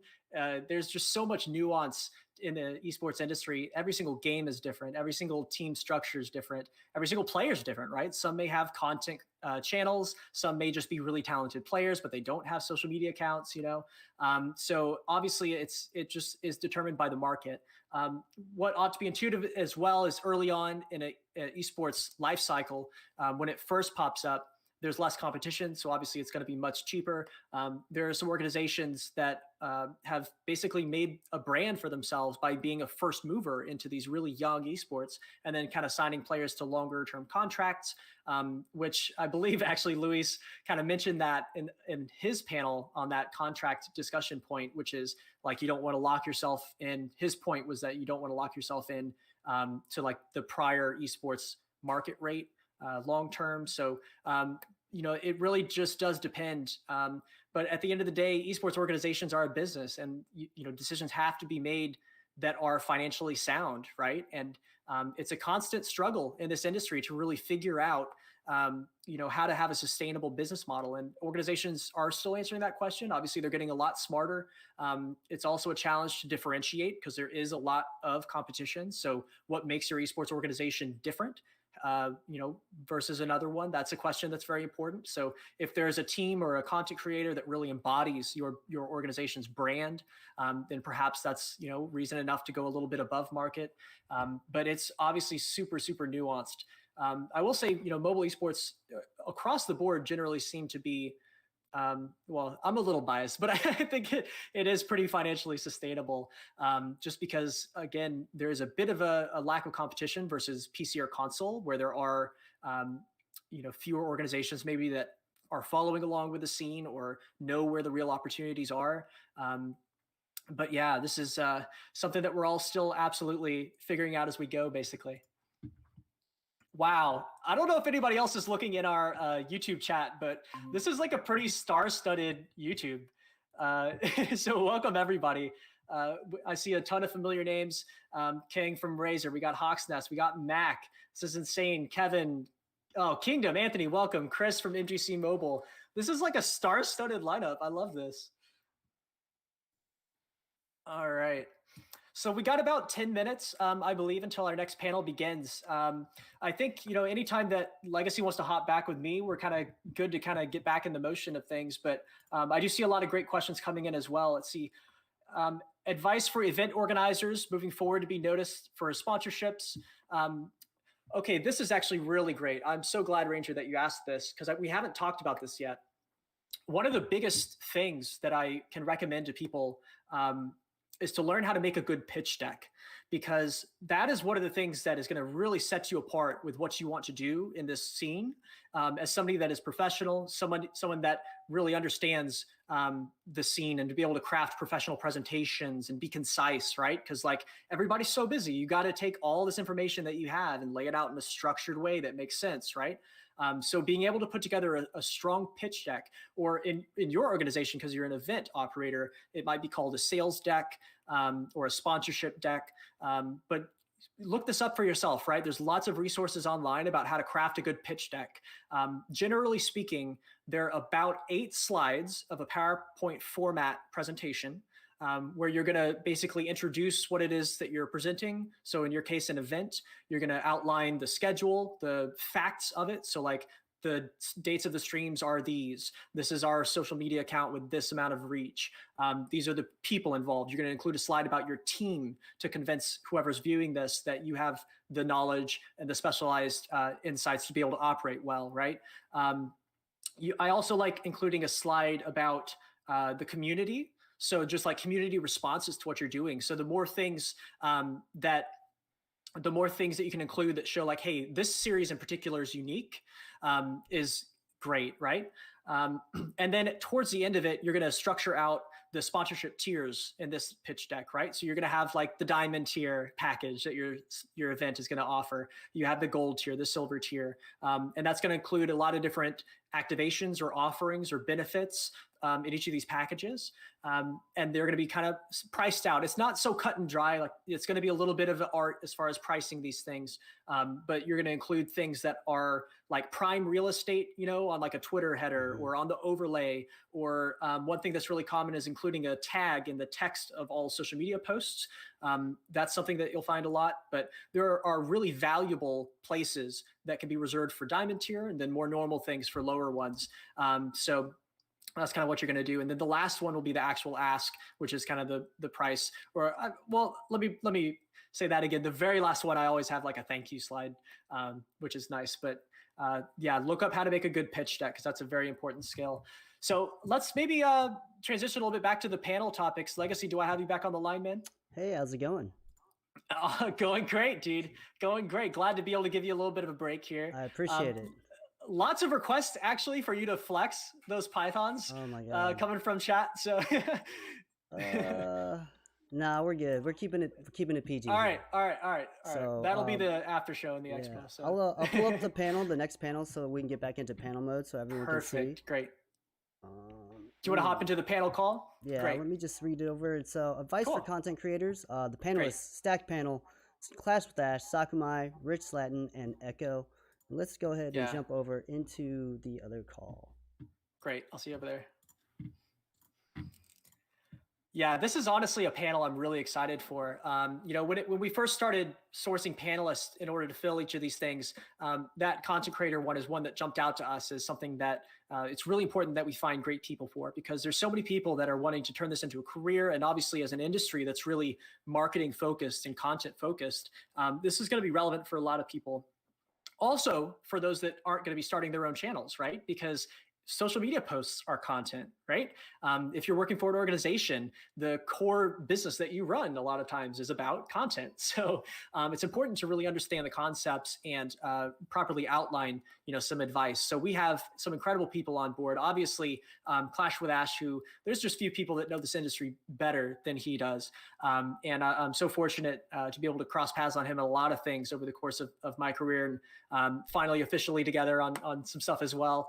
And then Echo, I mentioned him earlier, as someone that's just always been really mature in the scene and been able to offer some phenomenal advice. So I'm excited for him to be joining us. And Sakumai, who, if you were joining us earlier on the pro player and management panel, Zute didn't mention this, but one other tip as a pro player, maybe to date someone who's a phenomenal player manager. And that's what I think Sakumai is. I think she's the best in mobile esports at that. So she has some incredible insights as far as the management side of content creation goes. And I'm excited for her to be able to add some thoughts there. And then we also have Rich Slayton, who is just an incredible person as well. Someone who started out with being an official caster for Clash Royale and has grown that into some successful channels for himself. And it looks like we got our first one in. I'm going to pull you in a little early here. We got Clash with Ash joining us on this panel, dude. I'm so excited for you to be joining us. I was just going to ask if you can do a better crop job on my camera. For some reason, it's Google me because my camera, like, I'm super small. We'll handle that in post. Don't worry. Appreciate that. Welcome, dude. Thank you so much for joining us. Look at how small I am, dude. Blow me up. Oh man. How you doing? We're doing great. We're 3 panels into this, and it's going really awesome. Just so much good feedback from everybody in chat. It seems like a lot of people are watching with the notepads, which is kind of like, gives us a sign that we're doing a good job. At least some of the information is helpful. So excited to be doing this. I wish I had. I'm gonna have to watch most of it on the back end because I was had plans earlier today, but the last 45 minutes or so, it's been really solid. So I'm excited to talk to some awesome creators and talk some content. Man, I also want to ask you about time management advice because, like, I always knew you were busy, Ash, but then now knowing a little bit more about like your day to day, like, how in the world do you do what you do, dude? I don't know, man. I don't know. I have very, very poor time management skills, honestly. It's as you're very well familiar, I think that a lot of it's just getting up earlier and staying up later is my time management strategy lately. But in all sincerity, though, I think that is a lot of it's just getting up early, right? It's just, when I went full-time content creator, I was like, wow, I don't have to wake up at 6:30 every morning like my day job. And then I got in that flow for maybe 6 months. And then it became quickly apparent that, no, this is not going to work. I need to still get up really early. And now I get up around 5:30 and I usually end most of my work outside some calls or whatever, usually around like 6:30 or so, 7 o'clock. So that's it's allowed me to jam everything into one day every day. But you know how it is, you're perpetually feeling behind and feeling like you need to catch up. Dude, this industry just moves so fast. It's insane. Like, yeah, I'm still working on time management myself. Just being able to really allow myself to take on more stuff because I'm just the type of person that wants to get my hands in everything, so. Yeah, dude, you're the same way. Yeah. What it is, it's like with any industry though, you look at anybody who really wants to push the envelope, you're going to have to make some sacrifices if you're passionate about something and allocate more time than maybe is, or make some sacrifices in other areas of life, whether it be just going out with friends less or whatever, holidays, not going to that, whatever, but there has to be a good balance. And right now, personally, I would be lying if I sat here and was just like, well, I have a perfect balance. I don't. So that's something that I'm working actually right now, this weekend and next weekend, I'm almost on 5 years without missing an upload on my main channel. Wow. And I'm going to purposely, for no reason, miss an upload just to end the streak for my mental health to not always feel like I have to keep doing this every single day of my life, I actually really love that, because you get into a habit as a creator, and it's good to kind of break yourself out of that and remind yourself like, hey, I'm in control of this, Yeah, I mean, like the day my son was born, I was like, it wasn't anything crazy, but I had to run to the office and get an upload, at some point in the night, be like, I'll be right back, guys, I'll see you in an hour, but I shouldn't have to do that. I shouldn't have to feel that pressure on myself to do stuff like that. So not to start on a negative note. But no, but this is important. I'm a lousy human being. What's the question? That's actually kind of one of the most important things I've ever heard from a esports performance psychologist was that, it's going to be a constant inquiry of like messages and all these things on your to-do list and stuff, but you got to make sure that you can control that. And so for social media, as an example, his advice was like, don't just look at notifications as they come in. Set some hours for yourself every day where you're on social media and reply like during that time frame, but then be able to step away and separate, so that it's not just constant sweat and just like messages. So that's good advice. Yeah. Hey, everyone's joining. Rich, here we go. Welcome. Hey, how are you? Hey, Rich, it looks like you're in the studio there, man. I know. like the background. Yeah, dude, I always bring up pro. What are you talking about? Look at your normal size people. Hey, everybody. Awesome. Waiting Yeah, and for one more I was person. talking to the stream about this at the very beginning, but what I love about mobile is that we're a little bit more casual and very friendly and stuff. And I wanted to keep that vibe with this, broadcast as well. So it's just going to be a little bit of a casual vibe. People can hop in, when they're free, and then when panelists want to leave, that's totally cool. So Should I whenever turn I off the launch a panel- background then? Am I ruining the vibe Oh here? no, it looks great. Should I get my green screen too? You're like in Disneyland over there. Awesome. With the green screens. Gang is all here. So listen, let me get out of your way and we can hop into this, okay? Have a great panel. Awesome. Thanks, Matt. Later, Matt. All right. So welcome to the Advice for Content Creators panel here. We have a star-studded roster. We have Clash with Ash, Sakurai, Rich Slatton, and Echo from Space Station Gaming here. So what we usually do to start the panel off is we have each of you start and introduce yourself to the community. Not that they don't already know you, but maybe there's new people coming to watch this. We'll start with Clash first and then go clockwise around. Sure, my name is Tim, aka Ash.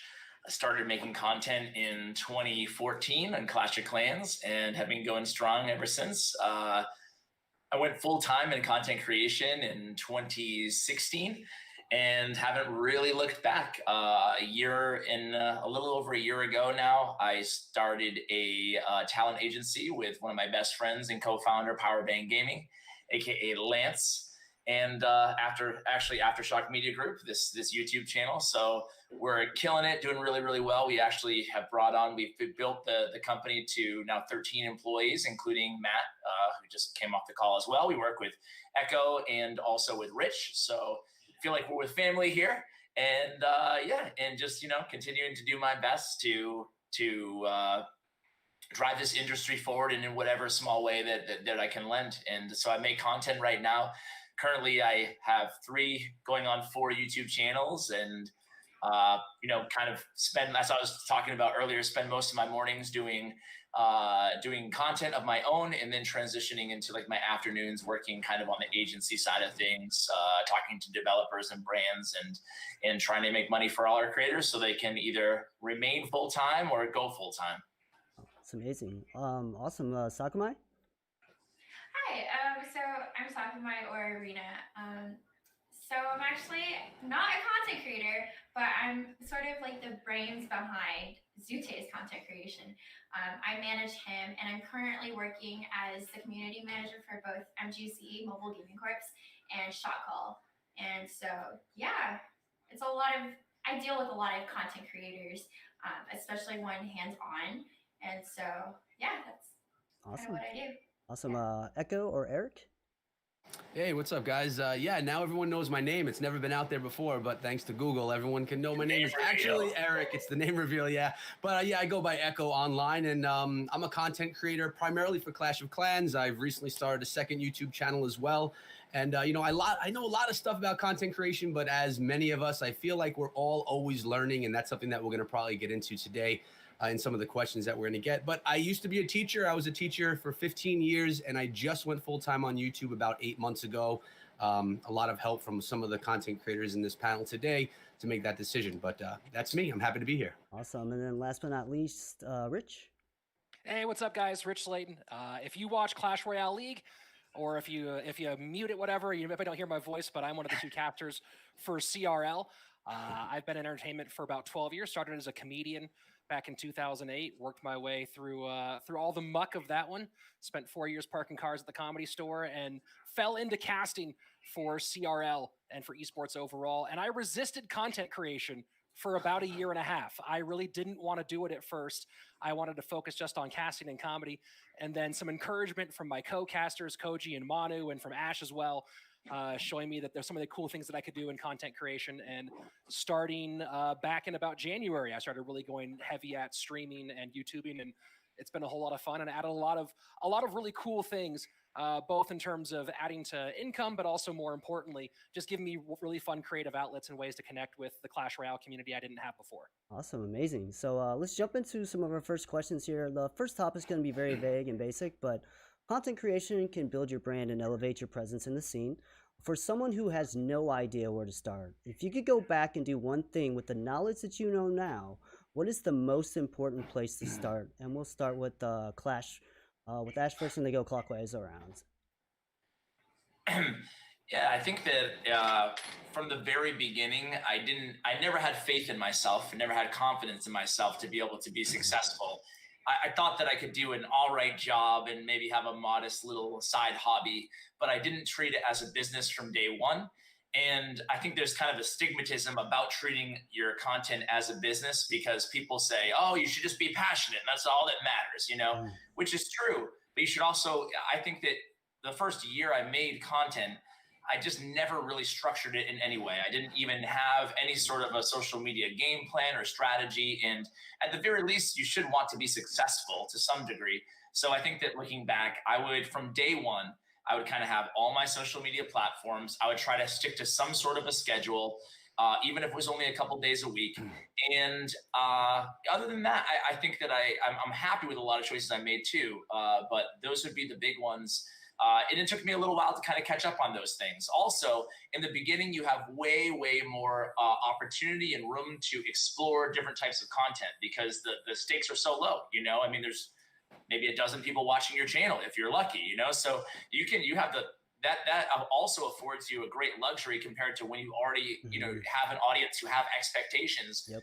Is you can experiment with crazy things, and you can see what sticks and what doesn't. And that's something that I wish I did more of back when I didn't have, those set baseline of expectations, when it's more difficult to turn this huge boat versus a nimble little skipper or whatever that was. Yeah. Awesome. Sakumai. Okay, so I think something that I would have done differently for Zute, or my advice to anyone starting out content creation, especially now, especially in a mobile scene that's just now like starting to ramp up. Consistency. You have to stay consistent with whatever you do. You can't just be like, oh, I feel like streaming. Like, yeah, you can be passionate, but you can't just be like, oh, I feel like streaming today, but I'm not going to stream tomorrow. Your viewers aren't going to know like what you're doing, when you're going to do it. You have to have consistency. It helps by scheduling things out. And then I guess my other bit of advice is like Ash said, social media, like you have to put yourself out there. Like, don't be afraid to put yourself out there. If you're not happy with a tweet, just send it anyways, because that tweet is going to be forgotten like in a day or two, like social media moves fast and you got to keep putting that content out. But yeah, it's about consistency, putting yourself out there to be seen. That's what you're here to do as a content creator, right? You're here to entertain people. You're here to be seen. And so you got to stay consistent with that. And I feel like that's such an important part of building your brand. And then another thing, sorry, it's like a lot, but another thing is just being nice to other people, building connections and networking will help you so much, and being kind to others. People will remember that, and it will get you where you want to be faster. It doesn't hurt to be nice to other people. Okay. It's so important. Awesome. Echo. Yeah, some really great tips already. And something about myself is I'm a very organized person. I'm a pretty dedicated person. So I never had issues with that stuff, but I've made some critical mistakes along the way that I think still impact me in a negative way today. Ash mentioned that, in the beginning, he wished he experimented with content. Well, when I started, I did Clash Royale and Clash of Clans. And even throughout the years, because I've been on YouTube for 4 years, I've always experimented with new content as well. I've played many games on my channel, but I focus primarily on Clash of Clans. Now, when you think about all these subscribers that you're gaining from these other games, and then you don't follow through with that content, you're gaining subscribers that don't care about your core content.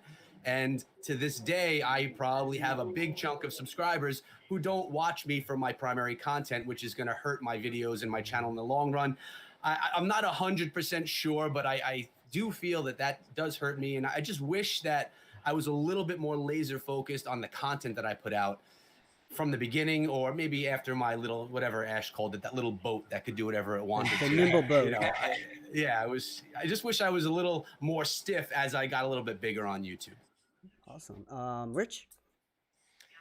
I think that the big thing for me, and I kind of already said this at the front end, was I wish I'd started earlier. I was really, for a number of reasons, whether it was that I was very, very, very busy, and also that I was kind of precious about it. I felt like, especially because of my introduction to the community being a CRL caster, I didn't want to come in with content that was a B minus, something like that. I was really, really concerned about having it being great right out the gate, which is great. It's good to have high quality content. But as Voltaire said, perfect is the enemy of good. And I focused on perfect for too long and didn't start.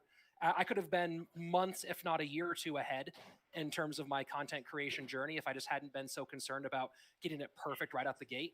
So I think that's probably the biggest one for me, is just starting early. And that's the same thing with everything I've done. I think that goes over. Like I put off starting jujitsu for a long time and didn't start that journey early enough. I spent a year before I started stand-up comedy that could have been a year where I was in the clubs, in the bars, in the coffee shops getting better. So with everything, whether it's content creation or anything else, just start doing it now, because the worst that you can do is get the failures out of the way early and get to the good stuff soon. Absolutely. I mean, and you guys brought up points on consistency and quality. I want to also talk about viewer retention. I feel like when you first get into content creation, you're worried about the numbers and you're worried about the subs and all that. And with the attention spans being so quick, how can the viewers grab the attention of someone new and retain them, and if you don't have a massive fan base? And I'll just let whoever wants to go first on that one go first. I think that'll be a good one for me, because I have, amongst the creators that are here and being discussed here, I have the smallest base by far, of about 8,000 subs on YouTube and about 1,100 followers on Trovo, which is pretty cool. But for me, at first when I was doing content, I was trying to do content that mimicked or in some way was similar to what was out there already, because I didn't really have a vision of what I wanted to do. And I didn't really lean into what I'm good at, which is I'm a play-by-play commentator. I'm an esports caster. I have the experience for it, and also that's what I'm known for. Mm-hmm. And when I started really focusing more on using my esports background and the stuff that people know me for and that I'm good at and passionate about, there was an immediate response. And my channel grew very, very quickly once I started putting out really good quality esports content and the streaming content as well. When I started focusing on, rather than my own gameplay, which is a very easy thing to do, when I started putting effort into creating pro versus pro matches, team showcases, open tournaments, and melding all of those together, my streaming community started to grow and get more passionate about it very quickly. Okay. Ash, you want to follow up? Yeah, I think that those are all. I mean, what Rich said are all great points. I don't know. Echo, you go next. I'm interested in what you guys have to say about that. You know, I was just hoping that you would clarify the question for me so I would know exactly what to say when it came back to me. Can we get a repeat of that question? I'm sorry. Absolutely. I'm sorry. Rich's answer was so great that I was like, yes. So the question is, with the attention spans being so short, how do you that's it. grab that was all planned, by the way, to Yes. show you how attention span Yes, is exactly. short. Right? Exactly. How do you retain the viewer's attention? Just like you planned it, bro. Okay. So, yeah, I don't think a ton about. I guess this is one thing that I don't think a ton about is attention span of my audience. I know that there's been a huge drive to make content more heavily edited over the recent years. If you look back to when I started in 2014, 2013, 2014 was basically like, if you can get content out there and figure out how to record your phone and mobile, then you were ahead of the game and you were one of the select few. Now everybody can seemingly do that. So having, some sort of good edits, something to keep people watching, a good teaser for the end of the video. Make sure you stay tuned for this kind of illustrating value adds that your viewers are going to be getting later on in the video. Like all of those are key. But ultimately, for me, the battle is won when they click on the video. And then just to be totally transparent, and then after that, how long they stay is, I find it's important, of course, and it's something that I should look at more. But for me, it's all about getting them to click, and then it's my job the content to stand on its own, to make them stay as long as possible. And, I think that I don't stress out if my viewer retention is 6 minutes versus 10 minutes on a specific video, as long as my numbers are still there, and as long as I stand by the content. Okay. Echo, now do you want to follow up? Yes, I would love to now. I think this is something that I still struggle with to this day. Like Ash said, I more focus on getting people to watch the video than how long they watch. I mean, there's so many numbers as content creators that we are staring at in our dashboard that you have to really focus on which ones are the most important for you to focus on. And, you know, viewer retention, you know, I start making changes on my channel to try and improve my content, and things go crazy. Viewer retention goes down because you start doing things different than what your audience is used to. There's no cut and dry, easy answer. You know, Ash and myself as well, we started with unedited stuff, and then we started doing a little bit of editing, and, you know, people got used to that. We built a good following on that. So then when you go hire an editor, or you learn to do some crazy editing yourself, and you put out some what I think is really cool stuff, but some of the OGs to your channel may say, what the heck is he trying to do now? You know, you could hurt retention in that way as well. Your audience gets used to you, and a lot of times they don't like change. So change is good. It's always good to improve, but you need to be careful on what you're changing and not to do it too quickly, because, you know, your efforts could hurt you in the end too. You guys bring up the numbers a lot, and I know there's always messages about the algorithm and all that. What are the kind of numbers that you guys look at, and does that have does that go with and coincide with polished videos? Like you guys mentioned earlier, hey, I started off with very unedited videos, and now I got to really polished videos. Do you think that makes a difference in your growth? I could take that one to start. Okay. So if I look at my dashboard right now, which I'm not, some of my most popular videos, ones that I've made in the past that are still performing well today, are some of my older pieces of content that haven't had all of that editing. And a lot of those views has to do with the YouTube algorithm, how well it's searched and how well it's recommended. And that's brought in by YouTube. It doesn't really have much to do with the video itself, which is really sad. It's a lot of times it's more important that your thumbnail is amazing, that your title is on point for search, and you can put whatever video you want in there. You're still going to have people telling you that you should have 1 million subscribers and that you're the best YouTuber they ever saw, no matter what you put in there. But it's sad. What's that? And that you suck. Yeah, well, yeah, of course, that too. We get both sides of it. But at the end of the day, it's sad. We should be judged on the video, not on how we get people to watch the video. But it's not like that. It's actually opposite. Okay. I agree with Echo. I think that the biggest thing, just to chime in there, the biggest thing for content creators, the number one key to success, right alongside consistency, is how to package content. It really is. I say this all the time, but we could have 15 YouTubers all sitting next to each other with the same 1 hour of unedited content, and their results are going to vary so incredibly dramatically based on how they title and how they thumbnail that video. And it's not just clickbait or how alluring they can make, or how it's not that. It's really picking moments of the video. Like you could take, for example, you know, we play, a lot of us come from a Clash of Clans background on this call, our Clash Royale. So you could just have the same attack, even if we break it down into something even smaller. But if you notice something, if you're able to sell something in there and kind of package it like you're a marketer, right? That's how you have success with a video. If you just kind of say, the newest blah, blah, blah attack, and that's it, it's not going to pull in the views. But if you're able to pick out something and say, you know, or you notice people respond better to negative emotions too, which is sad but true.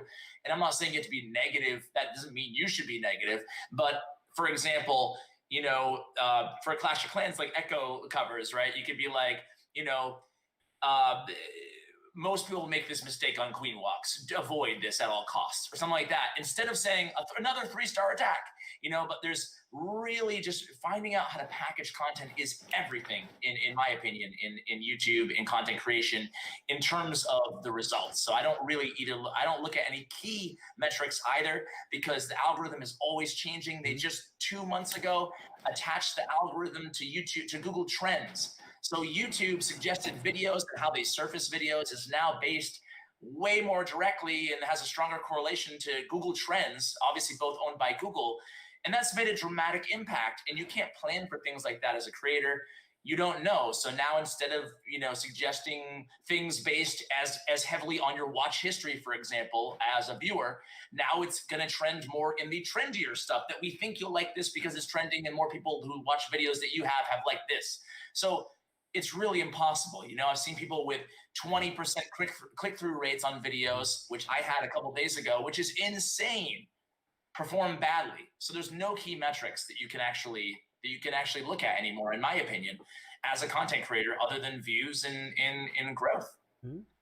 Anyone else want to step in on that? Nope. I think they nailed it. Yeah, I'm pretty sure that's pretty solid right there. So my next question is, why do you think some are more successful? You guys mentioned thumbnails and stuff like that. Is it personality of the value they provide? Like Rich, you talk about you like to provide value because you came from casting, or is it a combination of both? Because obviously streamers and content creators are all different kinds of people, and some are successful and some are not. So for you guys that are now doing very successful, what kind of things do you think that you know from your own personal experience that really helped you succeed? I feel like I've been talking a lot. Who wants to go? Yeah. Okay, I mean, I'll go. Oh, go ahead. Go ahead, talk. No, you can go. I mean, it's hard, that's a hard question for me because I kind of got lucky to a certain degree in terms of content creation, in that I already had an introduction to the community, being a part of CRL and having some really cool people like Ash and some of the other people in the Clash Royale community, especially in the pro scene, being willing to help and interact and stuff like that. But I'm going to be very frank about this one, because this is one thing I think people don't really talk about it very much. A key thing in all of entertainment, doesn't matter whether you're talking about a content creation, acting, comedy, music, it's likability. Do people like you at the end of the day? Do they want to spend a portion of their day with you?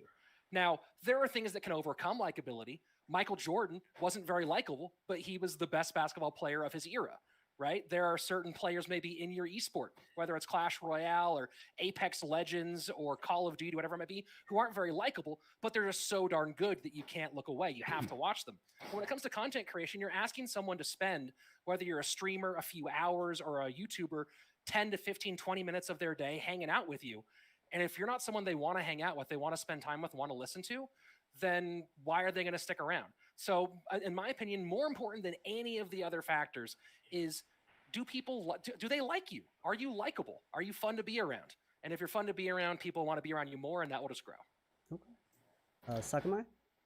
Yeah, so I guess what I was going to say is something very similar to that along the lines. I think this is probably where passion comes into play. I think it's very important to stay true to who you are. Who are you at the end of the day? Are you someone that, I don't know, like Zute, for example, he's very knowledgeable, but he may not be like this, like the most entertaining, like exciting, person, but people watch him to learn something from him. Like, are you someone that can teach? Are you someone that, like Hot Chicks, for example, he's so entertaining to hear, just like hear him like say anything, like what can you bring to your viewers, but by also staying true to who you are. Like, you don't have to force yourself to be like, oh, like for example, for me, I'm not going to force myself to be like, oh, I can teach you how to play this game, like to be a competitive player. No, that's not me. I no capability can do that, absolutely not. But just stay true to who you are. Your viewers will, like you said, like you for what you do, as long as you're passionate, consistent, and I think that overall will build a strong base and stability for your future. Okay. Do you guys think that it's very important to establish a relationship with the game developers and then develop partnerships as well with them so you guys can have in-game content? And how does one achieve that? Because I know most people have their own codes in games. Is there like a stepping stool of like, hey, I got to reach this many in-game views and so forth, and then also continue with sponsorships? Does that affect content creation as well? Go for it. Go for it, Rich.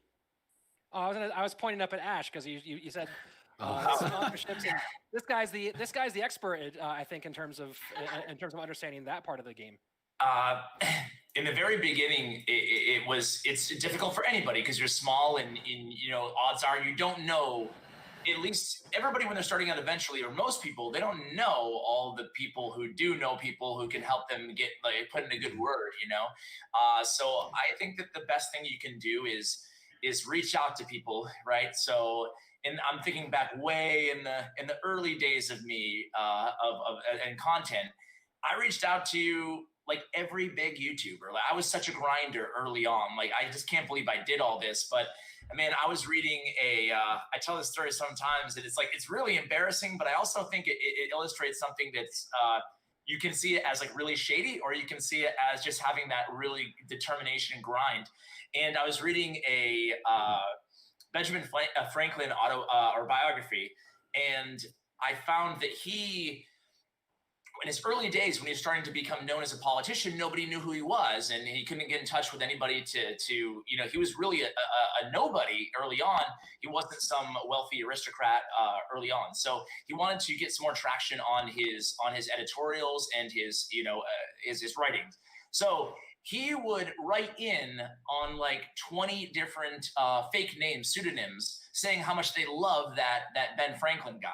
They're like, he knows what he's talking about, that guy, And they would start to publish a lot of him publishing about himself without knowing that it was him. So in my very early days, whenever Supercell would on the Clash of Clans forums, whenever they were like, who's your favorite YouTuber? I made like 10 accounts and I was like, that Ash guy is really amazing. I would always just, I would have like all of my friends and anybody in my clan. This is early on. I would have them all in a text thread, and I'd be like, boom, I just made this forum post. Can everybody go comment on it? I just had like a support system that I kind of built myself, and not to be so needy about it, but I was just like, very thankful and stuff as well. And I gave them shout outs and stuff, but I felt like you really had to grind. And then on the developer angle, I was the same way. I wasn't a nuisance, but maybe consistently every month for maybe like 10 months, I would just write a brief but very kind message to Supercell saying, hey, love your game. Love, on the next update, really looks like exciting stuff. I see myself as a positive, new voice in your game, in your ecosystem. And I would love the opportunity to work with you guys closer if it ever comes. Never asking them anything like, oh, can you please share my video or any of that, but like just quick intro. I love you. Be positive. They love positivity, obviously. And that's how eventually, after doing that, maybe like 7 or 8 times, Anushka, Anna, messaged me back, and she's like, yeah, do you want to have like a 10-minute phone call? And I was like, what? And that kind of was my door in. And also reached out to other YouTubers. I reached out to probably, 10 or so YouTubers who were huge at the time. And a couple of them took a call with me, and that early mentorship meant a lot. And who knows, maybe they even advocated for me behind the scenes. Because again, I think I'm a big believer of reaching out to people and asking for their advice, but never asking for anything, like everybody's asking for everything on the internet, like everybody wants something, a shout out or a share or anything. So all I want is to kind of flip that. And this is the number one advice for anybody in any industry is just never ask for anything, volunteer your time for free if you really want to be a part of something, and just ask for their knowledge. That's it, and people respond usually pretty well, and they'll be way more likely to help you out if you don't ask for anything, right? Like the best way to get something with a bigger content creator is usually not asking and just being genuinely interested in what they have to share with you and incredibly appreciative. So shout out to Daddy, who was a YouTuber at the time. And he had like a half an hour call with me, and then, he said he put in a good word, and then a couple months later, I reached out. So those were like my early days. I'm not sure if that was the exact question you were getting at. Hopefully it was, but. No, it's fine. Absolutely. Eric, did you want to follow up with anything from your personal experience? Sure. Yeah, I'll kind of like add on to the end of Ash's story, because Ash was one of, I don't know if he was like the original Clash of Clans people on YouTube, but I was definitely a generation after Ash. So when I came to YouTube and started making content, he was already at it for a year. So he was one of the people that I look up to, or I looked up to when I started. I still do though today, obviously. So I was in his shoes. I was trying to get known. I was trying to like figure stuff out and find my way. And relationships are the best way, I feel like, in life in general, whether it be content creating or anything else, being good to people, getting to know people, helping people. And Ash talked about the people that helped him, that he reached out to. And then he was very much willing to do the same for the people that needed his help moving up. And I was one of those people. From when I was a tiny content creator, he was in the comments of one of my videos. I don't know how he got there, but I got recognized by Ash. It was like the best day. of my life. It was incredible. Then I helped him a little bit with some Clash Royale stuff when he was starting his transition over. And I mean, to this day, now I'm with AMG. We talk regularly, and it's crazy where it's come to. And now the tables have turned. You know, I'm a bit more established on YouTube, and I try and help out some people and you know, do exactly what he did for me. You try and give back. And if it keeps going that way, everyone's going to have these mentors and these people to help them with these tips along the way. So in a nutshell, relationships and meeting people and being kind, all that stuff is the most important thing. It's not a guaranteed route to success, but it's definitely probably one of the most important. Definitely, probably. In terms of brands too, and Echo's so right, by the way, in terms of like passing that on to creator, I've seen it happen for years and years, and it's really cool to see because there's no roadmap in this industry. I mean, this is an industry in its infancy. So to see in the beginning, it was intimidating, and there was almost like trade secrets, you know, just like, I don't know how I'll ever get to there, but now it's much more, the road to success is, you know, a bit easier, you know, when it's been replicated, you know, thousands and thousands of times around the world. But just like as your first intro to brands as well as a content creator, I'll add, I'm not talking about like when you're already developed to a point where you can have an agency like Aftershock Media Group kind of representing you, then it's a little bit different. But in the very beginning, again, don't ask for money. Ask for like, say, I love your product. Is there any way that I can shout it out or something, you know, because likely you're not going to just be able to cold call and get a sponsorship. And then after that, it's a great idea to pitch them on yourself. Like take the time or hire an artist. You know, you can get one on Fiverr.com. It's not going to cost you a ton of money. $10. Put together sort of an idea and pitch them on it, because from a marketing perspective, from these brands, oftentimes it's just like, yeah, what do you mean? Are there sponsorship opportunities? Like, no. What do you like? You need to give them a little bit more context. What are you going to do? What are you going to provide? So some of my earliest successes in that regard were I came to them with a whole plan, and I didn't put a price tag on it, you know, but these are all the things I can provide to you. And, you know, I love your product and I would love to work with you. And it's a little bit easier from their perspective when you have some, I'm sure like Kang in the chat, if he's still in there, you know, on the marketing team with Razer could probably give some insight to that too. But, you know, that's something that you should always kind of keep in mind. Again, keep your asks very light and try to pitch yourself. Be involved in LinkedIn early on too, if you want to, if you're interested in the business side of things. Okay. Rich? Yeah. First, raise your hand if you've ever pinned an Ash comment on one of your YouTube videos. Because, yeah, for sure.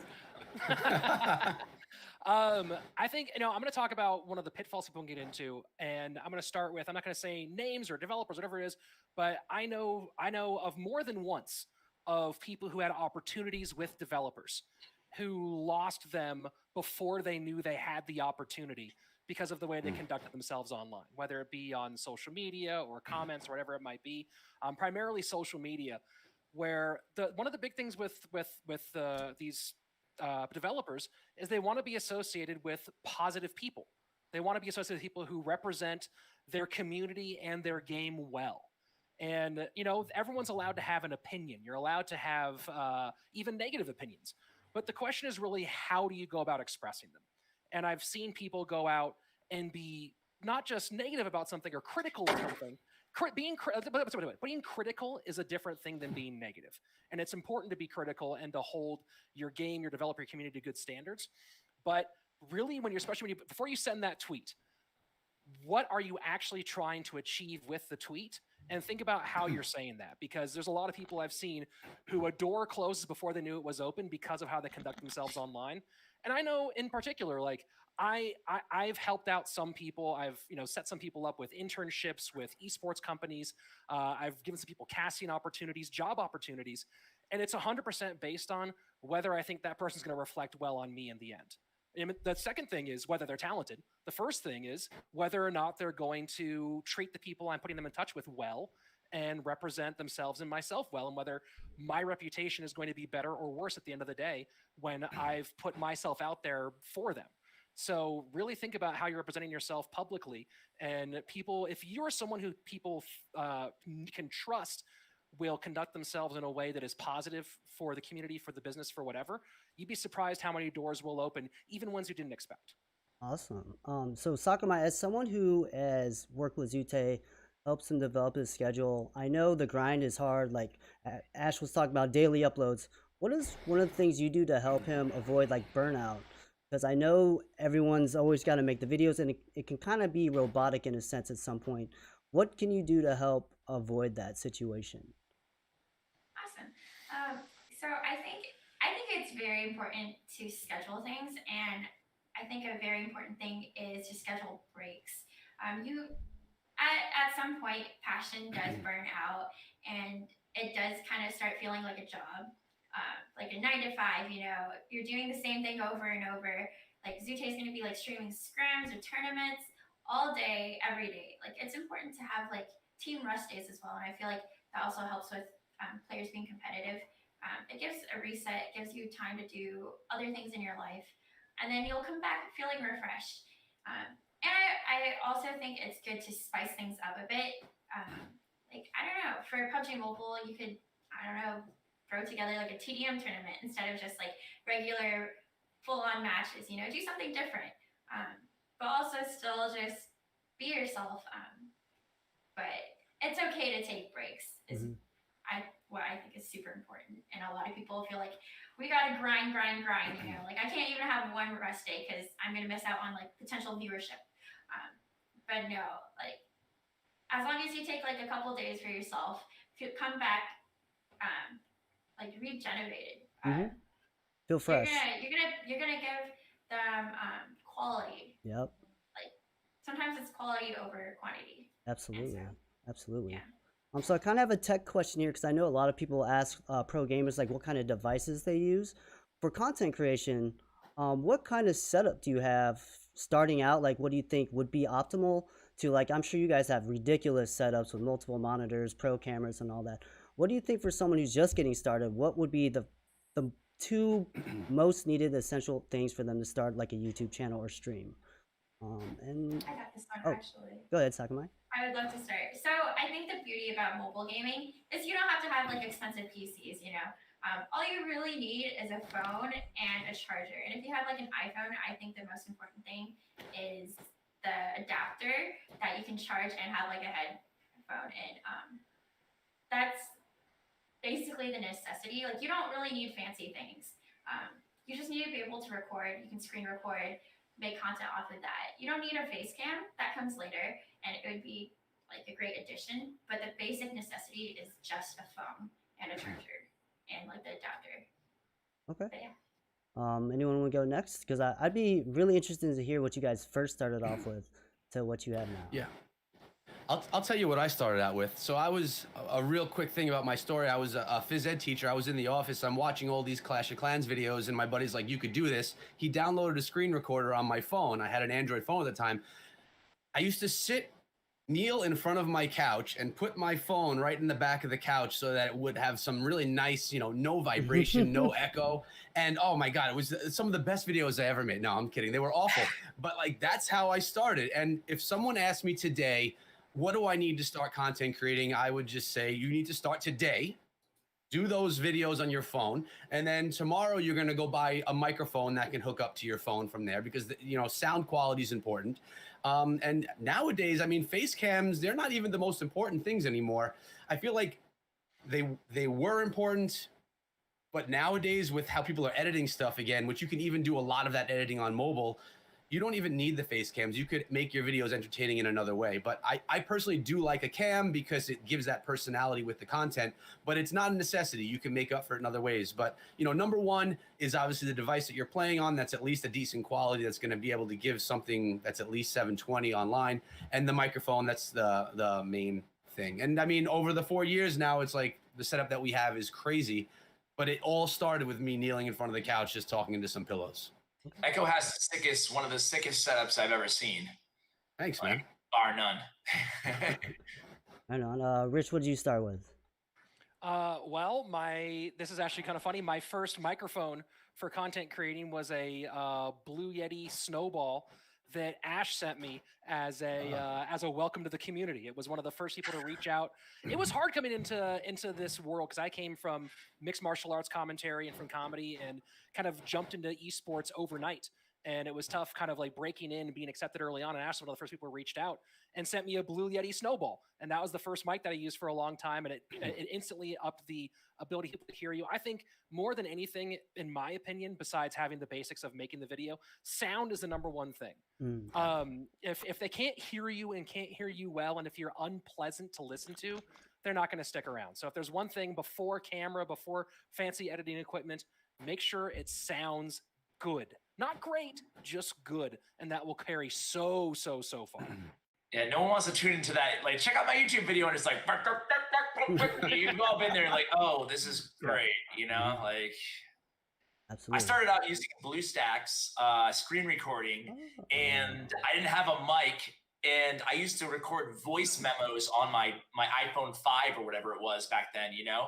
So I would email myself my voice memo and put it over in like Movie Maker, put it over the raw footage, and it worked, you know? So like these guys all said, you know, you can basically, it's easy to start. You'll find a way. And I forgot who was saying it earlier. I think Rich was saying it earlier, but just do it. You know, your quality is going to suffer, and you're always going to have with everything you do in life, whether you're playing the piano or lifting or anything, you know, you're going to look back at the day you started and be like, dude, that was awful in a couple of years, but you're going to have to be able to be comfortable and accept that and just start doing it, you know? Yeah. And not even that. I look back at videos I put out, you know, 6 months ago, and I'm like, what the heck was I doing? And that was after doing YouTube for 3.5 years. So, you know, you're always looking back on the video you did yesterday saying, I could have done it better. You're always going to want to improve.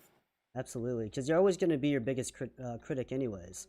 So I kind of want to touch on, once you get really big, now there's big organizations that focus specifically on content creation.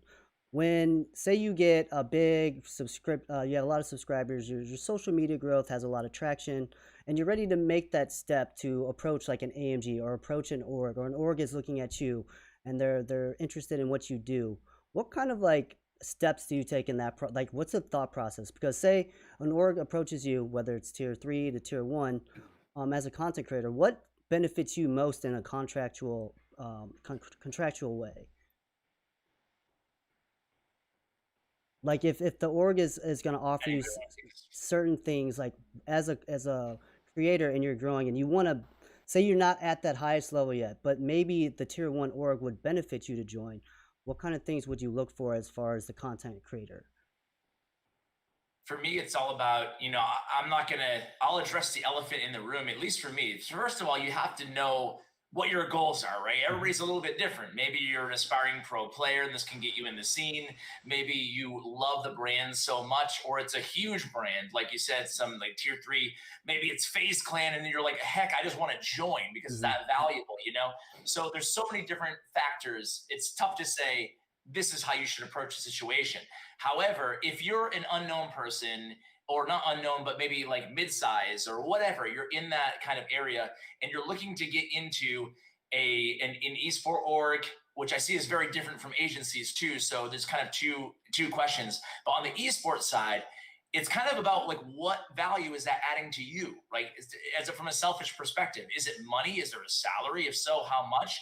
Is it more than you can think you can get on the open market? Like as a content creator, if you want to do this full time, you need to think about, if you have one party that you don't have like some close affinity to that you really want to be a part of because you have friends or trusted or whatever there, and they're willing to pay you $2,000 a month or something, and then you have a huge value right there that you should sell to other orgs, right? Yep. You should be smart about this. So you should go to another org and say, hey guys, I really like you guys. I have this org offering me $2,000 a month. I'd rather be with you guys. And then just shop yourself around, build some value. That's what I did.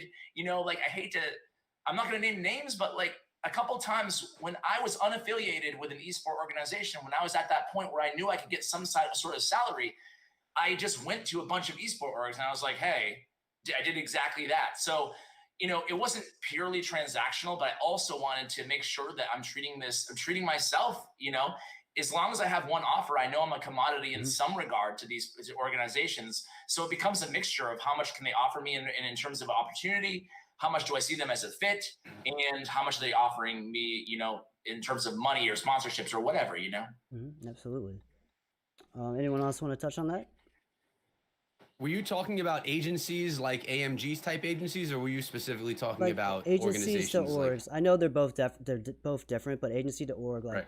like because Ash brought up the providing value both ways. So you're providing value for the org or the agency, and the agency also is providing value towards you. So that was kind of more my question. Okay, well, if I want to, I could mention the agency element of it a little bit since you spoke about the organizations. I mean, in the beginning, when you're new, if you get contacted by anyone, the smallest esports organization or the smallest agency, you're going to be stoked because you've been recognized and someone wants to affiliate with you, so that's good. But talking about the agency part, you just need to make sure that they're legit, first of all, because anybody could say they're with an agency. Anyone can put together a nice email saying that they're with an organization, an esports organization, or an agency. You need to make sure that it's legit, and you just need to show that they're giving you some value. And I mean, I'm with AMG. I've been with them for nearly about a year now, and it's great. I mean, you get sponsored content. They manage the things that I do for outside monies on the channel. They give me opportunities, and it's great. I love it. But there's other opportunities and other agencies that may not be the same, may not value you as much. I mean, not trying to just say great things about AMG, but I think that they really care about the people that are part of that organization. So it's good. But if you're looking at another one or that may be offering, we could take you in, we're going to take 50% of everything. There's some crazy numbers that can get thrown out there. You don't want them taking all of your earnings just so they can get you jobs or get you deals or get you exposure. I'm gonna keep it, just piggyback real quick on that on the agency side. Like from my perspective, after having worked with a bunch of agencies, a bunch of MCNs, and then starting an agency, I can say pretty unequivocally that the last thing you ever want to do as a content creator is join an MCN. They're extremely predatory. There's a lot of them out there, and they're big. They have a lot of power with developers in tier one platforms such as Facebook and YouTube, and so they have a lot of power. With that power comes opportunities. So what an MCN does is essentially leverages a relationship that they've monopolized. So Facebook Gaming was working exclusively with in the very beginning, with one agency that I won't name. But what they were able to do is this agency would come in and say, hey, we've got this amazing opportunity for you. We'll pay you a ton of money to stream on this platform. And all it's going to cost you is 20% of the income. And by the way, 5% of your YouTube earnings. And what do? They sit back for 2 years and they just collect your YouTube earnings. They don't do you anything at all. That's it. Right. And they provide you that one contract, which might be worth it. So there is a caveat here, is that if the opportunity is amazing, maybe it still makes sense to take it as a content creator. But you have to understand that MCNs, their only job is to promise you the moon, recruit you, and then collect on your income. And another thing that's really predatory that they do is they'll sign big creators. They'll essentially just pay them. So they'll go to I don't want to name anybody, for it not to be true, but they'll go to a huge tier one influencer and say, hey, we'll pay you $2,000 a month just to say we represent you. We'll bring you some deals here and there. And then they'll use them as bait to other creators. We represent, again, PewDiePie is not represented by MCN, but we represent PewDiePie. Come on in. And then they're like, whoa, the agency that represents PewDiePie So it's really, really bad. Stay away from that, and also look out for agencies that are taking way more than industry standards, 15 to 25% in that kind of range, Sorry. No, that's fine. I'm so glad you did that, Ash, because I was gonna go exactly there and say that the number one thing I would say before you sign any contract with anyone, ask other people about what you're signing. And the perfect example here, I keep on referencing Tim Ash because he's a friend of mine. I got an offer from an MCN that was a big one that did offer me the moon and offered me not just in gaming, but expanding into TV and animation, other stuff that I do. And he was one of the first people I asked about it. I was like, hey, I got this offer from it. And the manifesto you just heard there is the same one that I got. And Ash completely kind of opened my eyes to how this multi-channel networks is what they're called, the MCNs. He opened my eyes to how their business actually operates and how it was a bad opportunity. So when you get an offer from somebody, especially if they came to you and you didn't try to go to them, if someone's coming to you, you got to ask why and ask people. Go ahead. If you know what, I'll tell you right now, if you're watching this and you get an offer from somebody, DM me. Go ahead and I will take a look at it and go and tell you what I think or refer you to somebody who knows better. because the worst thing that can happen is you get caught by some predator out there early on and they take over a bunch of your opportunities and lock you into something that's terrible. I've seen it so many times. That's the thing, right? Is I've seen it so many times throughout the years. Like I could go down the list of, you know, I don't want to name their names because I'm not sure if I'll be comfortable with the other creators, but all the way back to the early days, you know, the early, like Spencer $23 sign, I'll name his name because he hasn't made content in like 3 years. But like he was trapped in a deal that it was just, he was making no money and he was slaving away. It was awful. And I've seen it all the way up until like last month, a creator, and I'm just like, no, man. So just be very cautious. Again, there are some opportunities out there that might be worth it, but just be always ask yourself one question. What am I getting guaranteed out of this that's going to improve my bottom line? Guaranteed. Don't listen to hopes and promises and dreams. Listen to, okay, guaranteed, you know, because otherwise they're just going to loop you in and take your money. I think that YouTube should stop working with them completely and stop allowing MCNs to take any creator's income via AdSense. Awesome. So we're about five minutes left of the panel. Just do some final quick thoughts and maybe something you didn't touch on. We'll do that now. We'll start with Sakamai. What is like a final tip you can give to the viewers out there? Ooh. Can I take a minute? Yeah, that's fine. Someone else can go first. Let me think. All right. Anyone else want to go first? Yeah. So final thoughts.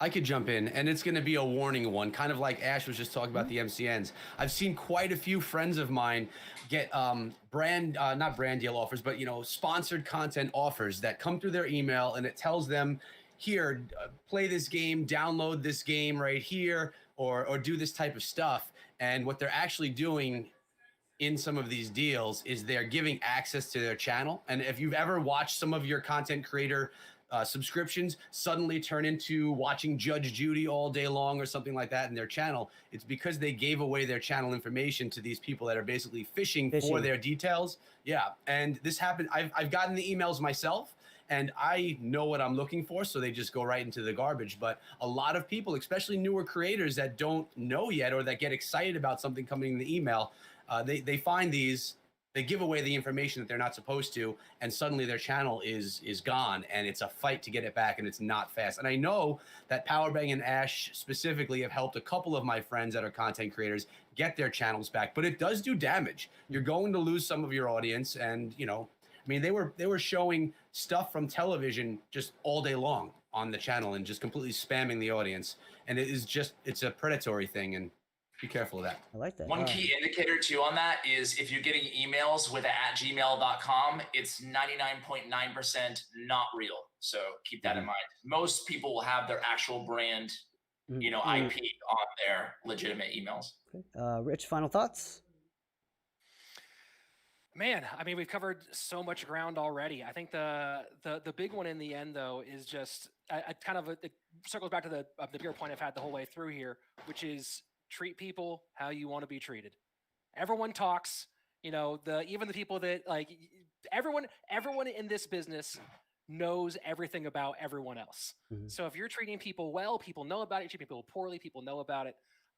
Just conduct yourself in a way that you would think you would look back on 5 years from now and be proud of. And the more you do that, it's the number one thing. And if you want to work in content creation, you want a job in esports, you want to work in production, whatever it might be. If people are happy to work with you, it makes life so much easier. So that's it. That's the number one. The golden rule is the number one rule. All right, Ash, final thoughts. I know you said a lot, but it's all valuable to everyone out there. I never shut up. I have two. First is kind of piggybacking on what Rich said about, you know, being, you know, a person that you want to be is like one thing that is difficult for almost everybody to deal with is negativity early on, you know, just whether it be trolls or whatever, it may be negative comments. And you're going to get a lot of that as a public figure when you position yourself, whether you have 10 subscribers or 10,000 subscribers, when you position yourself front facing, you're going to get that. And, you know, if I could, one thing I would definitely go back and tell my earlier self is the only way to deal with trolls or toxicity of any sort, the only way successful is either ignoring or with like love, not to be all hippie about it, Mm. but that's the only successful way because it disarms them. So if someone's like, you're trash, you know, delete your YouTube channel and go KYS or something, you could be like, I'm so sorry you don't like my content, but I want to thank you for taking the time to leave a comment. You know, and it's just like, okay, what are you going to say to that? Well, screw you. Okay. You know, but like, so it's, and not because I'm such a good guy, because it's the only thing that freaking works. Because if you give them negative attention back, they're just going to be, it's going to turn into a big thing, or you just ignore it, you know? The other bit of advice is kind of niche, but I think it's noteworthy. And it's that your information is valuable, and creators don't realize that. So meaning your demographics, one of the biggest, hottest kind of industries, right, emerging industries within the gaming industry and the content industry is remarketing. So being able to buy essentially your audience through, like, there's only a few companies that offer this right now, but essentially you can tell who's clicking on my ads. You can tell who's receptive, who are the valuable people in my audience, right? And that data is tracked by Google, right? And in YouTube. And when you give anybody, when you connect your YouTube channel to anything, like another platform, you know, and they can see your stats essentially. You know what I'm talking about. There's 1,000 apps out there like this, right? Where you connect your YouTube channel and, oh, they can't post or anything, so who cares, right? That's very, very valuable information. And brands are willing to sometimes pay, that we work with at our agency, they're sometimes willing to pay more than the actual integration cost for that remarketing data, because that allows them to then sell that data to other advertisers who are willing to pay a premium for people who actually buy products and are interested in products. So just be very cognizant that your data is valuable. Don't give it up for free, or at least push back if there's a remarketing clause in any contract that you ever sign. Even if you're not to the point where you're big enough to think about that sort of thing, just understand that, be very leery of giving out your information for free or without at least asking a question of, why do you need this? Absolutely. Sakurai, final thoughts. Okay, I kind of collected my thoughts. So I think for anyone starting out, you really need to build a strong foundation. Represent yourself in an appropriate way. And then I think for like content creation, focus on yourself. Don't look at the numbers. As long as you're working on improving yourself, you're going to bring higher quality content as you go. You're obviously going to start out with something like super sketchy, you know? And then you're going to slowly build and add on it. You're going to get ideas and grow from that. And as you do that, you're going to grow to a point where you're going to start getting opportunities. And when you get those opportunities, you need to start doing your research. What may be a good deal for someone else may not be a good deal for you. As everyone else has said, talk to like this industry. Like, everyone is so willing to help. I'm pretty sure you can message any one of us, and we'd be glad to help anyone look over something. We all just want to help the scene grow.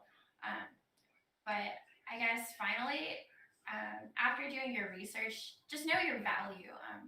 You're valuable, and you should know your own worth for those opportunities that come to you. Awesome. Hey, Matt. Hey guys, what an amazing panel. I'm You're over here with my notepad. There we go. I'm back. Here we go. Well, you gotta mute the other I was one. over here with my notepad taking notes on content creation myself, because I got my new setup ready. So you may be seeing some more content from me. But what an amazing panel. Thank you everybody for taking the time here. Thank you. Happy to. Thanks, Matt. Thanks, Legacy. Thanks, Thank you guys. guys. Awesome. Thank you guys a lot. All right, Legacy. Wow, that was Let's do this, man. That's amazing. I can't believe we're going into the last panel. Can you believe this, dude? Dude, it feels like it's going by so fast. There's so much information. Don't forget, guys, the VOD will be up, so you can definitely rewatch this, because I know there's stuff that I've missed. I know there's stuff that you've missed, and we're doing this. We're giving the presentation here, so definitely a lot of great information. So make sure you guys are taking some notes. Yeah, I feel like also there was so much practical advice for content creators as well, things that you may not even think of, right? Like giving access to your account, or Sakumai's insights from someone from a managerial perspective about avoiding burnout, or just like staying true to yourself, because that passion needs to stay there, right? So true. I'm glad that was mentioned at the end there. So we got another panel coming up. Should we give a brief preview before we pull everybody in here? Absolutely. So the last panel, position yourself in a new game. And this one, if you thought the last panel was big, This one's just as big, if not bigger. We got Ducky the Gamer, Hawk's Nest, Zhao, and Ferg on this panel for Position Yourself in a New Game. It's going to be amazing. This is something, again, that gets asked so much is, what can I do in this new game that's coming out to really take advantage of it, right? Because when you take a look at how people have risen to heights in individual games, most of the time they've been around from the very beginning and have been working their, tails off to be able to get to where they are. Sometimes it's creators that really come from other titles. So they already have past experience as far as like how to do a good video or how to practice well as a team. But then as soon as that new game is released, they're able to really hit the ground running. So we definitely have a lot of people on board that have done that, both from the content perspective and then also from a managerial perspective, and then also some really unique insights. Joao, welcome to the panel. Hey, Legacy, let's go ahead and hop to the panel screen here so we can get him in. Joao, thank you so much for joining us, man. Really happy to have you on this panel. Hey, Matt. Hey, everyone. Hey, Kevin. Hey, how's it going? Elijah. Awesome. We got Hawks on board as well. Elijah, welcome, dude. Your camera looks sweet. Thank you. You guys hear me too? Everything all right here too? Can you guys hear me well? Yep. Yes, sounds great. Loud and clear. Hawks, can you speak again? Hello? Mic check, mic check. Okay. Can you put your input up like just a hair? Yeah. Because you're slightly lower than Joao. Is that better? Hello? Yeah, that's perfect. Yeah, perfect, dude. Okay. So we got some great panelists lined up for this. We're also getting Ducky on board here, and then someone else. I think his name's Ferg. Is that right? Ferg. Oh, here he is. Is that how you? Here he is. Ferg. Ferg, I think. Ferg is in the house. I'm just kidding. Wow. Legend. Welcome. Everybody here is like super established and has so many insights to share. So I won't keep you from starting the panel here. Legacy. I'll hop out and have a great panel here, guys. Awesome. Thanks, Matt. So welcome to the Position Yourself in a New Game panel. We have a lot of really, really experienced creators here. So what we're going to do is we're going to start in the top left. And like we've done in every panel, just introduce yourself and what you do currently in mobile esports and or esports in general. We'll start with Zhao at the top. Hey everyone! First of all, thanks for having me on. Thanks, Kevin and Matt, and this is a really great event for the community. My name is João. I'm from Brazil. I'm actually the head of innovation in mobile sports and at INTZ. That it's the biggest esports organization here at Latin America. And in the last years, I've been running some startups and technology companies, but I've always been a mobile esports enthusiast. So the last year, when I was traveling and studying some business here at Brazil, I met the CEO of INTZ, and we saw the perfect opportunity to grow a great business that is INTZ, and to bringing my experience in this stuff of startups and technology, but growing as well the mobile spots because I always love it. We are doing it really well here at Brazil. Awesome. Hawk's Nest. Hi, my name's Hawk's Nest. You guys could probably also see on the screen. It's Elijah. Basically just a mobile content creator currently focused on COD Mobile.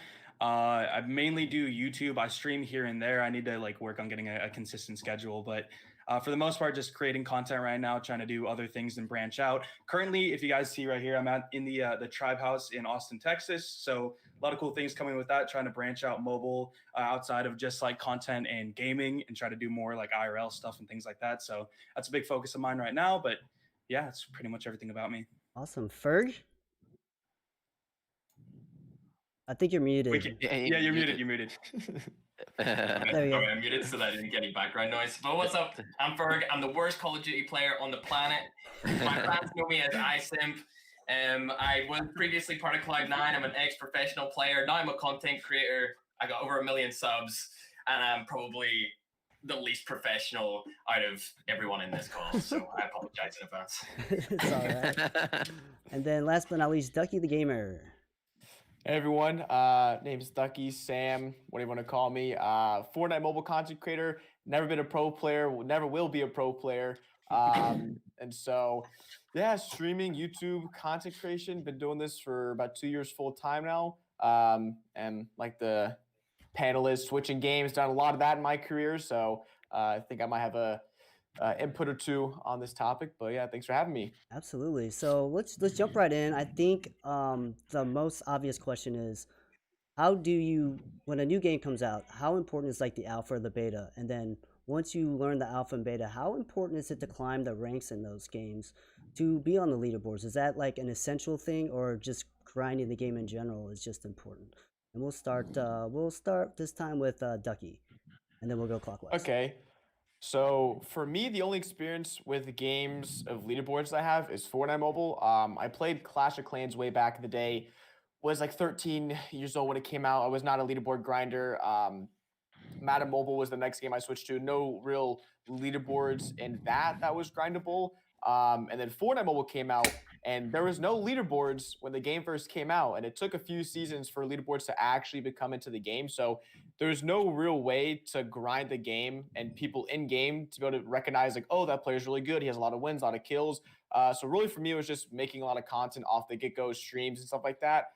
So yeah, grinding leaderboards, unfortunately was a thing in Fortnite Mobile, but yeah, grinding content off the bat was definitely a really good thing that I took the chance to do. Okay, awesome. Joao?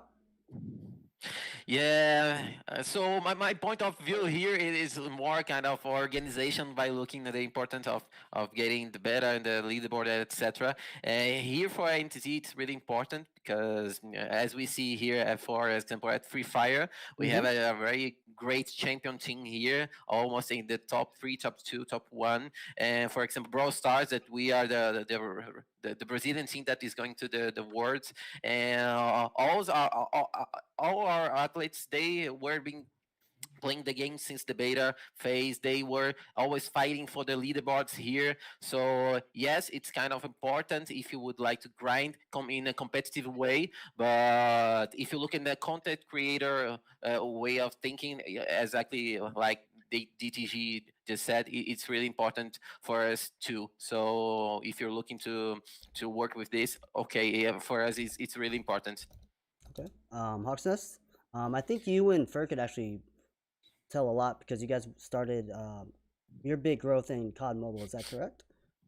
Yeah. So personally, for me, I've always been more of a creative over a competitive player, whereas I'm sure Ferg is a lot more of the competitive side.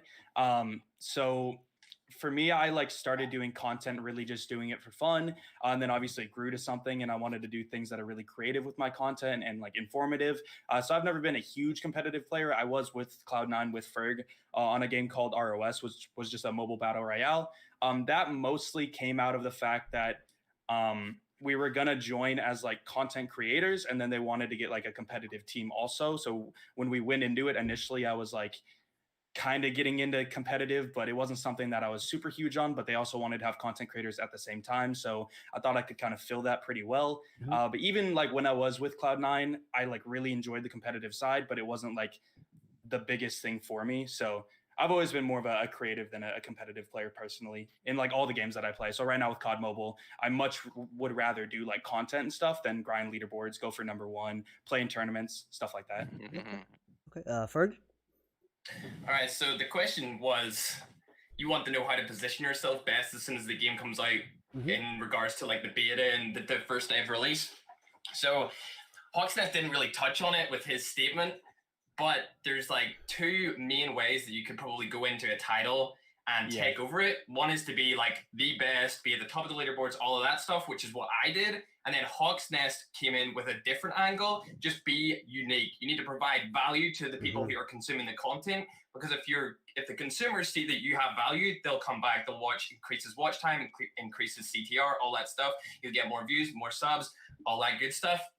But the thing about, at least for my personal experience with the beta of COD Mobile especially, the betas were in Australia, India, and Canada, which is all across the country. So what I would have used to do, I even did this in Rules of Survival as well, was just hop on an alternate account and scrim against all the best players without them knowing that it was me, because I knew for a fact if they knew it was me, they'd probably upload a video calling me trash if they beat me, because I was on higher ping and stuff like that. So in order for me to feel like comfortable playing against the best of the best at like 200 MS, 300 MS, I'd make that alt account, go against them, and I would be scrimming like probably 10 to 12 hours a day, then put like 6 hours into the leaderboards for the beta, because I was actually number 1 in the leaderboards for the beta as well, and then it reset 2 days before the global launch. And I knew, I didn't tell anyone, but I knew that like it was season 1. Like when they reset that, I just went for it again. It was me and a guy called Jokesta, and he was number 2, I was number 1, and we exploded off just being like the number 1 and the number 2 people on the leaderboards. And there was also a thing with Call of Duty Mobile that you could collect like tags or tokens or whatever, and you would get like a really rare skin or whatever inside of the game at the global launch day. I got number 1 in that as well. So there was people coming onto my stream or onto my YouTube comments just spamming like, I found you because you were on the leaderboard, you were number 1 and stuff like that. And then Jokesta did the exact same thing as me, except he was just below me in number 2 spot. But in COD Mobile, anywhere in the top 6 or 8, I think, all has a place on the first page. So if you put YT at the end of the name, which is literally the entire leaderboard at this point, is put YT after their name to expose their YouTube channel, you'll probably get like a couple hundred subs off that if you want to obviously expand into YouTube. It's free advertising just based on your brand or your grind. Yeah, it is exactly. And then obviously, if Hawks wants to talk a little bit more in this about uniqueness, he went in with a value-based aspect of, I'm going to provide all the best stats and all the facts and information that people want to know to get better at the game. Whereas my angle was, I'm just really good and I want people to watch me because they can learn from maybe my in-game knowledge rather than just like the facts and statistics. But then both me and Hawks are now taking different approaches where I kind of advertise myself as being like the worst player ever. So when people click on my stream, they're like, oh, he's not the worst player ever, but they're kind of surprised. And then Hawks is kind of going down a different route as well, where he'll keep the statistics as his main focus. Like I will keep my skill as the main focus, but he's also trying to differentiate his content into be more kind of fun, a little bit different compared to past months, which I think is pretty important because you can come in being one thing and you can develop yourself into being multiple different I wouldn't say personalities would be the right word, but multiple different reasons for somebody to view your content per se, which is what keeps audiences obviously engaged past that first or second month. Okay, awesome. So for my next question, you guys all mentioned previous games, and even for Joao, you guys in different titles. When you're transitioning into a new game, what is the biggest barrier? Like the biggest barrier you've had to face and overcome to continue growing at the rate that you are now? And how did you kind of like overcome that? Obviously, you're going to seclude one fan base to join a new fan base. Was it based the idea based on like, I want to play this game, or because it was a new AAA title coming out? And we'll start this time with Hawk and then go all the way back around. So I think there's like a couple different approaches you could take when you're going into a new game, especially depending on like what platform you're working with. So like with YouTube, obviously, as a lot of other panelists talked about in the other panels, it's very algorithm based. So if you're uploading multiple videos on your channel of different avenues, so whether it's different games, different types of content, people, if you get 2 different audiences on your channel, one audience is going to want to watch that type of content, and then the other audience is going to watch the other type of content. So they're not going to click on the other one because they're not interested. So that's going to lower your click-through rate, which overall will kind of hurt your channel. So that's just the format with YouTube right now. So a lot of content creators can kind of honestly die when they try to switch games because they go to a game that is really, really different, or just a type of a video content that's so different from what their current type of content is. So it's harder to transition over. So personally, if I want to switch to a new game or a new type of content, I don't just say, here's what I want to do. I look at how can I bring viewers over really effectively, and how does it kind of mesh? So like personally, when I switched games, I went from ROS, which was a mobile battle royale, to COD Mobile, which has pretty glaring similarities because obviously COD Mobile has a BR. It's a mobile shooter game, like stuff like that. I didn't just say, hey, I want to play Fortnite, I'm going to switch to Fortnite. And then another huge thing is like when you switch into a new game, pretty much all the people that are most successful doing that, they do it with a new title, because when a new game comes out, there's not an established base and there's rooms to like fit, like there's holes to fill. So like Ferg was saying before with me, I knew not a lot of people will be uploading content on like how to be better at the game, what the best settings are, stuff like that. And so I instantly went to fill in that hole because I knew that there was a need for that. Like when you're creating content and trying to grow on YouTube, the biggest thing you should be thinking about is what kind of value can I bring to viewers? So whether or not it's entertainment, which is a huge value, like Ferg does, whether it's being an amazing player and having people watch you to learn, which is value, whether it's like how do you get better at the game with like stats, information, stuff like that. You always want to be thinking about what kind of value you can bring to viewers when you're switching over, because that's what people want. They want value. They're not just going to like click on your video for no reason. You have to be able to bring that value. So again, when you're switching to like a new title, it's really important to kind of look how you can bring new value. And then also, like I was saying before, with the current way the YouTube algorithm is, it's either you can take a big risk and just switch to a new game. But if you do that, you want to make sure you're approaching that in the right way and making sure you can kind of transition your viewers over, which is something we could talk about a lot more later. But you could do that, or with the way that YouTube works right now is you could create a second channel so that it's lower risk, but more work. You could just totally create a new channel, build that. There's no risk involved with that because you're building from the ground up. You're not affecting your main channel. Obviously, it's just going to take more time, more grind, because you're having to split your time. But that's another approach that a lot of people are starting to do right now. Like with Ferg, he's got multiple channels because he's doing different things.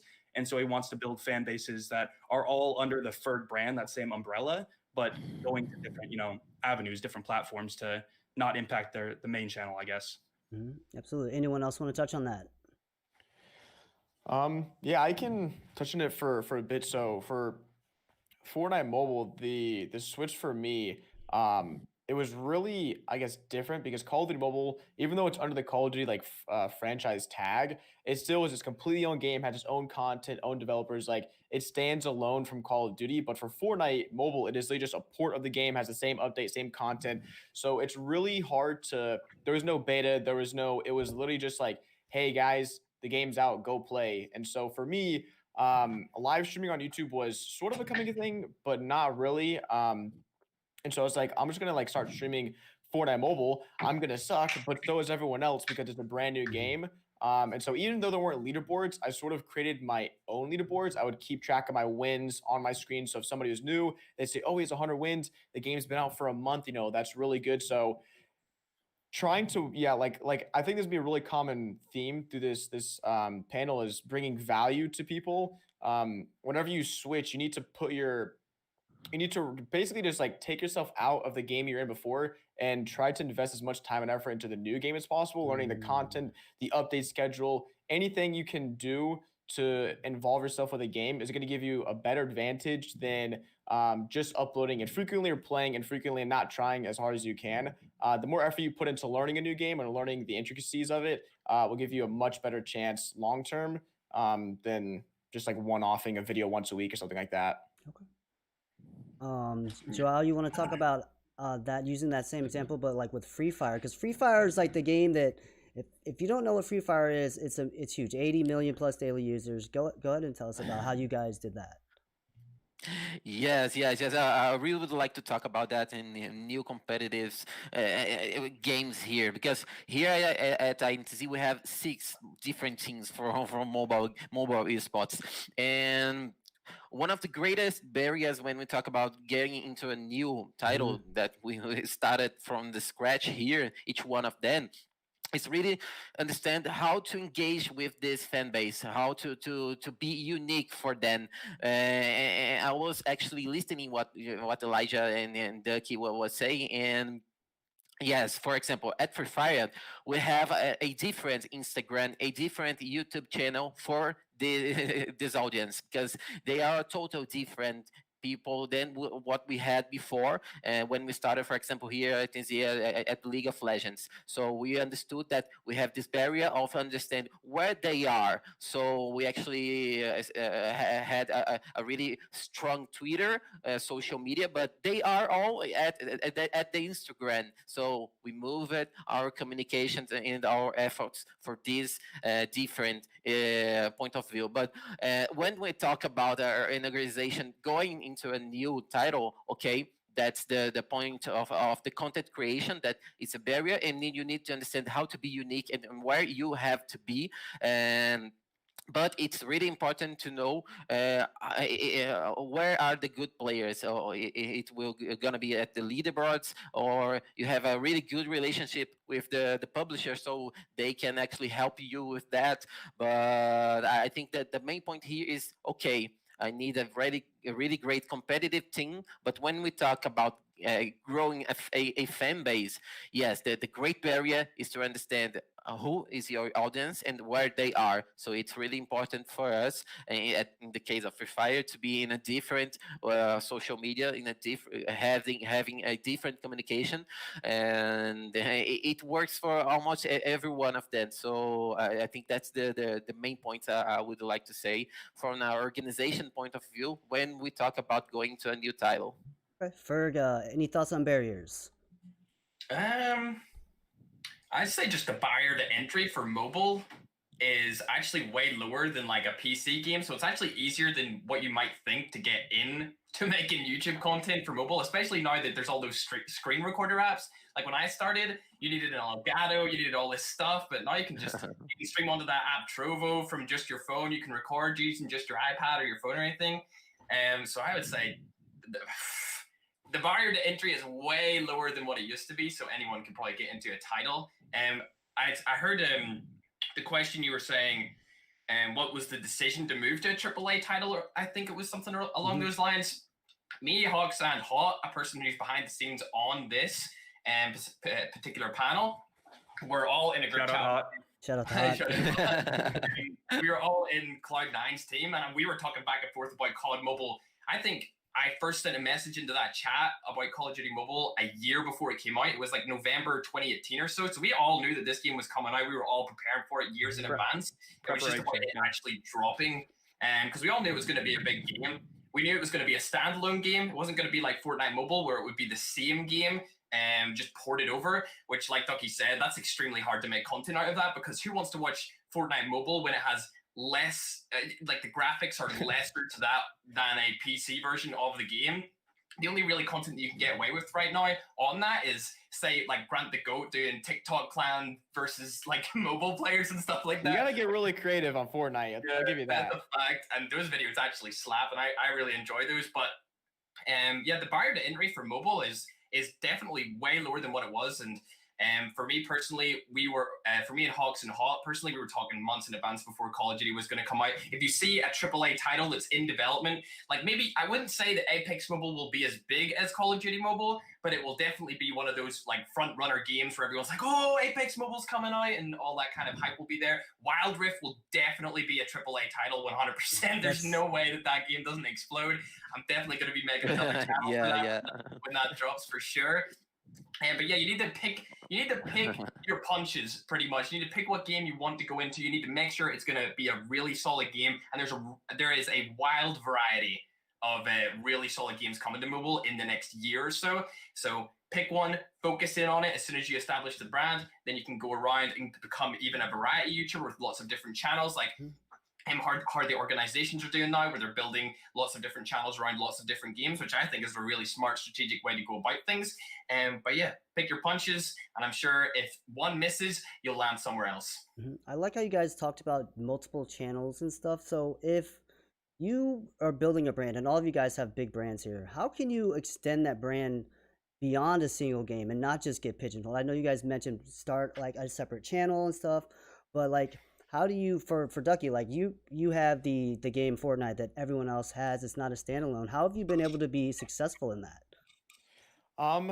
I've pretty much become known as the mobile guy, which I'll take, anything that people can recognize you, like Booga's the World Cup winner, Faceway's like the best controller player in the world, like having things that people can just identify you as. So in the community, I'm sort of the mobile guy. So recently there's been this weird switch of like PC players on controller going to mobile. So a lot of them have been hitting me up because I'm the mobile guy and I know the things. Like I didn't purposely say, hey guys, I'm the mobile guy, Ducky the mobile guy, but people just sort of made the connection. I play mobile, I should know a lot about it. And so trying to, connect yourself with a root in a game or in a fast, it's not even Fortnite. I'm just the mobile guy now. So luckily I can go play Call of Duty mobile and have some sort of an audience there, or play some other mobile games. And so just being known for mobile gives me a good advantage if I want to extend to a second channel or different games. But it also has the unintended side effect. If I leave mobile, then it's going to be a really hard uphill battle trying to rebrand myself. So I don't have any problem being the mobile guy. I'm going to keep, doing that and helping people out there. But yeah, There's I nothing got wrong with something to that. say about this too. Go ahead, Hawksness. Yeah, so I think another big important part of that too, like he was saying, was not putting all your eggs in one basket, kind of, because for a while I was playing ROS and I was doing kill montages, and when I did that, I would just have a hand cam, like no face cam, no talking, literally just music and gameplay, and that worked well because it fit with ROS, like people wanted to see gameplay and everything, but I was really limiting myself because I wasn't building my brand outside of ROS. So it's really important for like all the creators here. A lot of these successful creators, they're going to have a face cam, they're going to be talking, they're building their brand outside of just the game that they're playing, because then you can market yourself to different avenues and different games and stuff like that, because there's a common theme between your content, which is you. But obviously if you're just doing kill montages with hand cams and stuff like that, that's not going to translate to other things. People aren't going to go watch your second channel for whatever it is, because there's nothing connecting those. So it's really important to have your brand be something that is you. You know what I mean? It's really important to be doing that. So I see a lot of content creators that will just have amazing gameplay, but they might have a ton of success with that, and it might be great for a little while, but they're not setting themselves up for success in the future, because that can't transition to other things. So I was lucky. I kind of realized I'm not really going to go anywhere with that. So I decided to get more involved with my brand and actually go to Instagram, go to Twitter, start doing more things to get, my name out there. So I think that is a really important aspect as well of transitioning. You got to be able to transition with the common theme being you, essentially. Yeah, because building your brand is huge. You guys all have big brands, and I would say masters at social media marketing as well. When you guys are building your brands, as you start to get that growth, what do you feel is the most important thing? Is it having the consistency across all of your social media platforms? Is it the logo design? Is it the consistency in the uploads? And then for an org perspective, what do you guys look for in a content creator that's starting to establish themselves? And we'll just let whoever wants to go first. I think building up your brand to be professional looking is important. That's just a quick thing to say. So like the logo design is kind of something, but just having an overall professional looking feel. So definitely look at other successful content creators and see not what you can copy, but what you can kind of emulate and looking professional. That's one thing I would say. Yeah. Looks like you were going to say something, Fer. Do you have something? I do, but I can't quite articulate what exactly I want to say. So I'll let somebody else go first, and then I'll come back once I gather my thoughts, because I have a lot to say about this particular topic. Oh, okay. All right. So I guess branding for me, something I didn't realize initially was being on different social medias, not necessarily being on every single social media that you can find, but just being on the main ones, the ones you can make content on. It helped me out way more than I could have ever imagined. Being on Instagram, I remember I was just uploading like daily clips for whatever reason, and they just started blowing up, hit like 300,000 followers, like the biggest Fortnite mobile account, and still am. And that was something that I realized, like at the Fortnite World Cup, people would come up to me like, "Oh, I've seen you on Instagram." And so that's not, they weren't watching my YouTube videos, but they would see 30-second clips of me doing something insane on mobile, bring me back, to the Fortnite mobile caricature. And so being present at as many avenues as possible, not only second, third, fourth channels, but just different social medias can go a lot farther than you expect. And especially TikTok, I didn't, I have almost 250,000 followers in there. I didn't expect that at all. And it's just another audience to reach out to. Like Zhao was saying, finding the audience that wants to consume your content is really important. And the easiest way to do that is to, make a bunch of different content on different social medias. Yeah, I have one point about that. And from my point of view, when we talk about branding in esports, social media, it's really important. It's almost everything. But here, we would like to, we like to be with our audience, even outside of the social media. So it's really important for us, for example, that our audience consumes our clothing stuff, or some kind of products that they would like to have the INTZ brand in their hands. So it's all the touch points besides of the social media that it's really important for you if you work for that, if you would like to have that, to be with your fan even when he is not in front of the computer. So yes, another good point for us that you don't need to be everywhere. At least at the beginning, focus on something else. Focus on something that you would like to be very good on it. And you don't have to be the first one there. You have to do this very well. You have to be unique. Again, I would like to say that, okay, I'm not the first one here at the Instagram doing this kind of content. I'm not the first one at TikTok. No problem. Do it differently. Do something different that the audience will like it, and test. Maybe you won't maybe do the right thing at the first try, but try that again. And that's what I think. You don't need to be everywhere. Do something different and unique, and looking for some touch points with your audience, not only in social media, but on other ways of doing that. Okay. Fer, did you want to touch on that, and then maybe give us like it from like a pro player's perspective, like how you went from like ROS on Cloud9 to where you are now? Well, for ROS, I really only uploaded on YouTube, and I would upload maybe like one video a day.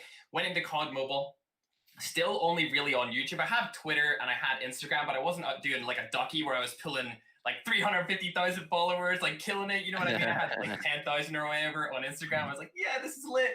10,000 on Instagram.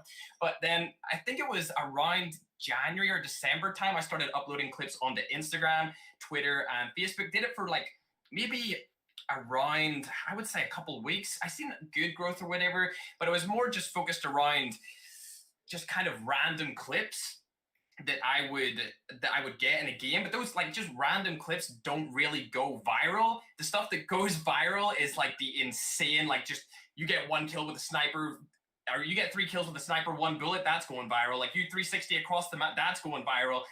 Unfortunately for the North American and the European viewer base, the only really social media that goes super viral, I would say, would be TikTok, whereas for like places like India, Philippines, and Brazil, Facebook is like, it's the move. I recently joined on Facebook a couple months ago and started uploading clips over there.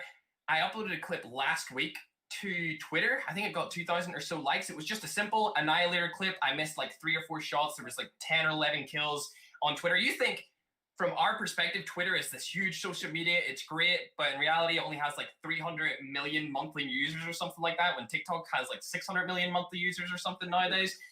But when you go onto Facebook, I uploaded the same clip. It got over 1.4 million views in like 5 days. So it just shows you that, like, even though you may not want to upload on Facebook, you don't use Facebook. I never use Facebook ever. But now I multi-stream on Facebook and YouTube at the same time. I upload all my clips onto Facebook first before they go onto Twitter or Instagram, because the growth on Facebook, it makes it makes all those other social media platforms look like dwarfs, dude. It's actually crazy. And then I've started obviously on TikTok, but I'm kind of a rookie at TikTok, not gonna lie. I need to learn the TikTok ways, bro. I don't know how to bro, I need to hire an editor to put my face cam above so that it covers the whole screen or something like that, because my clips they have big black bars. But yeah, I'll let you know once I go on there. But you start from one platform. Once you've basically got a good base on there, like I had with YouTube, you diversify. I started doing giveaways on Instagram, started doing fan loadouts on Discord. I would do giveaways also on Twitter. I'd say, hey, if you want to 1v1 me, message me on Instagram as soon as I put up a story saying to 1v1. That'll get people over to your Instagram, and then you can upload the clips and stuff like that, as well as on Twitter. And then I didn't even promote Facebook. I still haven't told anyone on my main YouTube channel that I'm streaming on Facebook, but it has like over 1,000 followers now, so it's crazy. And it's just a whole different market to get into. But I would agree with Joao, you really want to focus on one kind of area first, and then really build yourself up and get known for a certain kind of thing, the value or the uniqueness that you provide. And then once you've established a base, you can kind of go out and diversify across all the social media platforms. Absolutely. Yeah, I want to elaborate on that a little bit. So one thing Ferg said is really good is having a base. So if you look at like, I'll reference me, not saying I'm the greatest example, but I kind of am a decent example for this, as well as Ninja. A lot of creators will, like, everyone starts at the very bottom with 0 followers, like they have to be somewhere. And that's when they have no base and they just kind of grind out, upload videos, start getting a smaller base. So like Ninja, I think, I can't say this for sure, but I think he started in Halo and he wasn't a major figure or anything, but he definitely was, he got in a base. Then he switched to like PUBG, grew a little bit more, and then he switched to Fortnite and got bigger and bigger. So the common theme with that is you kind of have a base, and then when you switch to a new game, that sets you up for success because obviously, like for me, when I switched to COD Mobile at the time, I had like 200,000 subscribers. So it helped me a lot more transition because I was working off of something where people can kind of trust what I'm saying because they see I'm established. So like, it's really important. Like if you want to get into a game and you know it's coming in 6 months, like I don't know when Wild Rift is going to come, but you don't have to wait till Wild Rift comes to get started on that. Like start working now to at least establish some sort of base so that you get to like, I don't know, you play a different like Mobile Legends, something kind of similar, like I was saying before, you get with something really similar to prepare for another game, get up your base to like 1,000 subscribers or 500, 100, whatever it is you can get up to. And that's going to help you set up because then you have this base, you got the practice in, you're able to prepare. And when you make that switch, it's going to be a lot easier than if you're like, okay, I'm just going to wait till it comes out and then you start with 0 subs and your videos don't go anywhere because no one can see them because you haven't put in the time to establish the space. So a common theme I see with people switching games is they always come from a game and then they get bigger, and then when they switch to another game that's even bigger. So see it with a lot of content creators. Absolutely. So for an org perspective, Joao, when do you know when to jump into a new title for a new team, like how to acquire a new team? And then for you guys as players, how do you form your team if it's a team-based game? Like if you're all new to the game, say you don't know anybody else in the community, what would you do and how would your first steps be for that? So we'll start with Joao first on the org perspective. Yeah. From our perspective, man, there's a lot of possibilities when we are thinking about jumping in a new title here. First of all, you don't know, maybe study the audience of mobile sports, and the best example for this it's that the AOV, the Arena of Valor, he has some great numbers. It's a MOBA game that has a great audience, and the Riot Games know how to do in esports competitive scene. So yeah, actually really confident that it's gonna be very good because there's a lot of audience already proven for this, so we need to invest on it. And one of another thing really important when we talk about jumping into a new game is that we go after the publisher, we go after the content creators, and look how much support they will have from the publisher. Not only the players, not only the community, the casual players, but what about the community of content creators that will grow this fan base? Do they have something different? Do they have the support of the publisher, something like this? It's really important because yes, we think the best way to growing a fan base is to be the champion. Okay, but another thing that we look here by jumping in a new game, it's okay. We have some kind of potential content creators. Nice. Will they have some kind of support? Really even better, but that's some points we look at here because we need to have some kind of audience looking for this game. And White Rift, for example, it's a really good example that Ferg brought this here, and we appreciate that. Okay, Ducky, any thoughts on pro player transition into a new game? How do you like build a team if you don't know anybody else in the new game? And you're not, so like Hawk mentioned earlier, so you already have a big channel and you're going to a new game, people already know you. So if you're starting from scratch, like this is a brand new opportunity for this person, what can they do to excel their transition? So this the perspective from a pro player? Yes. I wouldn't have too much personal experience with this, but outsider, I think Fortnite Mobile has so many missed opportunities. There are a lot of really talented people making tens of thousands of dollars on Fortnite Mobile tournaments, but something they're not doing is creating content off of their success being a professional player. You have people winning tournaments, beating PC players, and their content is nowhere to be found. They have no brand, no backbone at all for them to thrive long term. And it's really unfortunate to see someone with so much talent and potential in the game just not capitalize on it. So if you're really talented in a game, or you have a skill set that you can transfer to another game, try to make content off it, find other people who are similar in nature and work together rather than trying to be a lone wolf and all this, because starting late is one thing, but doing it by yourself is a lot harder. So at least finding like a group of people to play with or to get content with is definitely something I could probably see working out for these guys.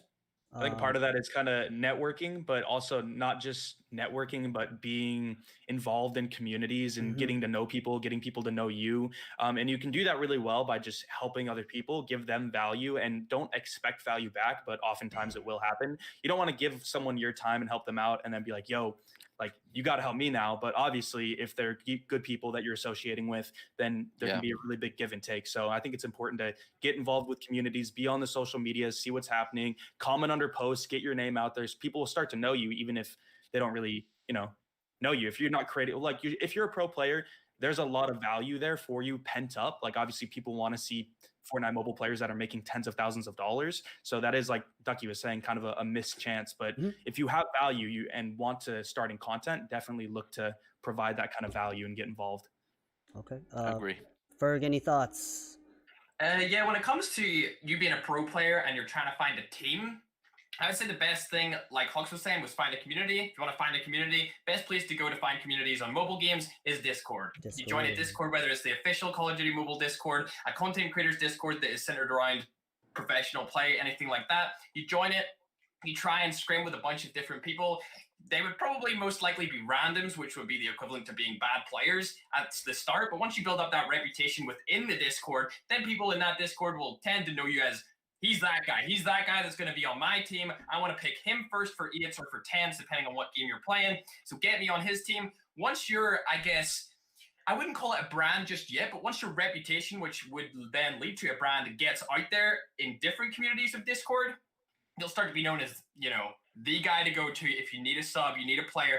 Once you get established as being like the fifth man, the sixth man on the team, then you'll probably fit a role into a team. And once you're established in a set environment where you have really good teammates that are all just focusing on practicing all the time, if you establish yourself as the best player on that team and you can basically pick apart all of the negatives and positives of each player, you could probably go ahead and just design yourself the all-star team, which I see a lot of people are doing right now inside of Call of Duty Mobile. Like, Tribe has like a really OP team, and they have a lot of different Slayers and a bunch of good OBJ players.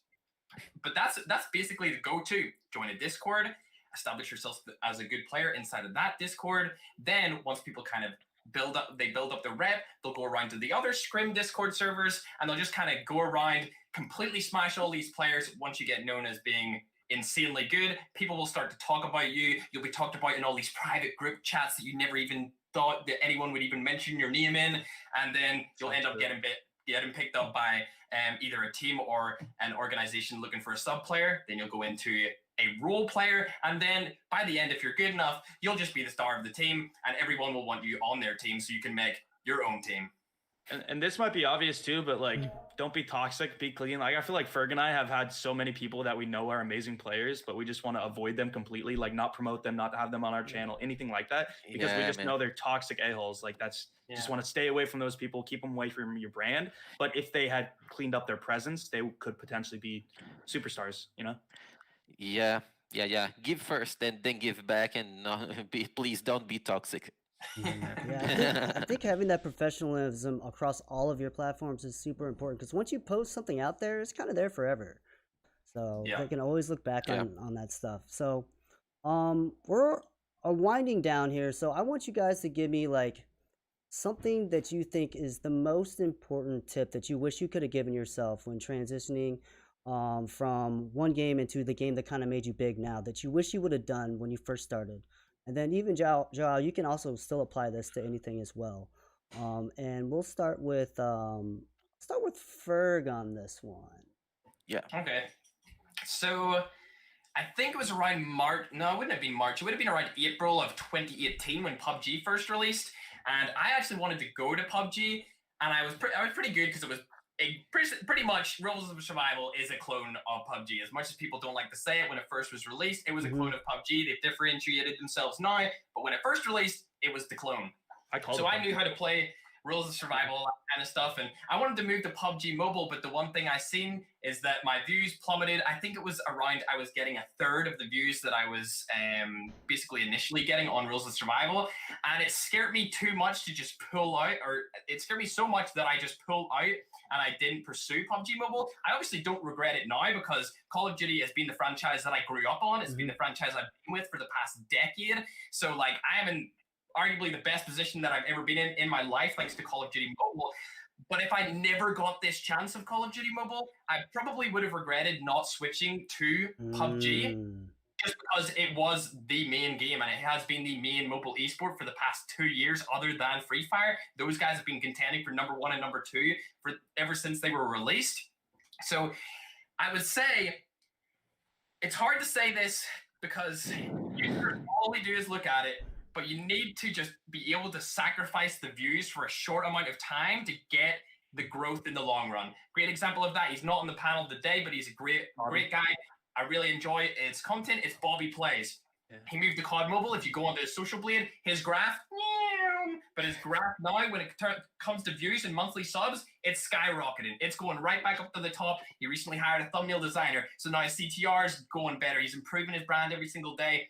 But he took that initial hit of switching to Call of Duty Mobile. At the start, he really didn't have much to offer, but over time, he's developed a brand. He streams every day. He uploads basically like 2 or 3 times a day, similar to me.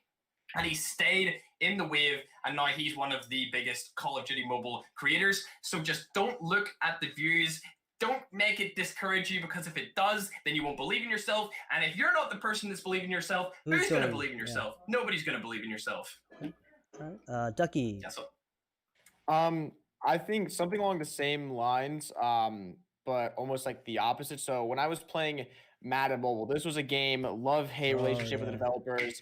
Hawksnest knows all about it. And I had personally reached a point with myself that I didn't like making videos anymore. I had been making videos for 6 years at this point, hundreds of videos made. And when a game makes you not want to, 1, to play the game, 2, make content on it, that really, I truly wanted to stay with it for the views, for the community I had built, but knowing long-term, it just, there's no future there because I personally didn't have the motivation every day to get up and play the game. That's what made me make the switch. And the same thing Fergus saying, like, the views are going to drop no matter what. No one ever switches a game and then increases views off the bat. Like, that would be an anomaly. And so trust your gut. If you believe something is the right move, then go for it. But if,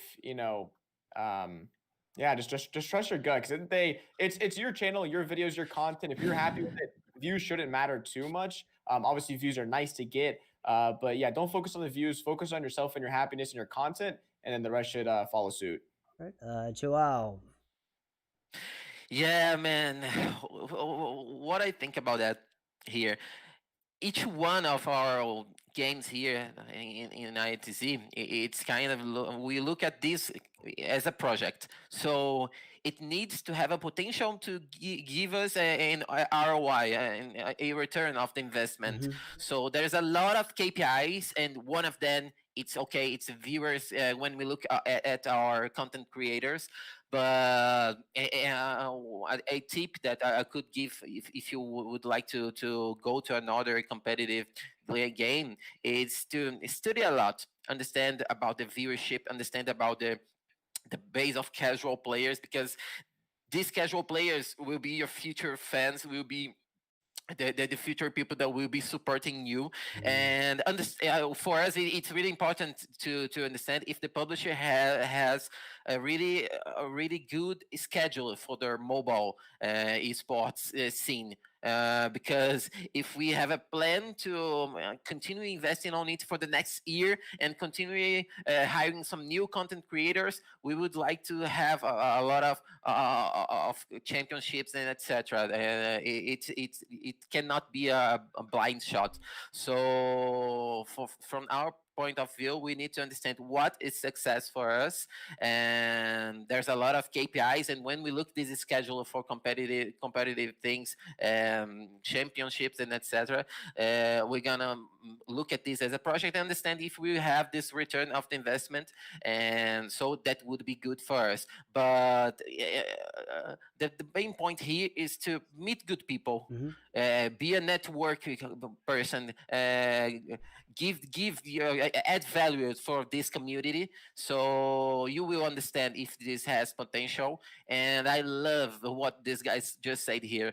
Okay, that you will lose some kind of the views at the first beginning, but if you are very confident that it has a potential, the publisher has a really great schedule, it's gonna work. And that's exactly how we did for Free Fire, for example. Free Fire just born with the esports scenes really strong, and the content creator scene really strong for this game. So I'm really confident about that, and we look for the games as a project. So I think that's the tip. Okay, Hawks, I'm gonna throw you a curveball here, because we've all mentioned this game once today. So pretend you want to start your pro career, Wild Rift. Okay. Okay. What do you do? Like, go through your step of like, all right, so say it's coming out 2 years from now, or a year from now. What is your thought process, and how do you execute? Well, right now, I mean, with Wild Rift is easy because there's literally almost an identical clone in 2 different formats. There's League of Legends on PC, so you could start learning right now exactly the champions, stuff like that. There's mobile, what is it called? MOBAs, I'm pretty sure. So there's Mobile Legends. Yeah, Mobile Legends, Arena of AOV, Valor. So like you can already really Honor prepare Kings. your skill level and all that. So again, if you're saying 2 years out, there's lots you can do to do that. And also a thing that I wanted to elaborate on, is it Zhao? Sorry if I mispronounce. Is it Zhao? Joao. Okay, gotcha. So one thing you said was kind of blanking, but it was talking about how orgs will I don't remember exactly what it is, but I typed it right here so I wouldn't forget. I said orgs will be much more likely to pick you up if you're creating content, because if the esports don't really pan out, like obviously if the developers aren't doing esports well, the plan doesn't really come out, stuff like that, orgs will be a lot more likely to pick you up because they're still getting value from you as a creator. So if I wanted to get into esports 2 years from now in Wild Rift, I'd start making content. Maybe wouldn't go super hard on it because I'm more focused on getting my skills up, but obviously start uploading, build out my brand, again, start practicing in the different avenues that I can. Networking, starting to know everybody that I can, help out other people, just try to, again, get involved in the community as much as possible and build out my brand and my skill set as much as possible. Ducky, does that sound kind of familiar? Because I know Wild Rift's going to be a port of League of Legends, and for Fortnite, it was the same thing for you. What is that kind of the same thought process? I know the game had already been out, but so is it for League of Legends. I think something that I think Drow just said as well, like knowing that there will be a return on investment, like switching to Fortnite wasn't nearly as scary as any other game because I already knew Fortnite on PC and console was wildly successful. There are people blowing up, making millions. And so mobile is like, well, there's going to be, I don't want the whole pie. I don't want a piece of the pie. I'll take some crumbs and I'll be more than happy with that. And, occupying my corner of the market. So I'm assuming Wild Rift is going to have sort of the same thing going on. People who want to play League of Legends, but on the go, or, people who've never played League of Legends are going to get invested because they've heard of it before. I think it's going to be sort of one of those titles where it's not that risky to switch because there's already sort of that base knowledge. League of Legends is popular. Esports is great. Developers great. So you'll have a baseline going into it. And unfortunately, that's not there for a lot of games. But then in this case, it's a little bit less of a risk when you're switching. And you can, like Hawk said, prepare, play the game on mobile or PC, get to know it so that you're just not blind going into the release date. Absolutely. Yeah. So we're almost done. Let's give you guys' final thoughts here on positioning yourself in a new game. I didn't let Ferg go on that one, so I'll let you go on this one. Just final thoughts that you'd like to give advice for everybody out there watching as we close out the day. Yeah, so if you want to position yourself in the game the best, there's a few ways you could go about it. Providing value-based content, being the best player in the game, or one of the best players in the game creating the content, or you could approach it with a more like funny moments kind of aspect, but it usually takes a couple months for those videos to shoot off, where more so being the best or providing like stats, information, value-based content that people really need as soon as the game comes out, like how to rank up, how to level up, how to get this unlocked, how to become legendary rank, all that kind of stuff really blows up at the start. Whereas once the community is already established, then the funny moments kind of YouTubers come out and they really start blowing up after that. You've seen it in Fortnite with people like C-Day, Noah's Noah, all those guys, they get millions of views every single time they upload. Whereas at the start of Fortnite, even though they're all declining now, you've seen people like Ninja was at the top, Tfue was at the top, and all of those guys were really, really dominant. Like nobody would touch them. Whereas now it's kind of changed, and that's the same way with I think that's the same way that it will go with pretty much every shooter title. People want to know all the tips and tricks, how to be the best. Once they get bored of that, they want to find out different ways to experience the game. And more often than not, it's about having fun with the game, like it was back when they were younger, when they first experienced gaming for the first time. Okay. We'll just go clockwise. Ducky, final thoughts. Yeah, I think content creation now, you look up to a lot of your idols and you want to be like them. You want to, make videos or content for a living. And I think, like I said, with Madden Mobile, doing something that you truly love to begin with is going to be your ultimate key to success. If you do something because you want the views or you want the money, that stuff takes months, years to achieve any sort of level of the stuff that, the big guys have. And so as long as you're going into content creation for the right reasons, making content how you want to and the way you want to, I think success is very, very, very possible, regardless if you switch games or not, regardless of how long you're in the scene. I think really just being in it for the right reasons is the most important thing. And then from there now, just diving into it as hard as possible and really developing yourself within the game. If you decide to switch games, or if you just stick with one from the start, just trying to be as affluent with everything as possible is definitely a good way to go. Awesome. Joao, from the org perspective, final thoughts. Yeah. First of all, thanks for having me on here. And my final thoughts about that is that, for example, here we have already a really great purpose for helping some kind of new streamers, new content creators. When we talk about someone that has almost 0 followers or 0 content creation, if you be consistent and if you do a unique job, it would be good for you to have a partnership, for example, with an organization big as INTZ. And here at INTZ, we work with some great content creators and with big numbers, okay, but we take this great guys and look at this potential new streamers, new content creators that are doing a really hard work and really great job, really great content, and help them with that. So my tip here, my final thought is to study a lot, meet good people, networking, look everything as a project that you have in a return of this investment. It's important for an organization and for you as a content creator. But I think that's it. Be unique on what you do, or if you are really small, count on organizations, at least as INTZ do this job here, to grow your fan base. So it has to be something really special. So that's my final thoughts. Awesome. Hawk, final thoughts. I would say one really important thing that kind of applies to, I guess, everything in life, but relates to content directly, is really look at the people that have done well in your space and don't look to copy them. If you see a guy, Ninja did really well, and you're like, oh, a lot of people do this. They'll be like, oh, Fortnite is just huge. Ninja blew up. I can just play Fortnite, stream. I'll be famous. Don't do that, but really look at their origins and look at the steps that they've taken and the mistakes that they've made. Because if you're able to do that, identify those things, you don't have to make those same mistakes yourself. So one thing that's helped me a lot as a content creator is looking at others that have been successful and learn from their mistakes and the things that they've done well. And then also, again, one huge thing that I think is big with just transitioning to other games is look to bring value to others and don't necessarily expect it in return, but it will pay off over time. Awesome. Matt, do you want to chime in? Do you have anything to add or ask while we have this great panel online?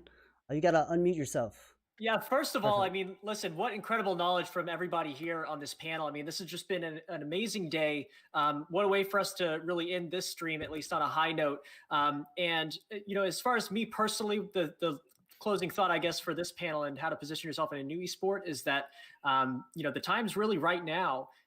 If you want to take advantage of some of these large games that are launching later this year, because I know we posed the question like, oh, what would you do for a game that's launching 2 years from now? But we're literally talking about months here, right? 2 months, maybe 4 months, for Wild Rift, for Apex Legends Mobile, for so many games. And what you do right now can really position yourself for success once that game blows up. Because even, like some of the people on this panel here, they'd already been creating content in other titles when they jumped in. So they were able to really keep that ball rolling quickly and snowball that, right? And keep growing it over time. So if you do want to be a content creator, I know we focused a lot on that in this panel. Learn content creation, start making videos. If you want to be a pro player, go out there and, network with some of the best pros in comparable titles, right? And figure out what led to success for them in those games and those esports of the past, right? Learn the habits and the practices of being a successful pro. If you are an organization, right? And Joao, I'm so glad you were able to join here and provide thoughts on that, because INTZ has done a great job with hopping into new titles. I think you guys are in 5 or 6 global titles right now. Yeah, 6. So, yeah. So, just like you're talking about, the more you do that, the more you learn about what leads to success in hopping into new games. So definitely it's all about, networking, learning from other people. And that's exactly what we were hoping to set up with, an expo like this, right? Is to get people that have been down this before to kind of share some thoughts and give back to the next generation. So thank you guys so much for coming on to join us on this panel. Joao, we'll see you also tomorrow for a second panel. I'm excited about that. I saw some mentions in chat too. He's going to be joining us again for the Future of Mobile Esports panel. That'll be closing the expo tomorrow. So absolutely incredible. Thank you all so much for the time. Thank you guys so much. Thank you, guys. Thank you. Bye-bye. All right. Legacy, let's go ahead and hop into the other call here and we'll close out the event. Okay, buddy? Absolutely. So, amazing day. It's officially now been the full day for us. Yes, it was definitely a full day. You're an absolute beast, dude. I gotta give you a shout out. You've been doing this for what now, 5 or 6 hours. So I'm glad we got you some energy drinks and some protein shakes and stuff. But we are gonna be right back at it tomorrow at 11 a.m. Eastern time.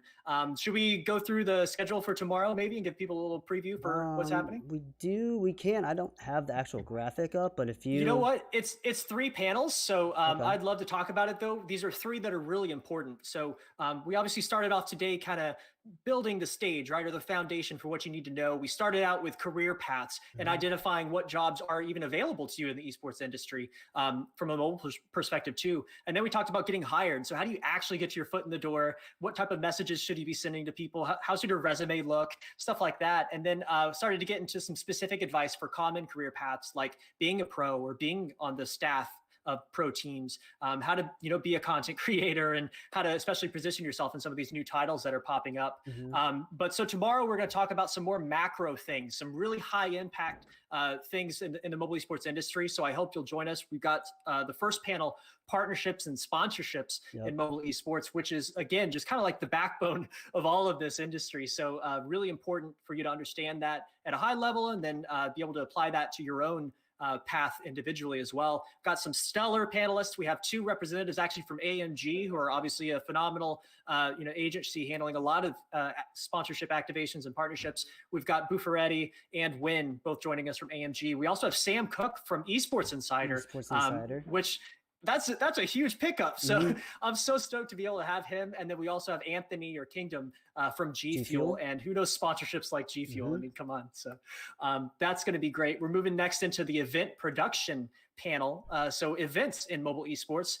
One of our panelists for that is actually Chris, who is the founder of Mobile Gaming Corps, who has been maybe the most active sponsor of mobile esports events in recent years. So really excited for him to be able to come on and talk about that from a sponsor's perspective and what the unique things are that they're doing in order to build a community, right? Because there's so many important aspects of community building within the mobile esports industry. We also have some other veterans, Jack, the CEO and founder of Geyser, phenomenal tournament platform. We've got Sui Generis, who's obviously one of the OGs in the mobile esports industry, joining us, and Kima, good buddy of mine, also with Hammers Esports. Lots of hammers, by the way, so shout out there. And that's another stacked panel. And then finally, ending the expo and tomorrow with the future of mobile esports. So really kind of looking out for what's coming next. I'll be really happy to join that panel alongside Sweet Generis as well, and Super Soro, who's the founder, CEO of Cream, now Cream Royale Betis, and phenomenal partnership with a football club. So excited to get his perspective. And Joao, who we're just learning a lot from right now, is going to be coming back and sharing some thoughts there. And wow, what a day. incredible topics, incredible guests. So excited to carry this momentum over to tomorrow.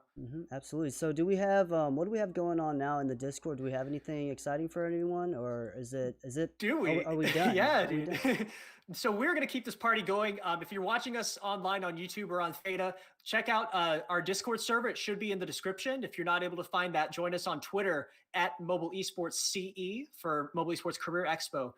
And you'll be able to find our link to our Discord server. But we're going to go actually into that server now and kind of hang out with people. This is just a informal meet and greet is what we're calling it. But we're going to just be able to have an opportunity for everybody that's been attending or is interested in what we're doing to be able to connect with all the partners that we have and phenomenal people in the mobile sports industry. So on that note, thank you so much to everybody who's tuned in. Thank you to all of our panelists and incredible guests. And Legacy, massive shout out to you, dude, for carrying the torch in a huge way for this production. Oh, it's all good. And we will see everybody tomorrow for the Expo Day 2, starting at 11 a.m. Eastern.